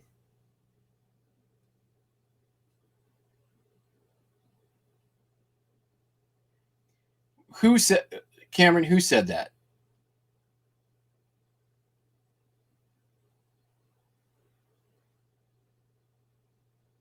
And I don't know that I'm in the top 30% of anyone.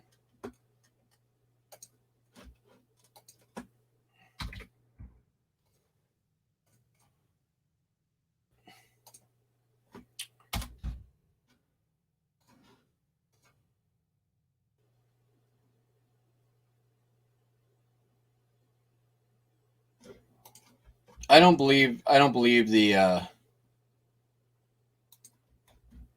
Cameron, I don't believe that number.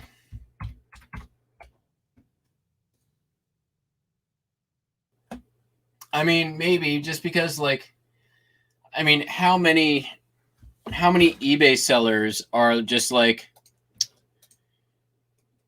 Chris from Day? Oh, well, so what I suspect is generating a statistic like that is that you have a large number of hobby sellers or people who are like selling stuff out of their own house, just getting rid of stuff like a garage sale, right? So if I don't know where that statistic would come from, except something like that. If that's what is the consideration, then yeah, I'd say that's probably true. But I wouldn't say I'm in the top 1% or 10% or 30% even of eBay stores, right? Like somebody who's paying the subscription, right? I don't think I'm there.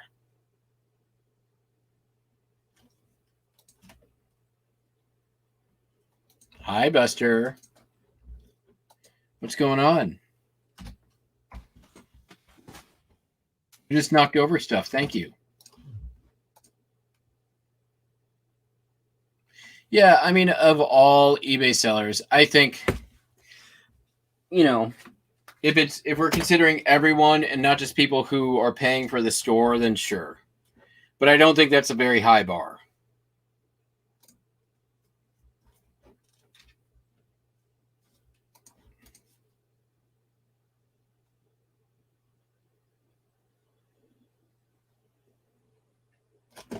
If we're taking in consideration all, like, everybody, then yeah, so what?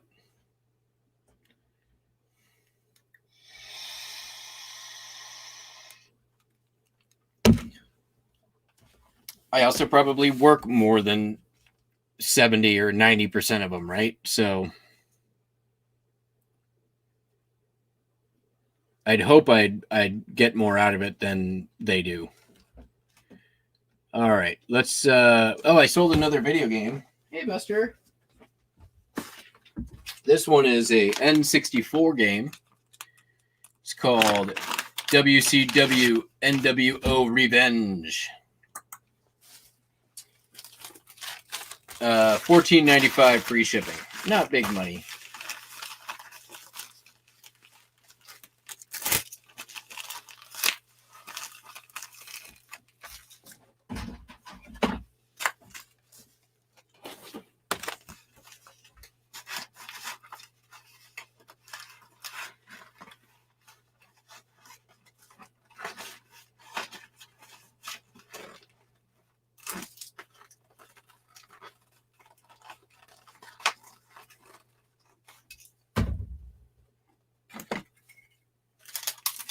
Oh, nope. It's not going to be on this one.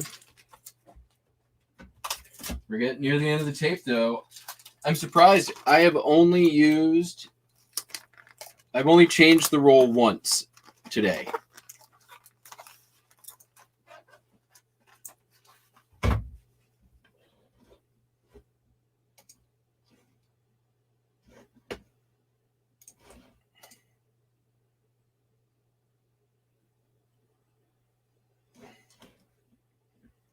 What? I don't know what this link is.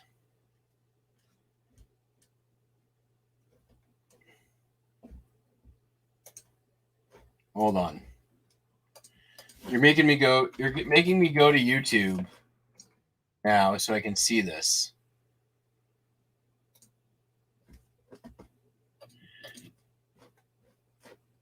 All right, what's this?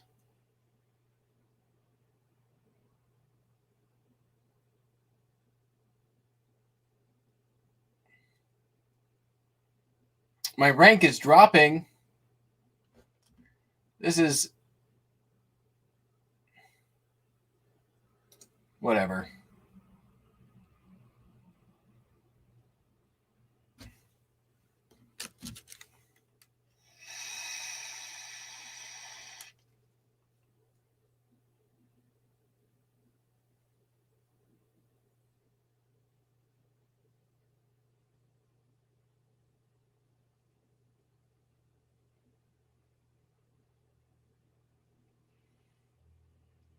Meh.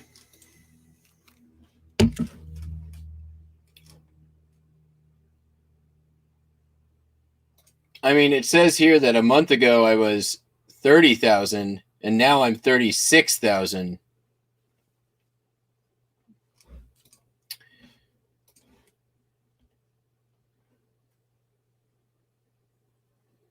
I think probably part of that has to do with the fact that my the amount of feedback I got dropped over the last couple of weeks because I haven't been shipping stuff out. So watch that jump right back up in 2 weeks.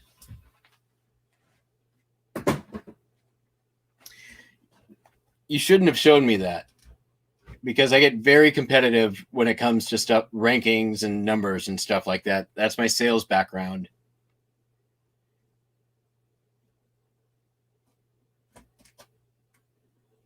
All right, what's next? Oh, these things. These are cool. These are vintage pot holders and trivets. They're crocheted. Check that out. There's a whole bunch of them. Some of them are linked together like that. I've had these for a while. I got them for 25 cents. And they weren't selling. I went in, I changed the photos, I upped the contrast and the color. Didn't really do anything else. I think I maybe dropped the price a little bit. And they sold for $20 free shipping. So I'm happy with that.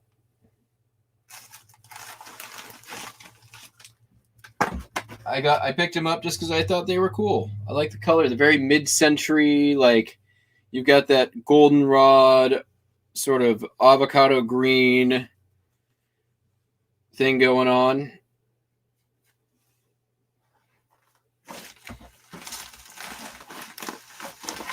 They took a while to sell, but it wasn't the item, it was the listing.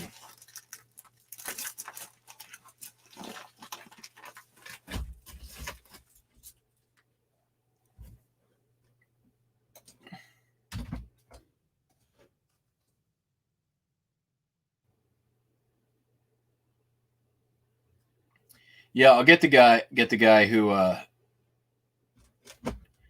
you watch. I'll be at when I'm done with my 1,000 listing. Oh, these are going over to Snohomish. These are staying in nearby. Good. Yeah,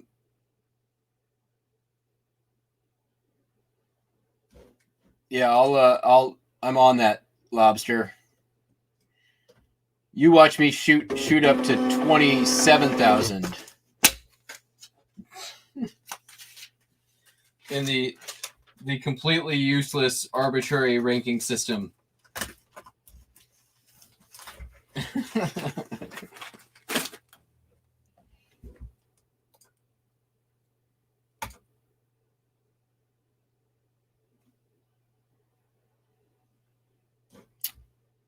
Sold another Vidya game. I'm guessing this probably sold now because of the movie coming out, which, my God, looks like a utter piece of shit. If you haven't seen the preview for the new Mortal Kombat movie, don't go watch it now. It looks god awful. Okay, so the first Mortal Kombat movie was terrible. Then they made a sequel, which was even worse. And now they're rebooting it into an even more garbage movie. Why now? Why now in 2020, like, what, 30 years after the games came out, does anyone care about seeing a freaking Mortal Kombat movie? Ugh. Gross. And it's just like, it's basically just like, it looks like it's only coming out to be like a really gross, glorified violence fest movie. Like,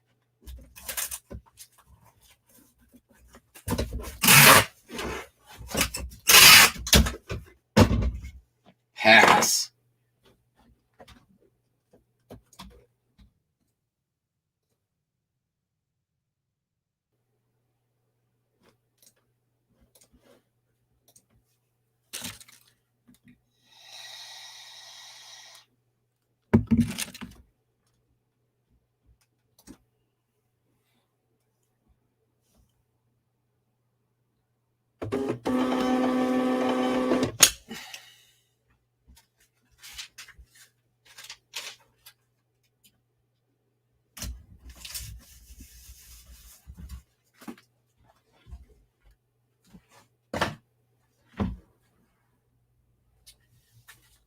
Sold the yearbook. Spirit 1971. Did I ever play any sports? I played baseball and ran cross country. Cross country was the worst. I hated it. We'll tell that story another time. Played baseball up until high school. So this is some school in, I want to say, Ohio.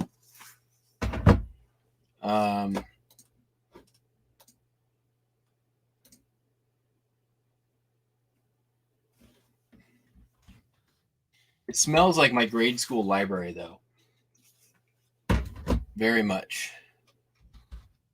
Very familiar smell. St. Paul High School in Norwalk, Ohio.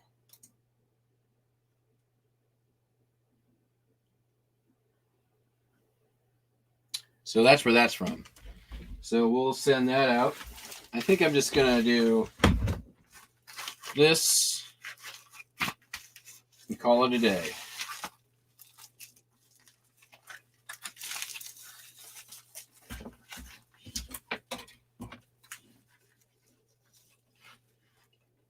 Thank you.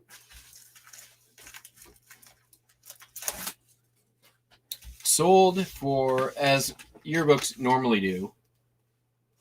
Oh, wow, this is going to somebody at Netflix. Sweet 310 Monster Netflix, Los Angeles. Huh. Let's find out.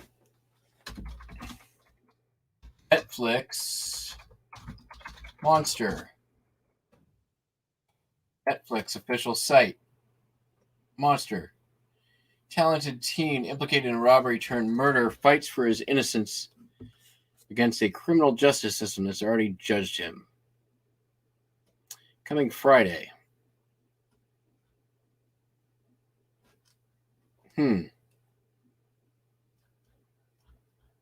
Okay.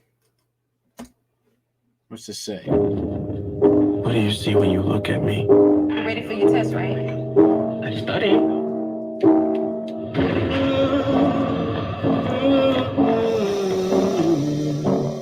Boy. Images can tell a story. You have the opportunity here to move people. Artist. We came forward. Yo, pull up. of all the scenes. Okay, this has nothing to do with this. This person just happens to work at Netflix and happens to be working on this. Huh. It's a movie, but it has nothing to do with what I'm about to send. So, it is not based in Ohio. It is not in 1971. It is mere coincidence.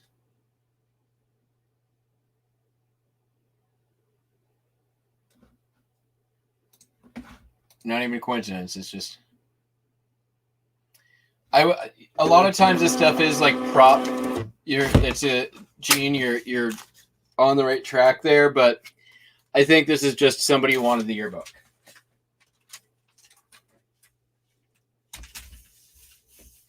It doesn't appear to be related in any way to the content of the production office.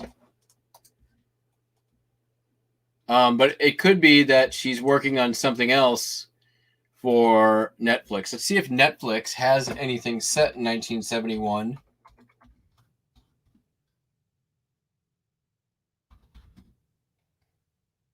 (1971).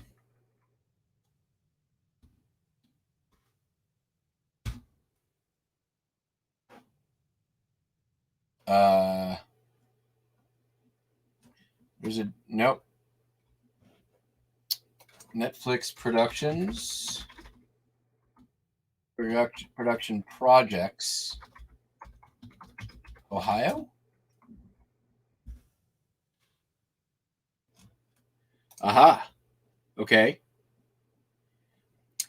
This is from February 28th. Northeast Ohio is tapped as filming location for new Netflix movie starring Adam Driver.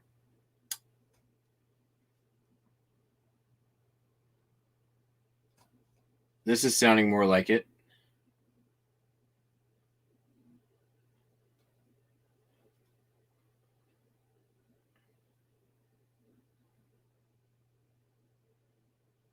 No details in February. It's very hush-hush. Netflix production, but Netflix Adam Driver movie.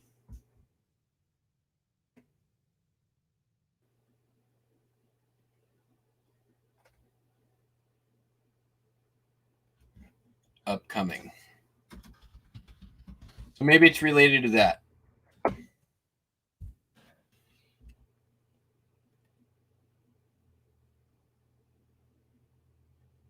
Here we go.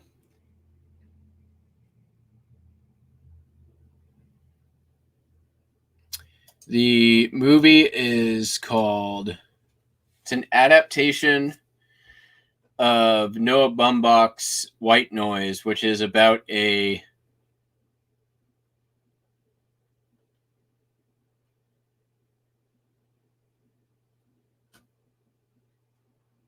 satirical book following professor of Hitler studies at a liberal arts college in Middle America. So I think we're probably on that. I'm not going to make a video on how I sold the prop to Netflix. I've sold props to probably 30 or 40 different movies at this point. It's not a big deal. Happens all the time.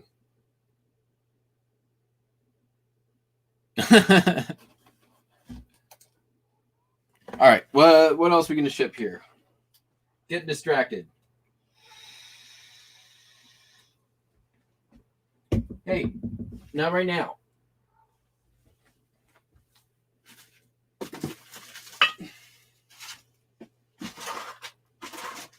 All right, we got some easy things. Let's bust those out. Let's get these guys out the door. We've got like 5 or 10 really quick, easy ones. Oh yeah, that can go.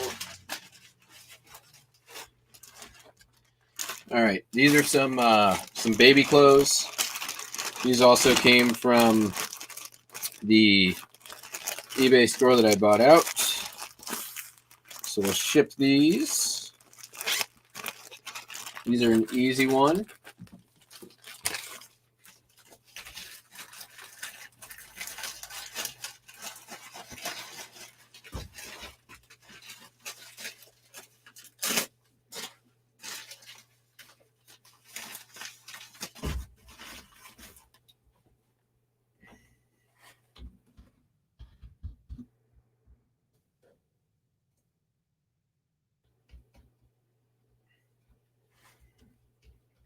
Where are they? There they are. They're doll clothes, not baby clothes. My mistake. Sold for $14 and change plus shipping.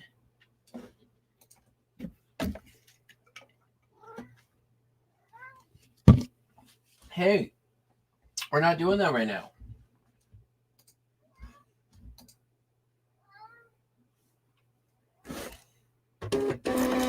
I need to get more labels here in a second because we are clearly nearing the end here.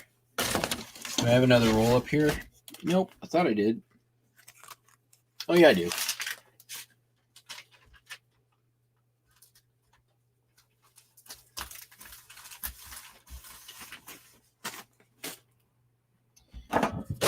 All right. Next.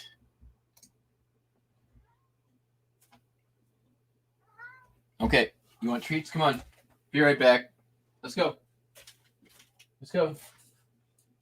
We're getting treats.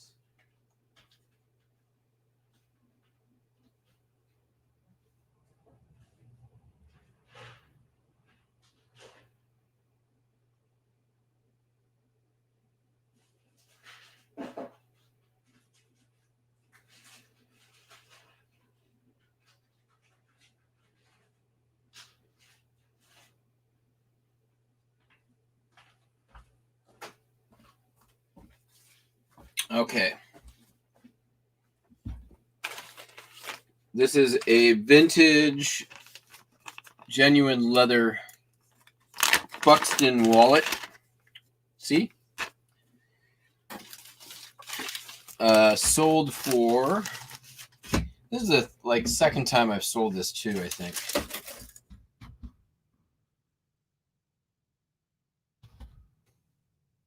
$29.95. Free shipping.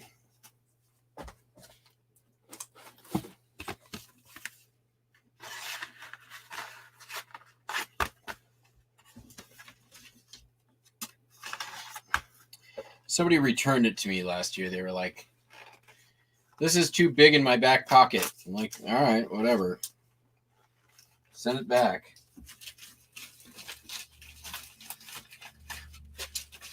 Lord knows the thing I care most about is your precious backside, Mr. Customer. All right.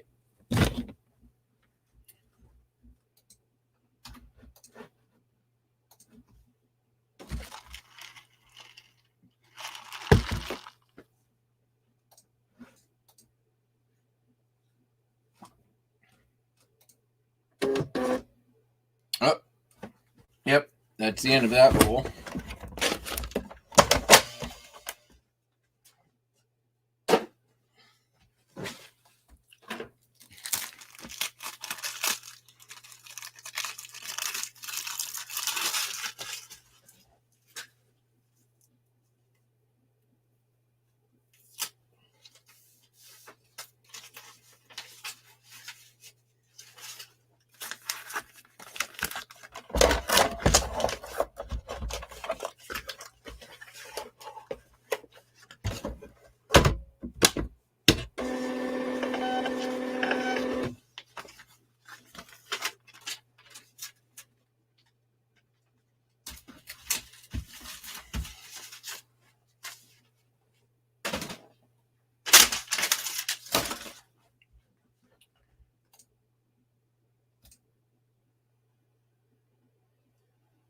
Down to 84.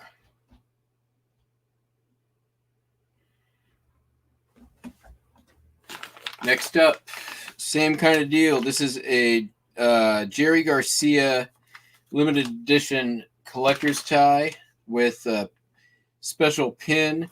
This was in the inventory that I bought from the other eBay seller, but it wasn't listed. So it's new with tags. So I listed it, and it sold for $21 plus shipping. So essentially, this thing, it's basically like free to me because it wasn't in the listings that I paid for. And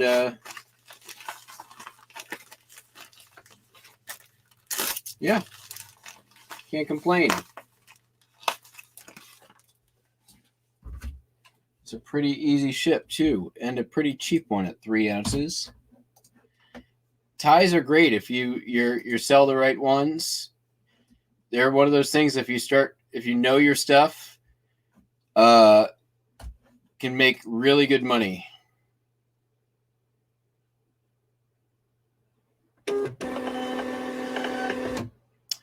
What's the most I will pay for on a $20 plus shipping item on eBay?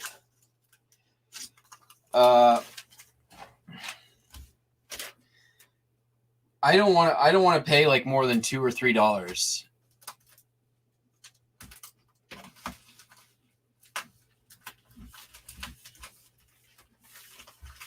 Honestly, but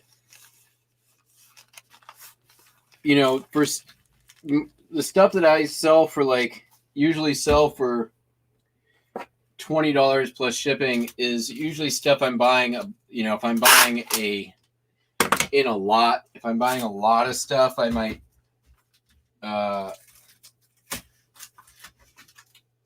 not really $2 to $3 is probably the most, and it really depends, like, how easy is it for me to list, store, and ship, right?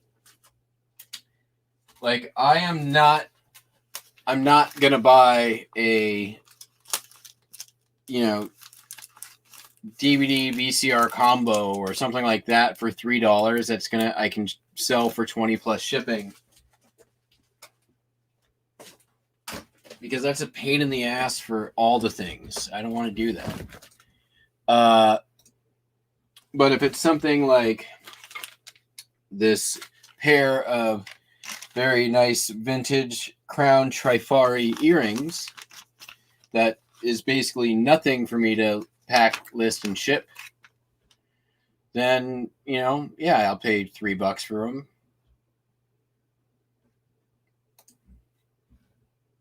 These ones didn't sell for that, though. They only sold for $14.95. Free shipping. So I would not pay $3 for these. These came probably out of like a jewelry jar I bought or something like that. Or a jewelry box. I like buying full jewelry boxes if I can. And then just piecing out whatever's in there. If you can buy like an old jewelry box at an estate sale with a bunch of like costume jewelry in it for relatively cheap, you're usually going to probably do okay. Usually what I try to do is get it for whatever I think I can sell the box itself for.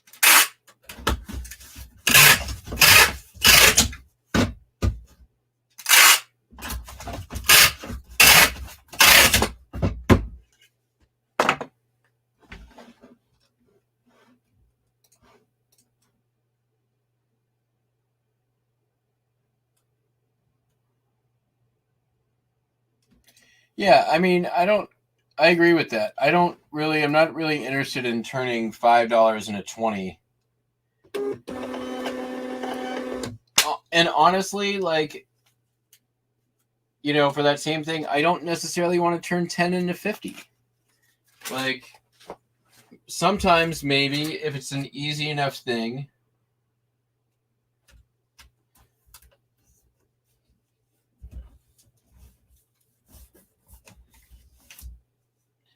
Honestly, the numbers I like now are like turning, you know, the stuff I'm looking at now is like I want to turn 200-300 into 10,000. Like, those are numbers I like to work with. I don't need to do that overnight either. Like,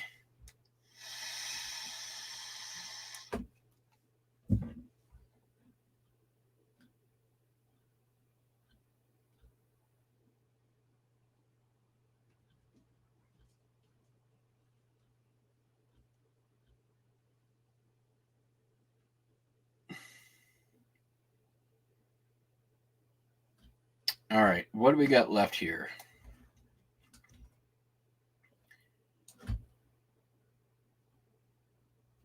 We may need to jump into the reseller seller and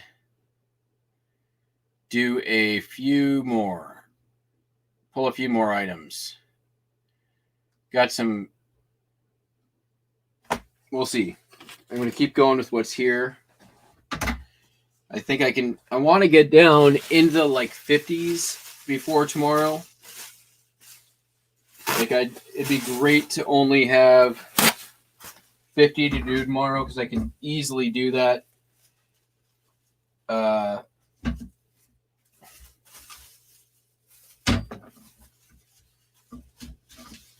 This is a Craftsman 15 millimeter double V wrench, metric. Not huge, crazy money, but not a bad sale either. It sold for some amount, $12.55 on sale. Where's my cardboard? It's over here, behind the cat tree. Ooh. All right.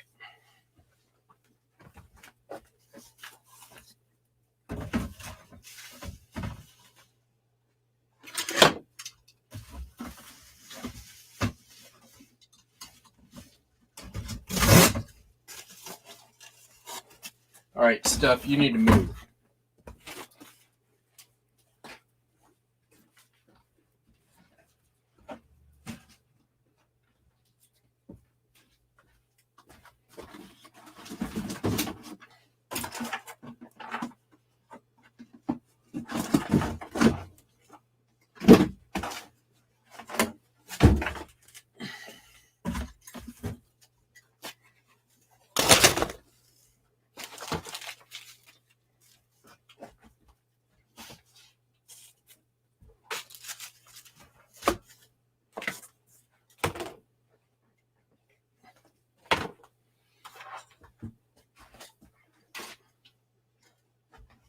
There we go.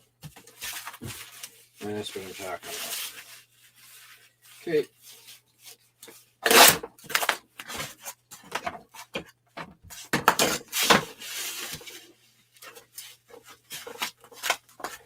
Oh, a song just popped in my head.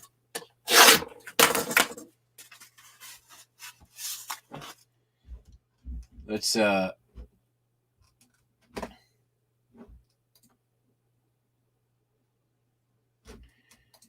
the song I hadn't heard it in a while, and it popped in my head on my drive home. It just popped in my head again.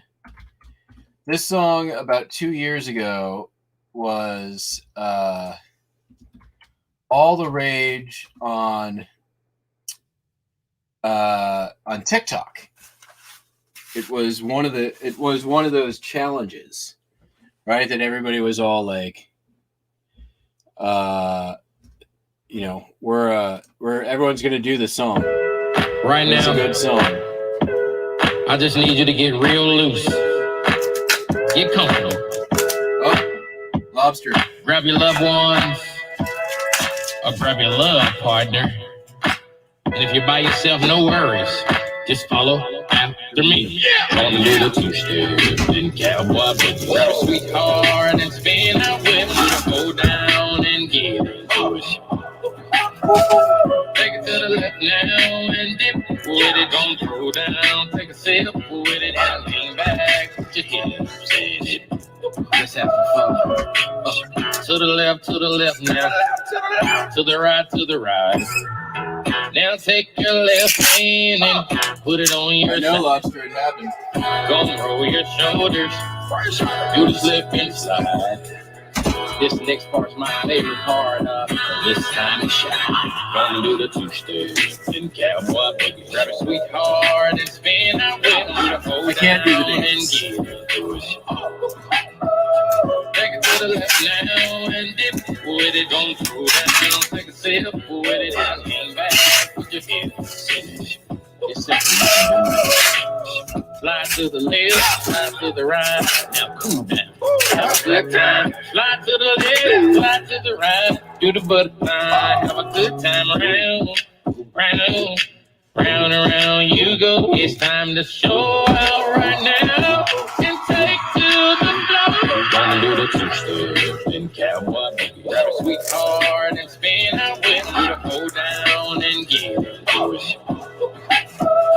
Take it to the left now and dip with it. Don't throw down. Take a sip with it and lean back. Put your hips in it. Take it down now. Take it down now. Take it down now. Take it down now. Bring it up now. Bring it up now. Bring it up now. Bring it up now. Take it down and crisscross. Bring it up now, crisscross. Do whatever you like right here. Just have fun. Gonna do the two-step and cowboy boogie. Grab a sweetheart and spin out with me. Go down and get into it. Take it to the left now and dip with it. Don't throw down. Take a sip with it and lean back. Put your hips in it. That was not so bad. That was not so bad, was it? That was not so bad. That was not so bad, was it? That was not so bad. That was not so bad, was it? That was not so bad. That was not so bad, was it? Gonna do the two-step and cowboy boogie. Grab a sweetheart and spin out with me. Go down and get into it. Take it to the left now and dip with it. Don't throw down. Take a sip with it and lean back. Put your hips in it.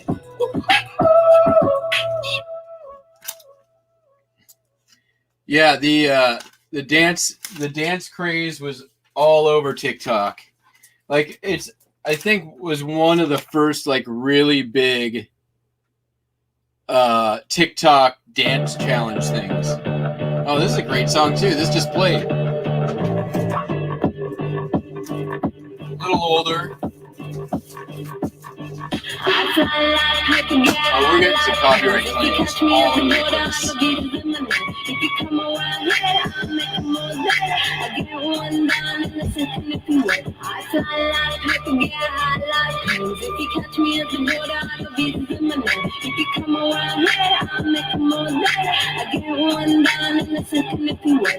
Sometimes I think sitting on trains. Every step I get, clicking that game. Everyone's a winner, we're making our fame. Bonafide hustler, making my name. Sometimes I think sitting on trains. Every step I get, clicking that game. Everyone's a winner, we're making our fame. Bonafide hustler, making my name. What I wanna do is say my name. What I wanna do. Say my name, what I wanna do. Say my name, what I wanna do. Say my name. I was skulls and bones, sticks and stones and weed and bones. Running when we hit Lethal poison for the system.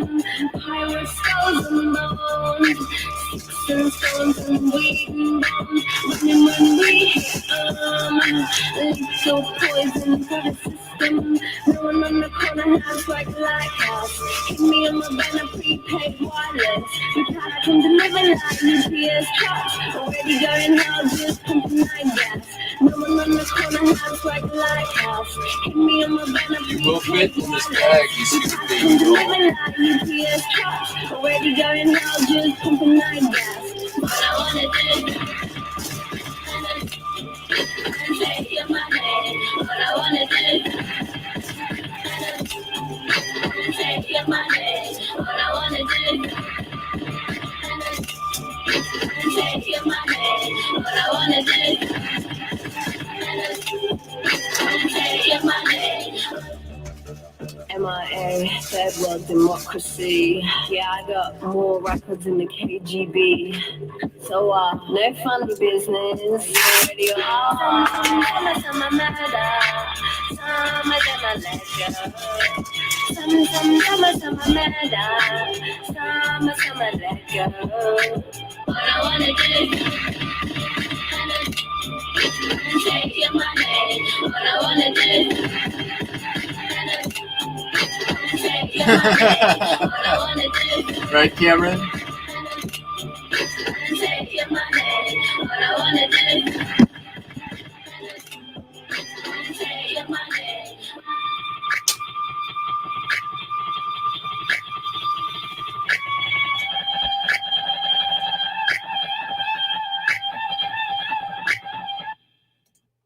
Yeah. Come get your money, MIA.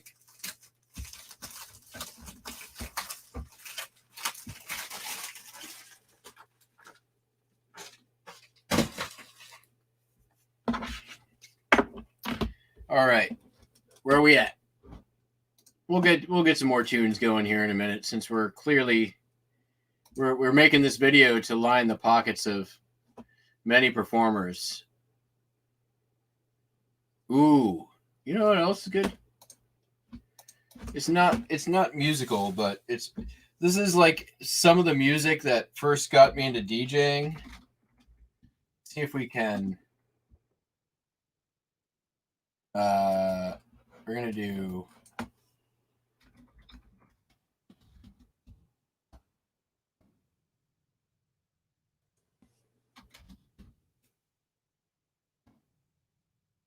Not that one. Yeah. If anyone's familiar with a label called Ninja Tune. Nope, that's not it. Abort. Oh, here we go. This is the one, right? This one I'm thinking of? I think it is.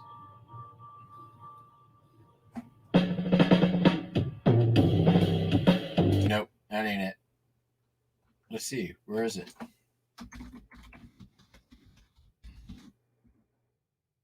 There it is. Jazz Breaks. What's that you playing?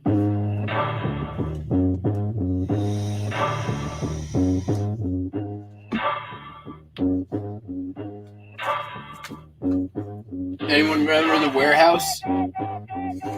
This is a cassette thing. I picked this up Picker's Pile of an estate sale for 25 cents. Music.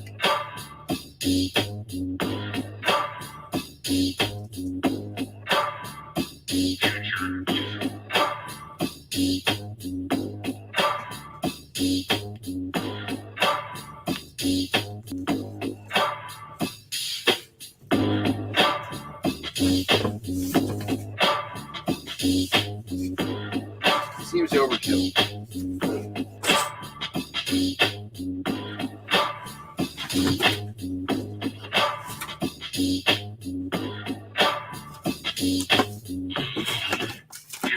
Music. Nope.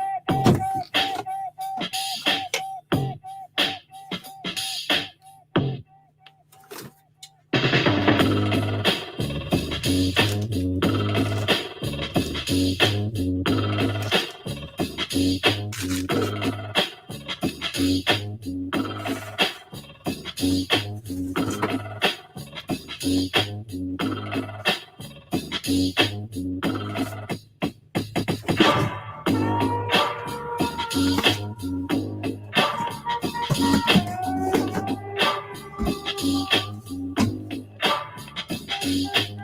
heavy.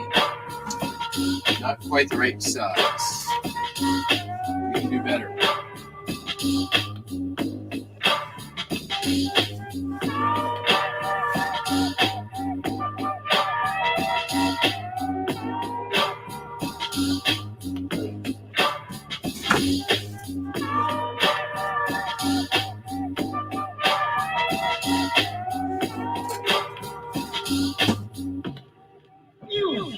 Like sure.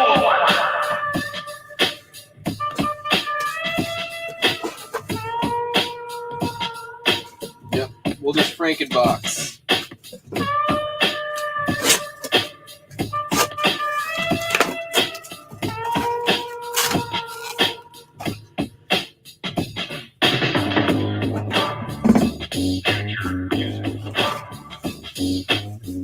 What happened here?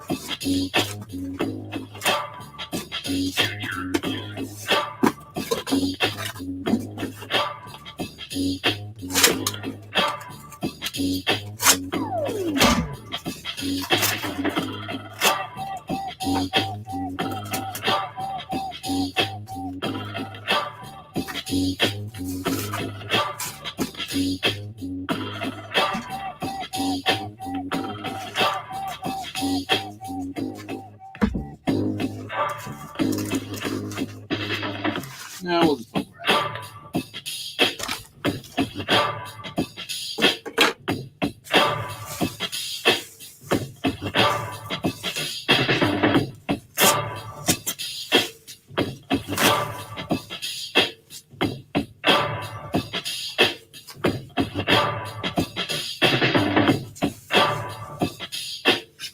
So, DJ Food, for anyone who wants to know.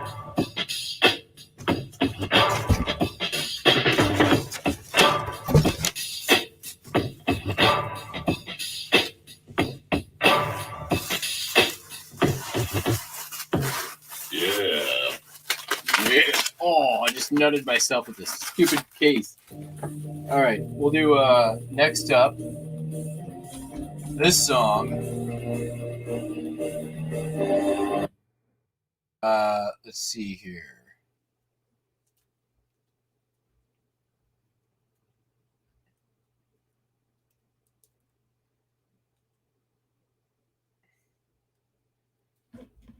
This. Yeah. This song is one of my jams. If I'm DJing, I will DJ this song more times than not.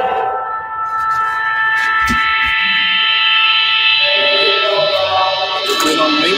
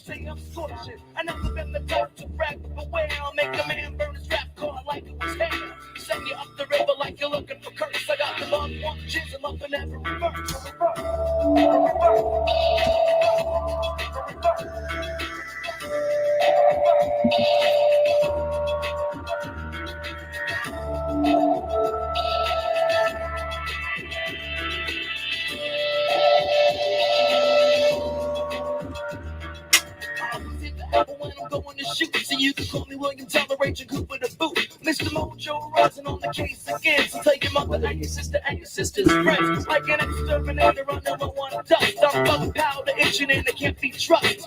In his own trip and then I want to annex ya. I gotta get a typewriter that's sexier. My name is Justin, that's all, that's it. And I be spitting around speaking like it ain't no shit.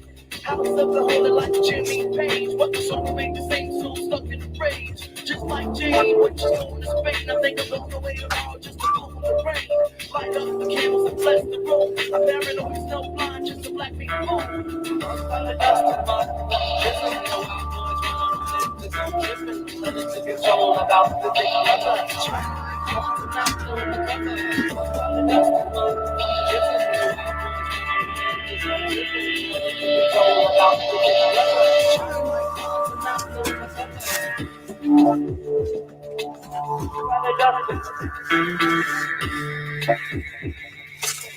The control about the big brother.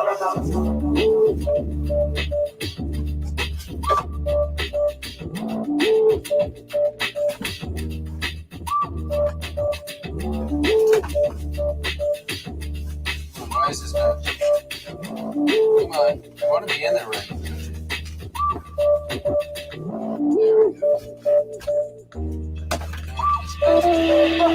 There we go.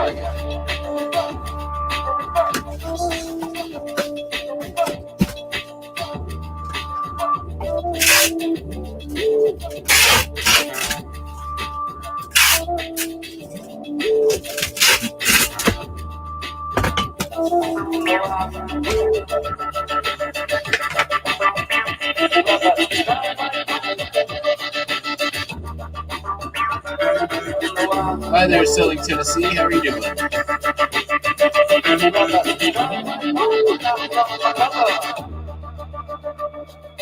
Never been a fake and I'm never phony. I got more flavor than a packet of macaroni. Rock dripping from the every valve. I got the soul of the 60s like Ginsburg Town. Shooting that ball and I'm always juking. Taking up the hole and I'm surely hooping. Top of the pops like a Lulu show. We'll take a look at every road with my shoes on so. I got a spread to the pan, get on man and hurt.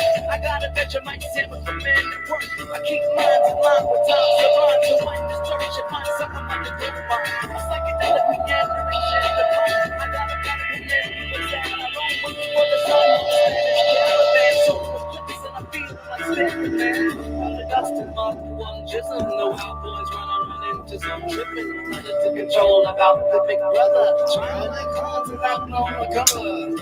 Dust in my one jism. No how boys run into some tripping. Running to control about the big brother. Trying like horns and not blow my cover.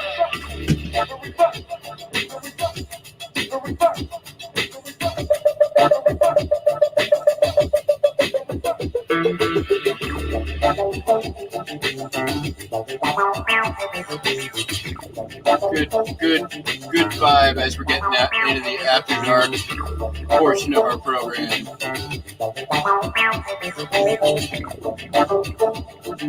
All right, let's do some more difficult ones. Make our life easier tomorrow.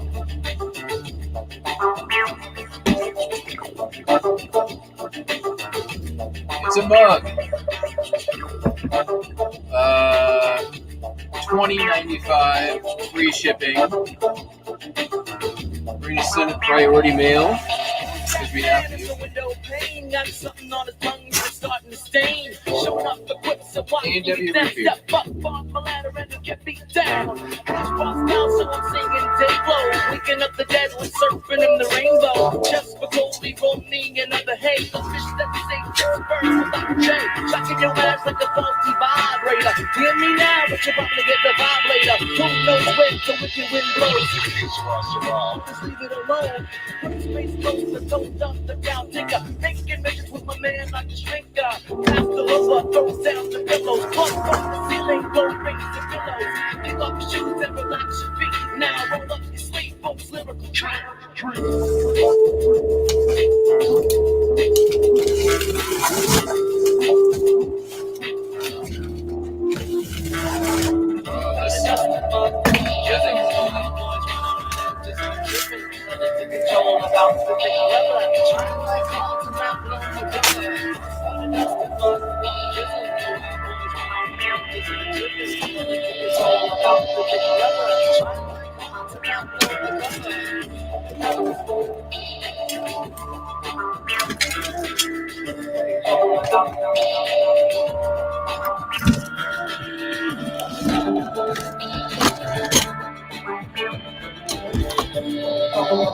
That's Jimmy. Let's try it.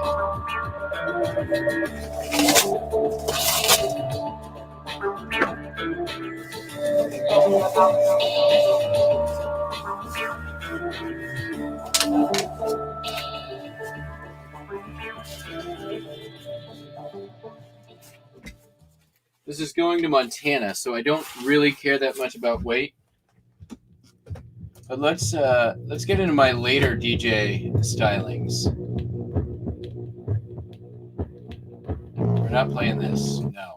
No. Yeah, Mug Life. So the album, it's a mix album.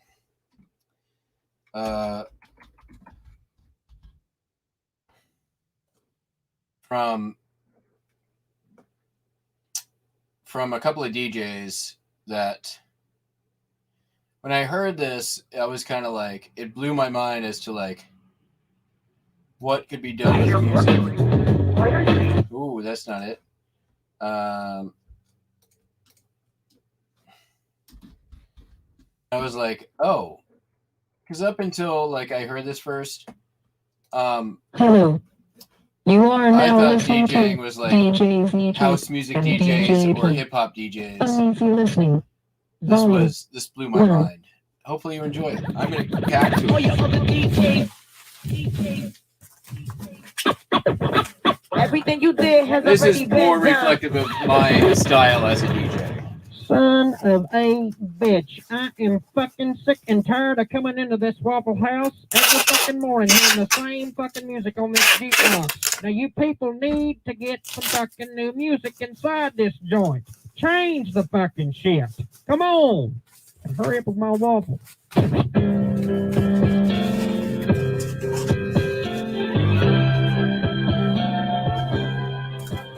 I've been walking these streets so long, singing the same old song.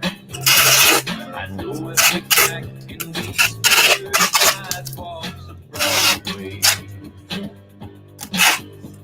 where hustle's the name of the game, and nice guys get washed away like the snow and the rain. Variation listings and gig notes. On the road to my horizon, but I'm gonna be where the lights are shining on me, like a rhinestone boy, riding out on a horse and a star-spangled rodeo, like a rhinestone boy. Getting cards and letters from people I don't even know, and offers coming over the phone. United States calling our reaching.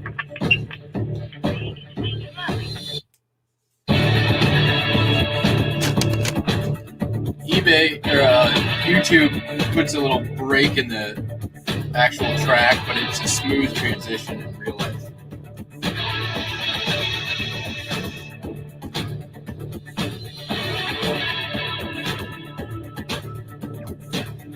Shoot.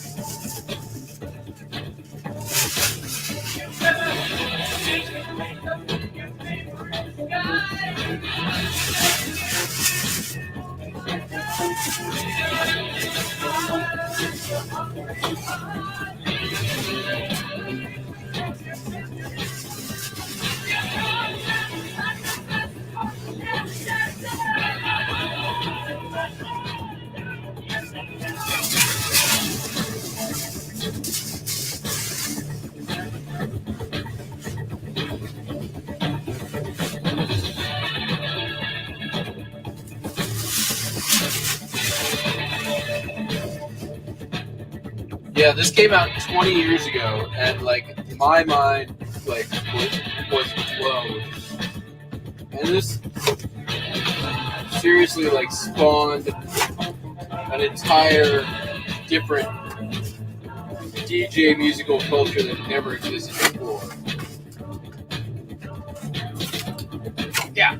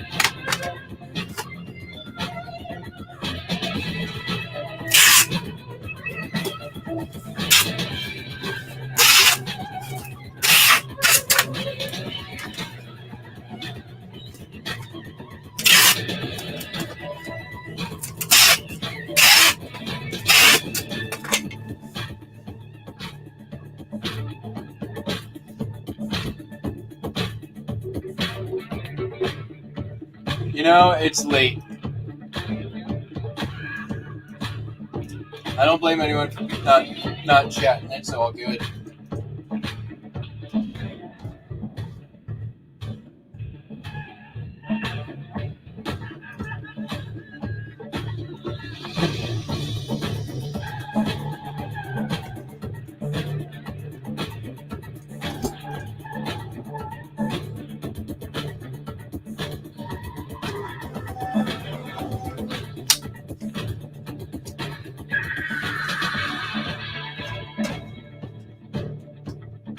Maybe music's just putting them to sleep. Maybe they're, you know, who knows? I'm happy.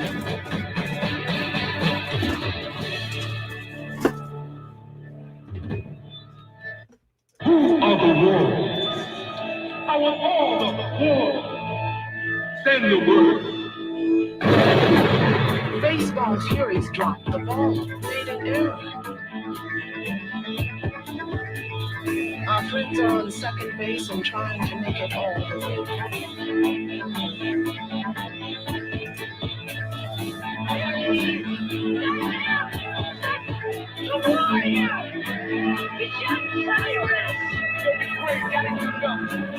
We saw him. Yeah, that's him. He's the one. He's the These are some Auburn rubber toy trains.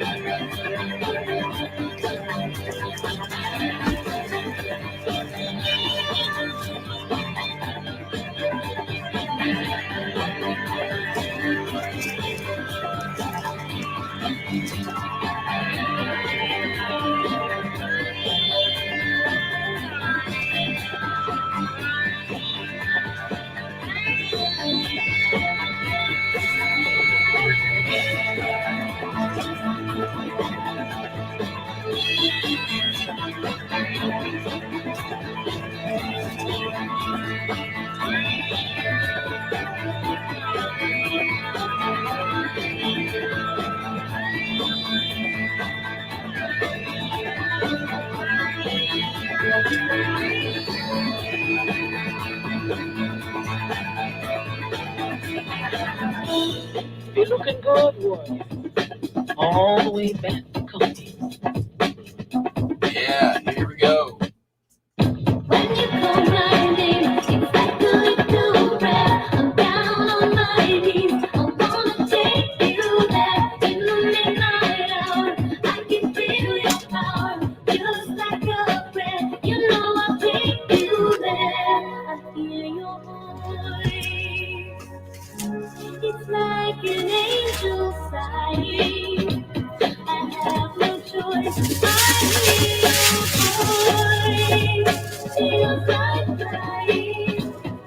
Cameron is eating cookies. Yeah.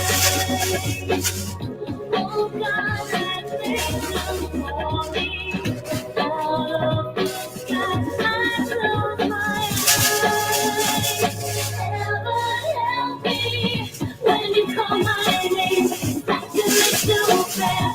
Down on my knees, I'm gonna take you there. In the midnight hour, I can feel your power. Just like a prayer, you know I'll take Madonna, you number one. You will rock a party anytime with Madonna. If you ever had a party, people want to dance, just put on Madonna, and you'll be good. 2, Madonna's badass. I don't care what anyone says, she's awesome. What did the Lord do for you today, honey? God brought me back to the house in the world once again with me, my son. I wasn't born here, and I feel that God has touched me. You believe God has touched you? Somebody give the Lord a hand clap.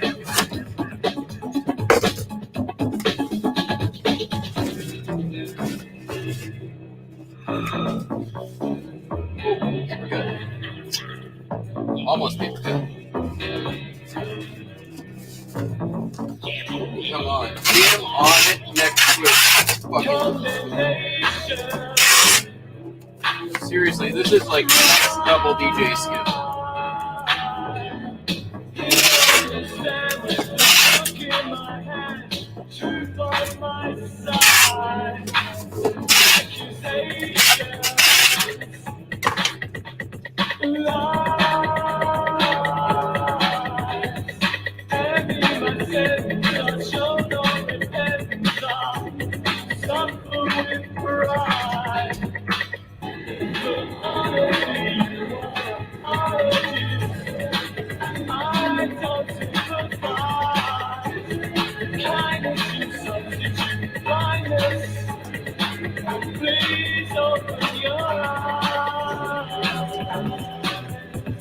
Yeah.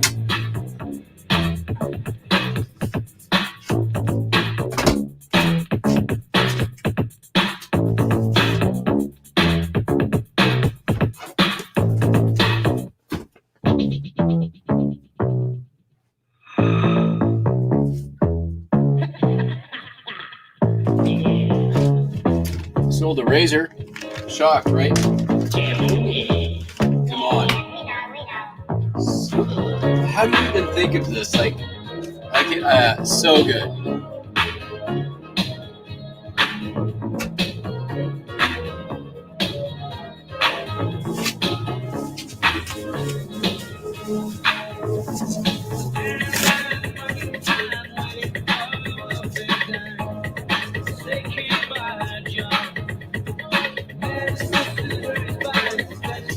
So this is not done on computers. This is done with 2 guys on 4 turntables.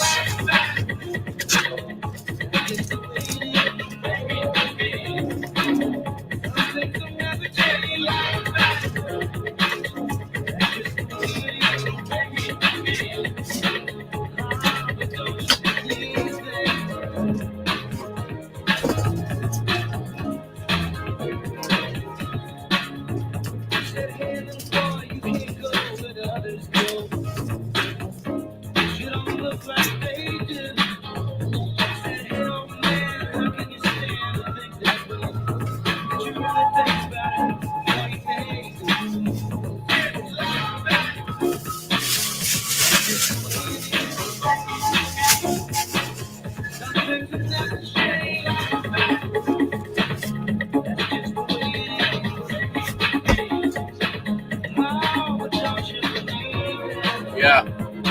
Jam on it.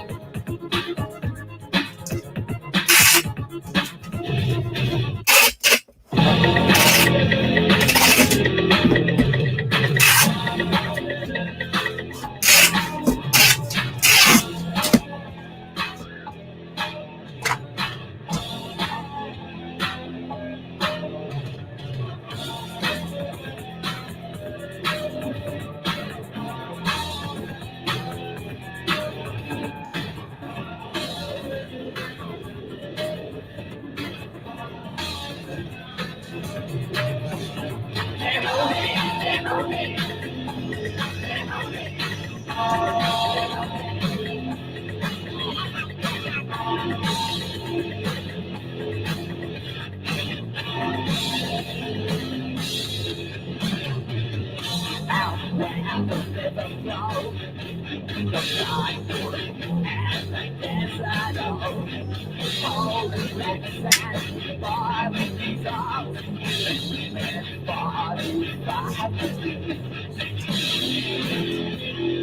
on. Beds are burning into Metallica.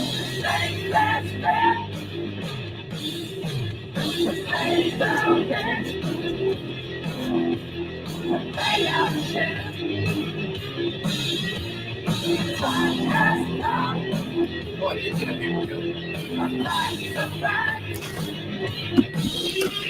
The band-aids out here from last time.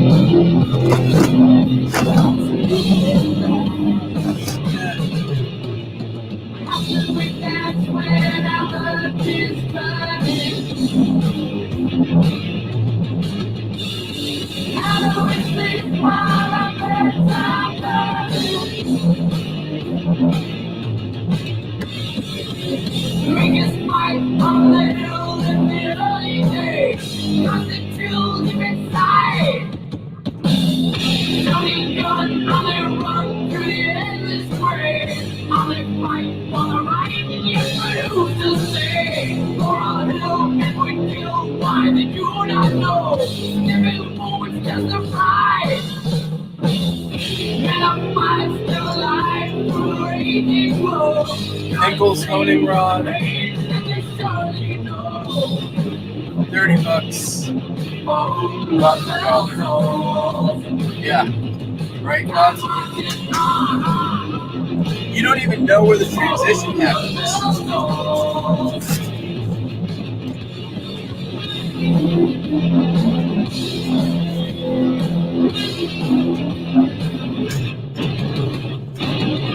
Like they always say, what's good for the goose, it's always good for the gander. Oh, sailor.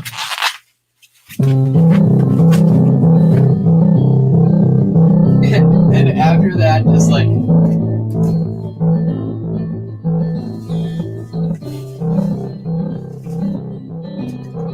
These guys were very much ahead of their time and are very smart individuals.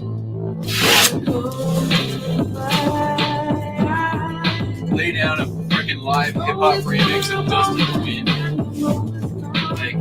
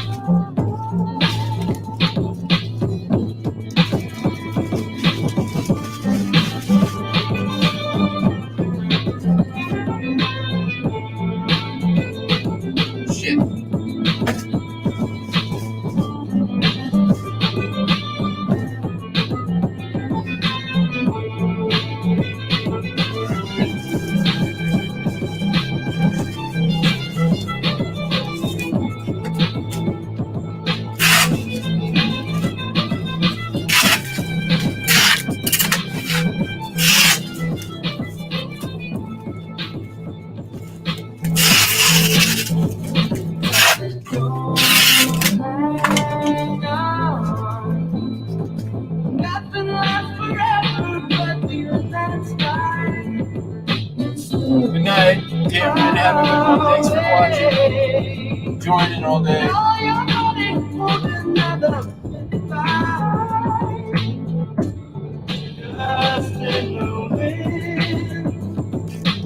All we are is dust in the wind. All we are is dust in the wind. Dust in the wind. Everything is dust in the wind. Everything is dust in the wind.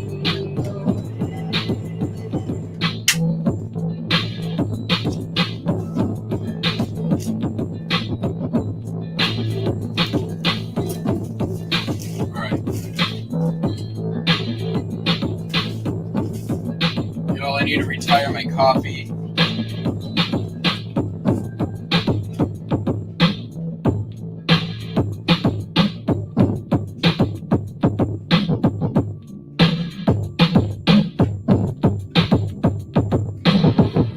I do want to sleep tonight. So. All right, so that's part of that album. It's not the whole thing. It's called DJ Z Trip and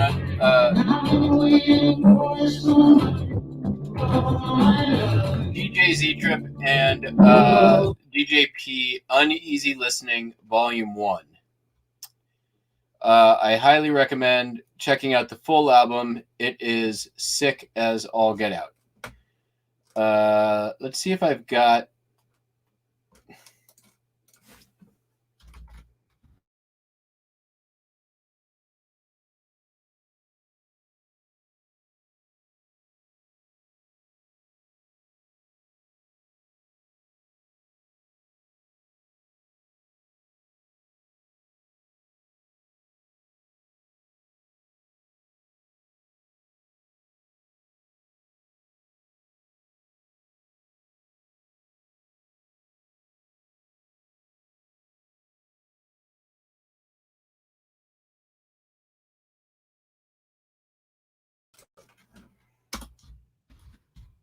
There we go.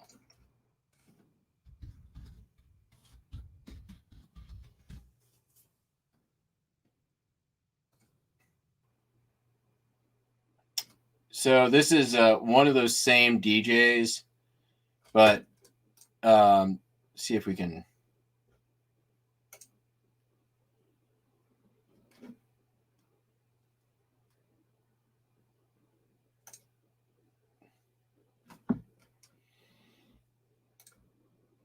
She ride with me.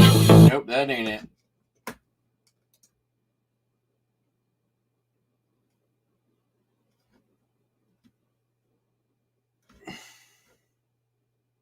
What's this? Is that it? Yes. Here we go. Nope, that's still not it. Where is it? Come on.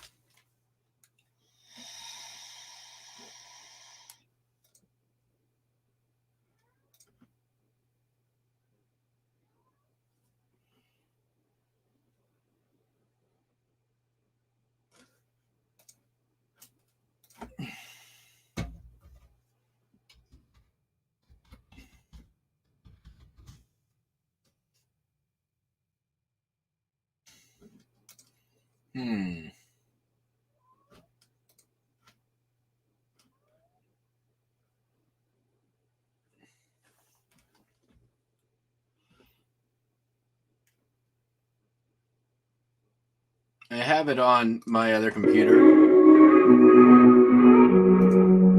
right. Is this gonna? That's not what I want. Stop playing garbage, stupid thing.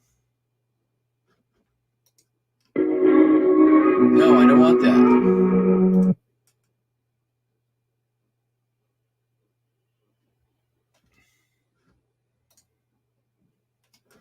All right. This is some stupid advertising, stupid site.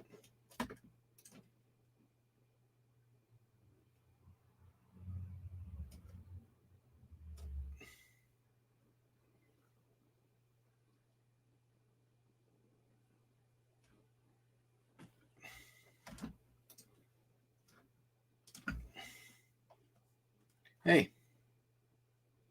Yeah, we're gonna have to save that one for later. Oh well. I'll play it next time. Selling Tennessee. I have been full-time since about January 3rd, 2020. But I was basically doing it full-time while working another full-time job for about a year prior to that.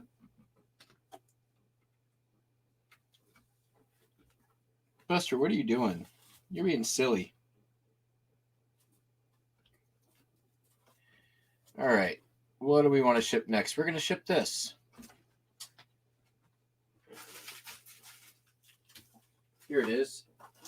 This is a sterling silver spoon from around 1900 and 1910. It's like a souvenir spoon. I got an entire collection of these out for free, pulled out of a Goodwill pile at an estate auction pickup, along with a number of other items. They had it just in a box for Goodwill, and I was like, they said I could take anything I wanted out of the Goodwill pile. I opened a box. I saw some spoons on top. I pulled one out. I turned it over. It said sterling. I grabbed the box. I put it in my car. I took it home to see what I got. Turns out I had an entire spoon collection, all sterling silver, and a whole bunch of other stuff in there as well, including 2 gold rings, an entire family genealogy, and a bunch of other stuff that had no business being donated for free to a Goodwill. I would have thought that a family might want these things. This particular souvenir spoon is from Egypt.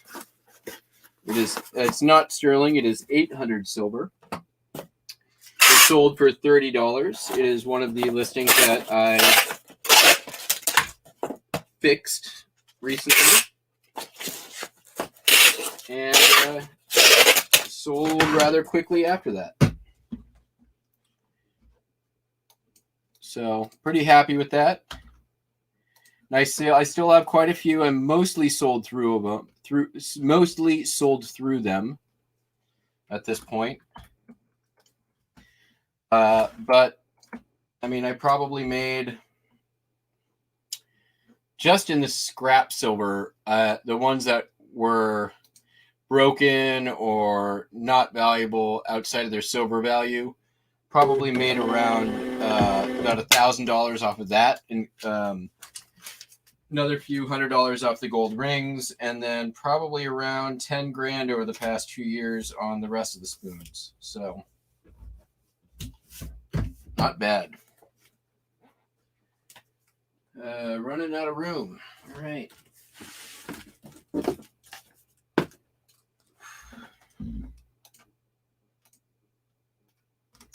Yeah, the one of my best. Here, check this out. I keep it because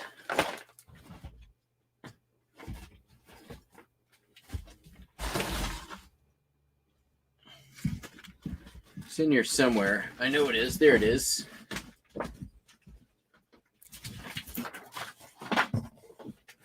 Okay.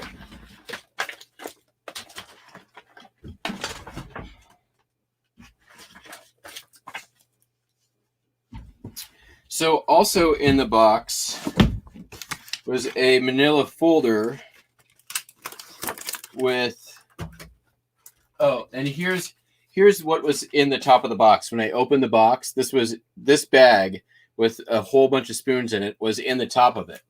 So like I knew immediately what it was.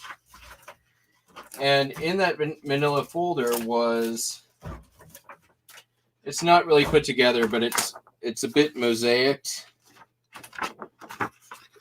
but was these photographs of the entire collection displayed, right?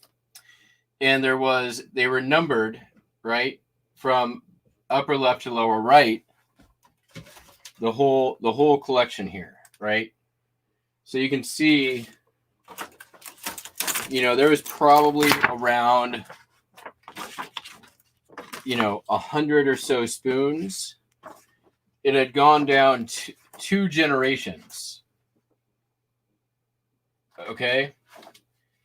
And it had basically an entire guide of where they came from and what year they acquired them. And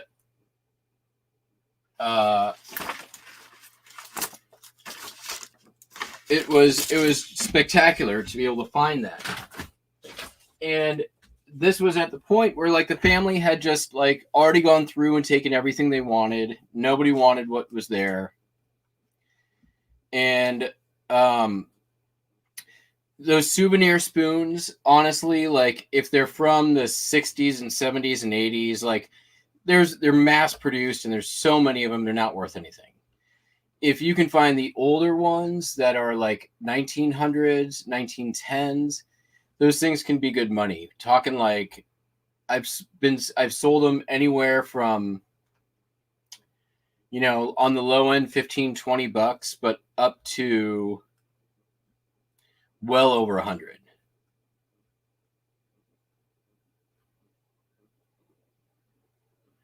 All right, what are we going to pack up next? We're going to pack... Cameron's asleep, but we'll pack this. This is a from Sardine Creek and Gold Hill, Oregon. It's from 1953. It's a booklet about the Oregon Vortex and House of Mystery. Very cool little souvenir item from 1950s.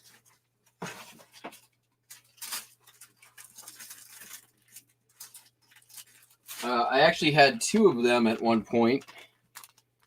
This is the second one that sold. Not huge money. These, I mean, they were pretty common. Like, there wasn't a lot to do in Oregon back in the 50s. So pretty much anyone who went there went to this place and they got one of these books. So it sold for $11.66 plus shipping. $11.66 free shipping.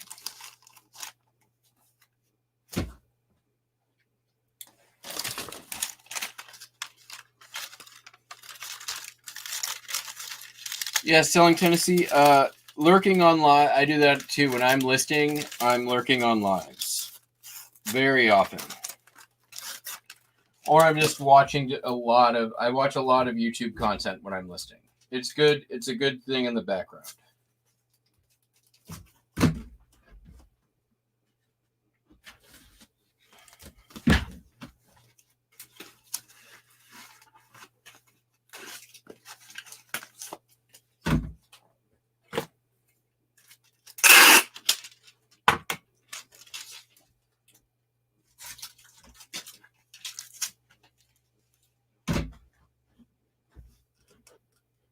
All right.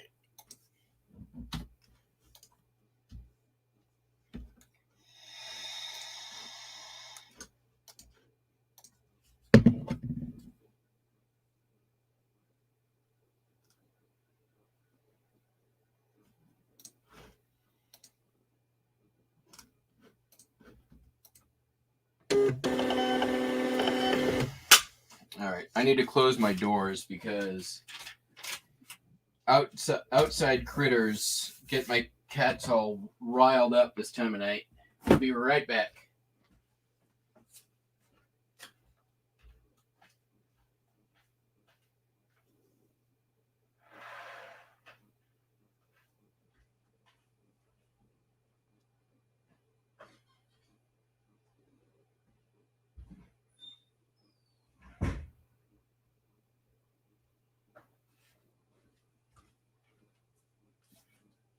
All right.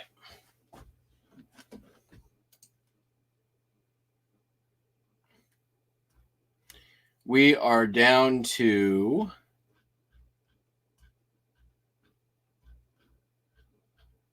$73.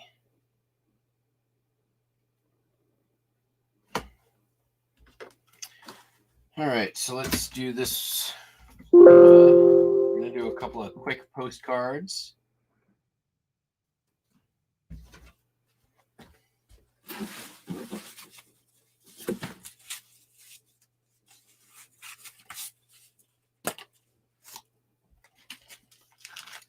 This is Miami, Florida Royal Palm Walk at the Hotel Royal Palms from 1913.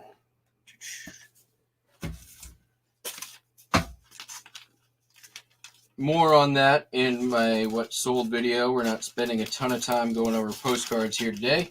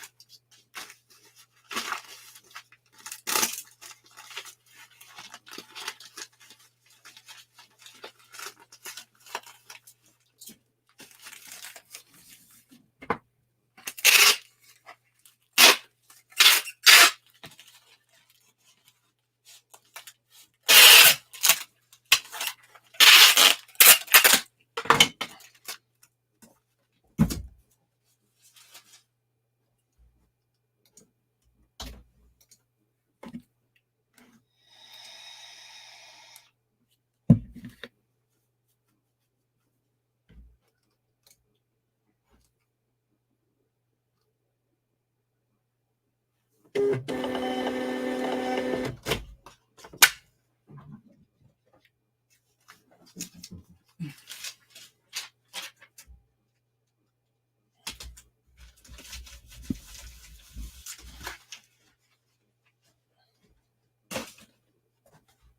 have to do a little organization before I put out the packages for pickup tomorrow. Not a big deal.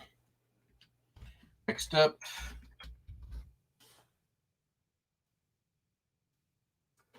large litter greetings from Glacier National Park. They did not pay for shipping. So I'm going to do this standard envelope. It sold for $15.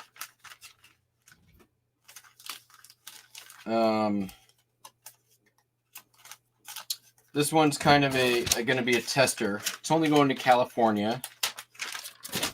I'm assuming just because of the short distance, this is going to be fine. But man, that 91 cents instead of $3.50 every time. I am loving this.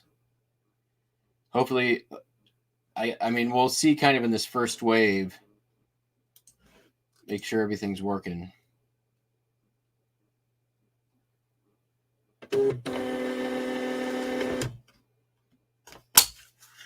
Well, selling Tennessee,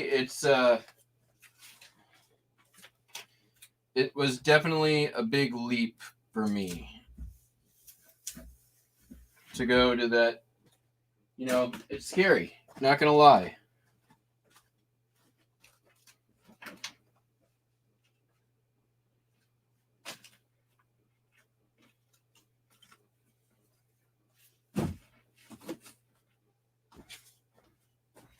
Like, I got to work my ass off to make sure that, I mean, I don't have a safety net, right? So either it works or I'm screwed. All right, this one's going to Mississippi. $6.95 standard envelope for that.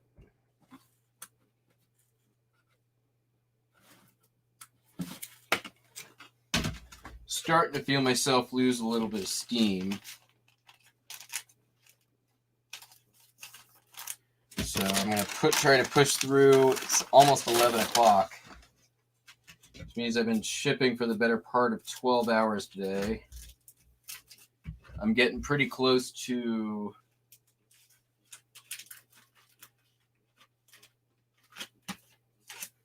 where I wanted to be at the end of today.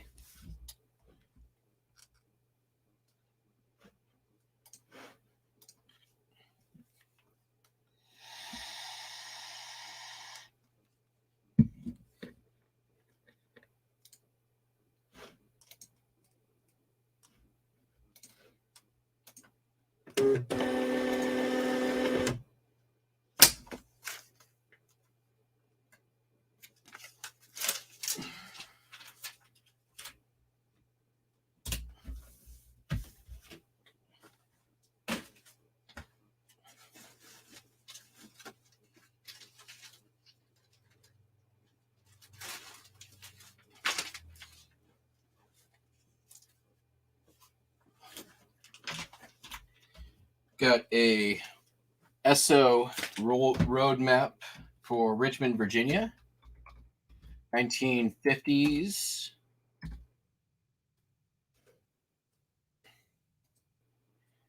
$11.95 free shipping. So not too bad. That's going to be going first class.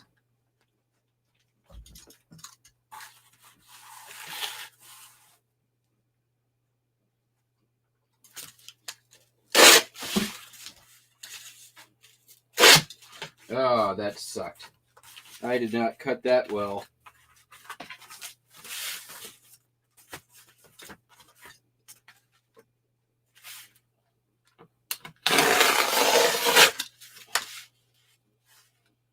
That's better.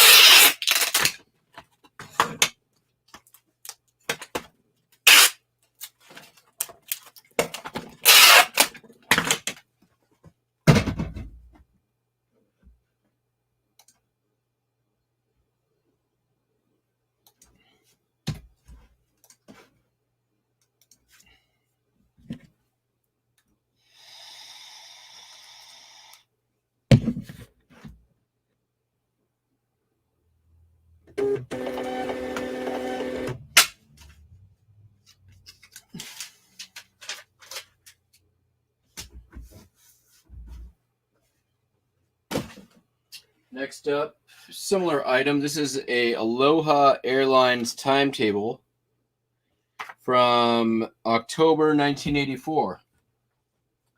Sold for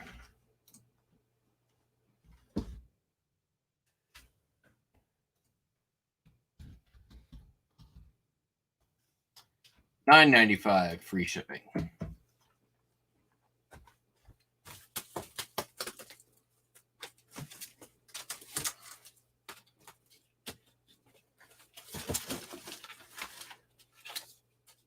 We're going to kind of just, I think I'm just going to do the one piece of cardboard on this one. Actually, you know what? Just be easier. I don't want to cut anything.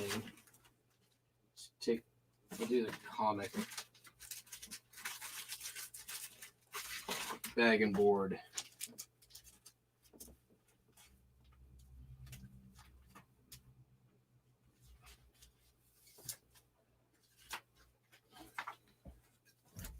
Much easier.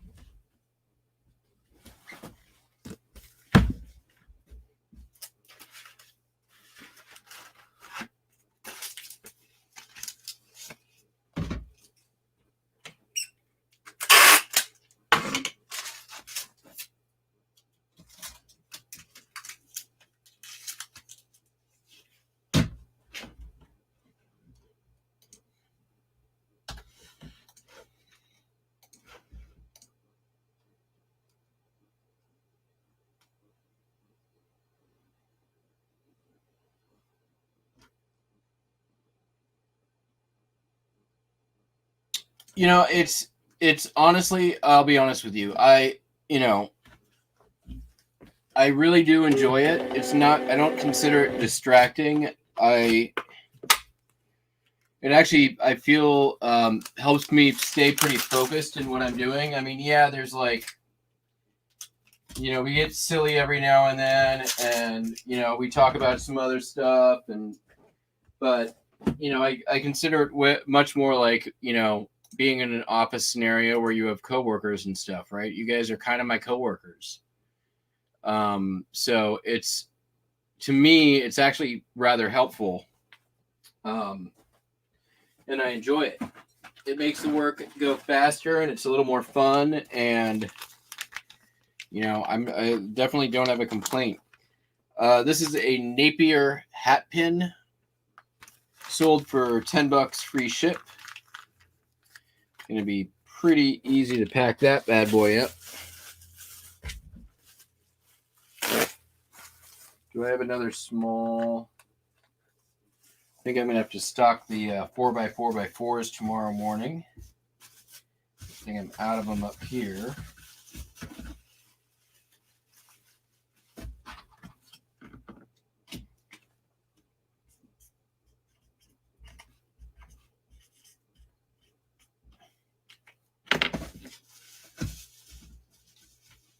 I mean,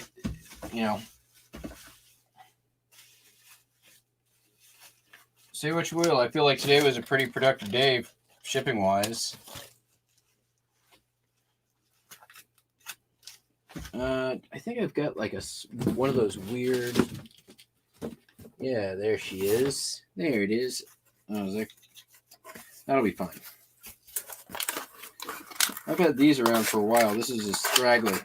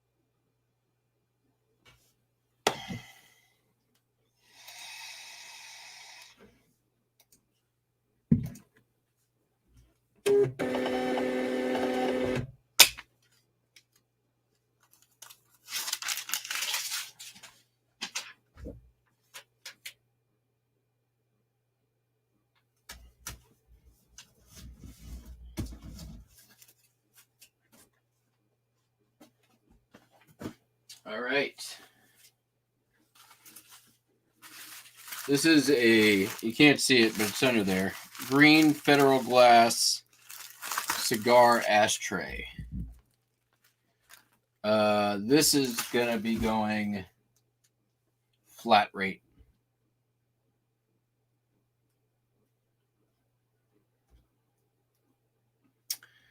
Tomorrow should be not too terribly difficult looking at what's left. A lot of postcards. One golf club, which is I've had forever.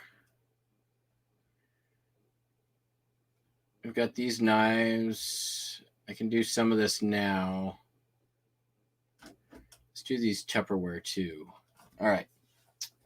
So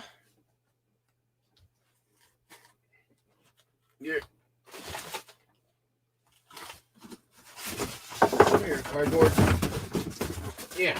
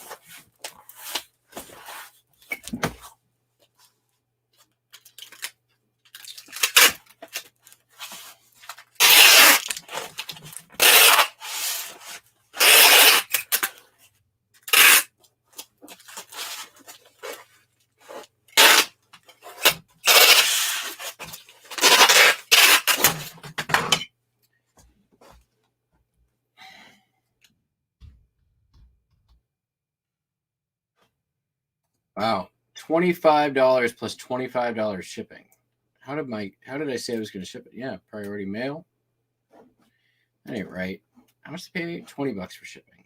Okay. It's going to Tennessee. This is going to go in a flat rate A, I believe.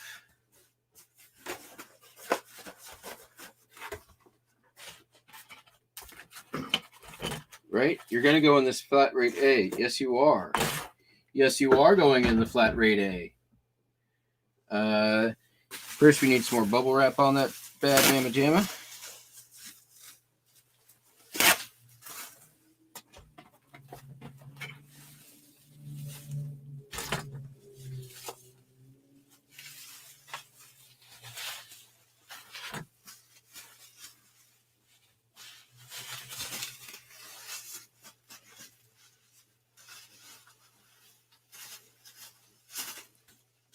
Where'd my shrink wrap go? Well,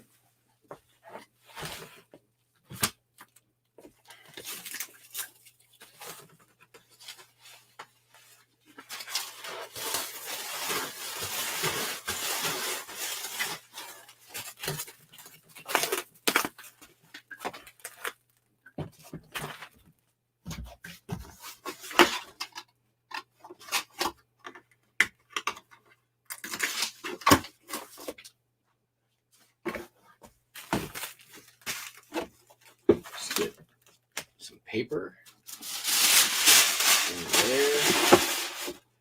And then we'll do that. Ooh. Nice. I'm liking it.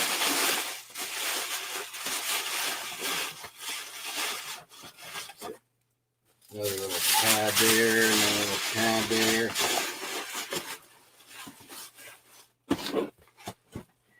What we don't want to do is leave all the stuff that's a little more effort for tomorrow. All right, we don't want all the stuff that takes forever. We want to leave a bunch of easy stuff for tomorrow, because it's still going to be a fairly long day of shipping. Like I expect to probably be making a run ride at 4 o'clock to the post office.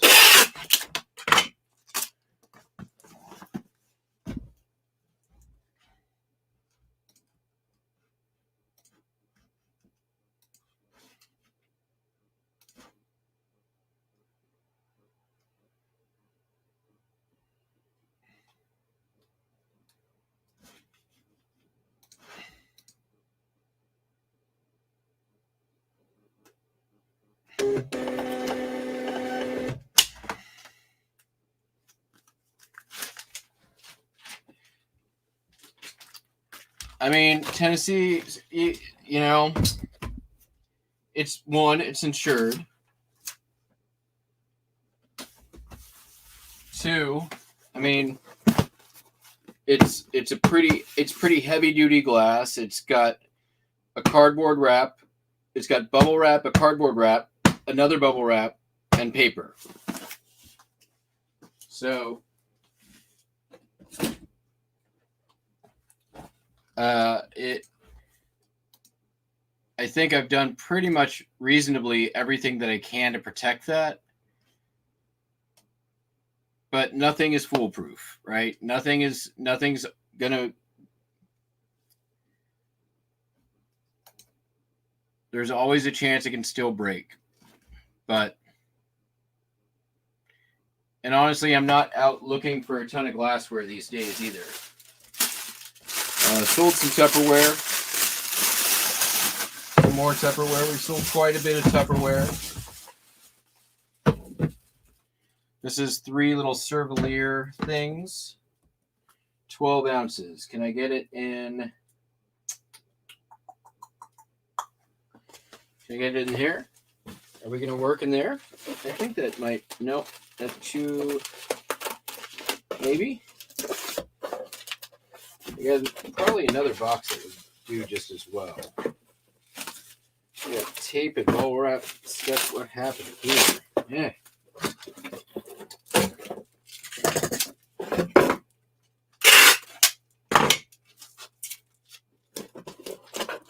Can I keep it under a pound is the question.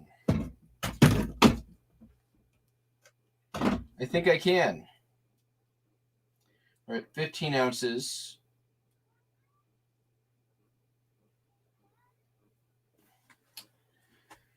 So we're going to do the old make a lid. What if I did these, though? What if I did this instead? We got less negative space. We're at 14 ounces. I could do the lid method on this one. That's what we're going to do. All right. So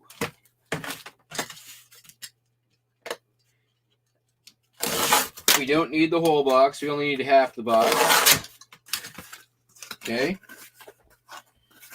We're going to close it up just like we would normally on the top of any box.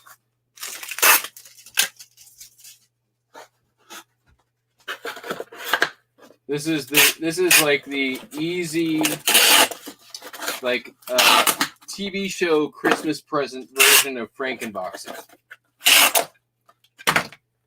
So you can see what I'm doing right here. So here's my Tupperware stuff in there. I take my lid of the box and just kind of scooch it on there. Right? So this is, whenever they give presents on TV shows, they always just like wrap it, but they just make the top wrapped separately so they can just pull it off on the TV show. Same thing. And look at that, 15 and a half ounces. We are in like Flynn, drinking gin with Queen.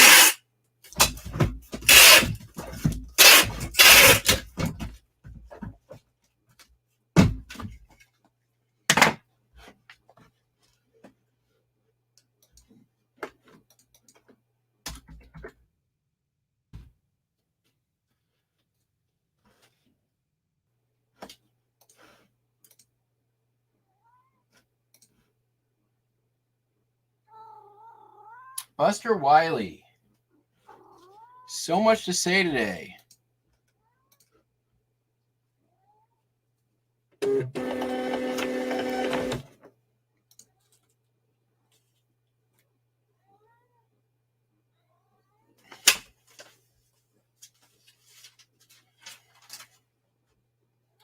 All right, kids, I'm going to do probably just a couple of more, and then we're going to call it a night. Excuse, please.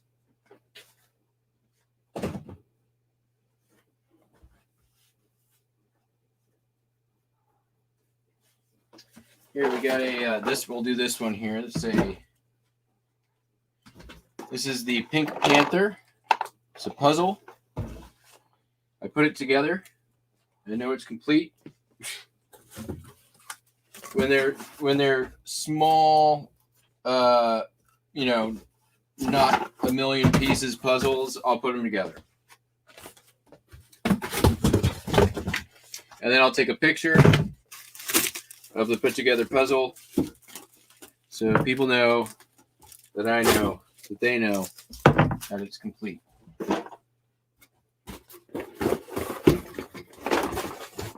Yep, you're going to go in there, all right. What are we at? 2 pounds. So we're not going to put it in that. We're going to send it off in a free box that I don't have to pay for. This one say mailing box? Nope, that's a regional. We don't want no regional boxes. We want a just regular old mailing box, which are back there, of course. Couldn't be somewhere easy. You had to put the cat thing away, didn't you?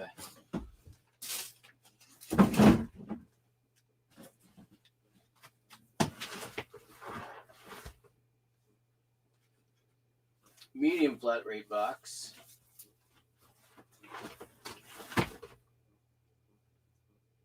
Mailing box. Huzzah!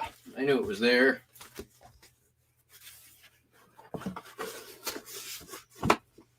You're going to fit in there, right? Yes, you are.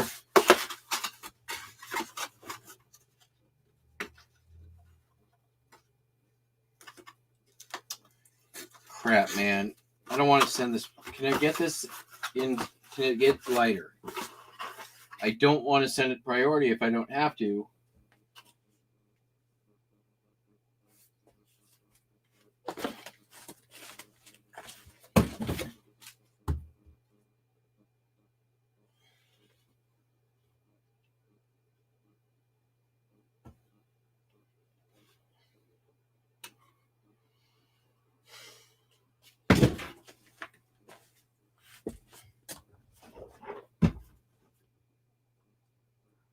That thing's 9 ounces.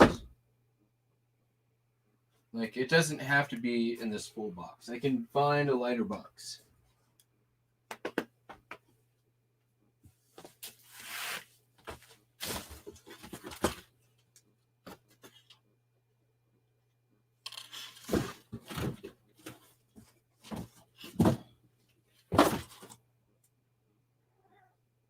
Yes, I know. We're almost done, Buster. We're almost done. Okay? And then you can bug me while I try to sleep all you want. Okay? All you want.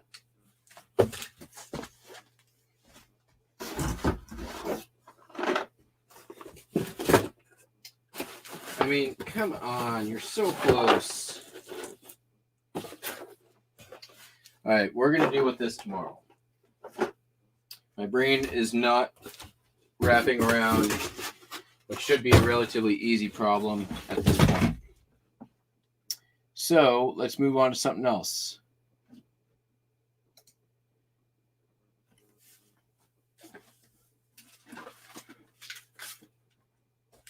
This I need to clean, so we're not doing that right now.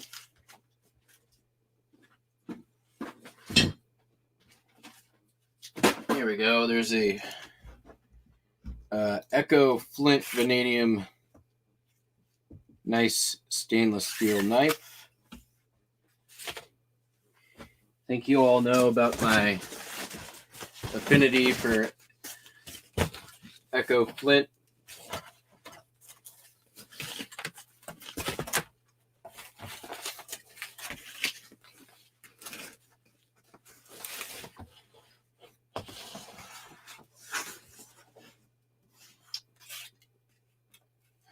All right, first of all, we don't need all that.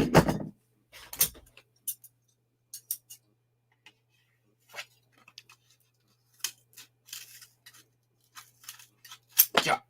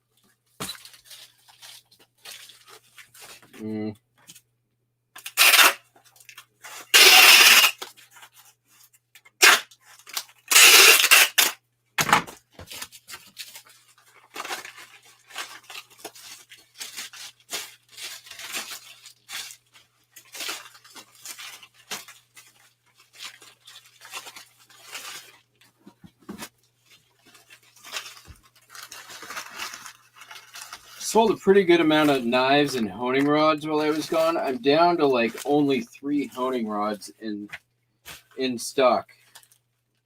Actually, I think it's 2, to be honest.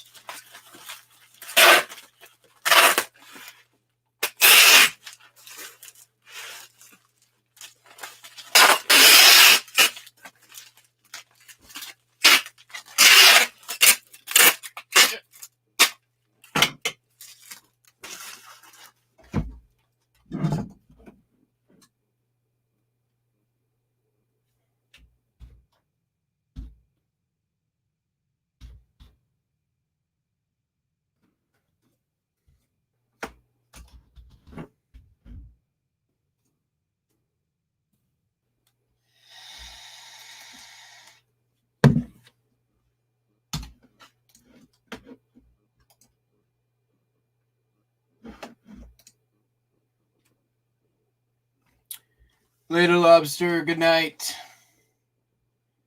I am probably going to be done here pretty soon.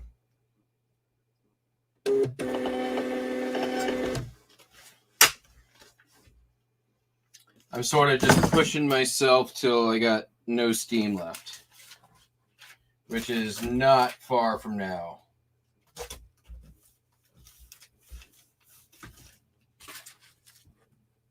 We are definitely nearing the no steam stage. What do we got left here? I can do that bowl.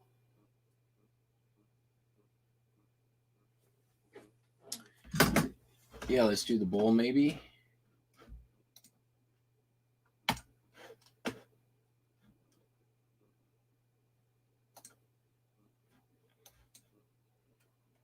Oh, something else sold. Oh, another postcard. That's fine. I can deal with that tomorrow.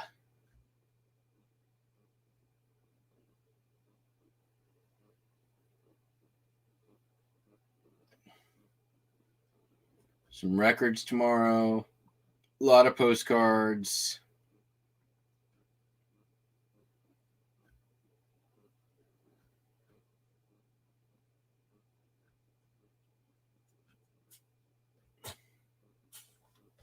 Bless you, Buster. Bless you.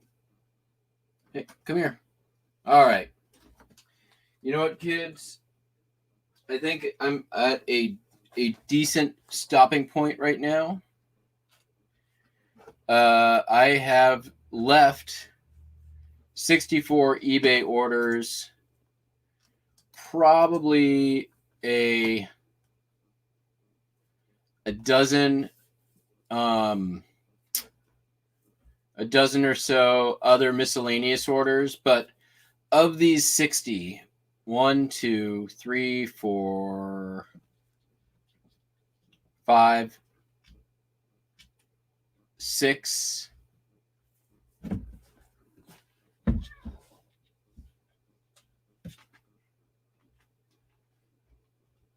6, 7,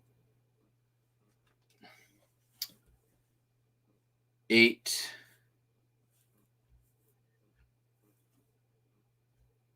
9, 10. 10 of them are postcards. About a dozen are records. And like a lot of this stuff is going to be really easy and quick tomorrow. So we're going to call it at 11:20. So thank you all very much for watching. We will see you at some point in the morning. Buster, you want to say goodbye to everybody? The answer is yes. Goodbye to everybody. Thank you all for watching. I hope you sleep well. You have a good evening. And yeah, tune in tomorrow for part 3 of more packing of the things all day. So can we do 60 items before 5 tomorrow? I guess we'll find out. All right, Buster. The time has come. Thanks, everyone.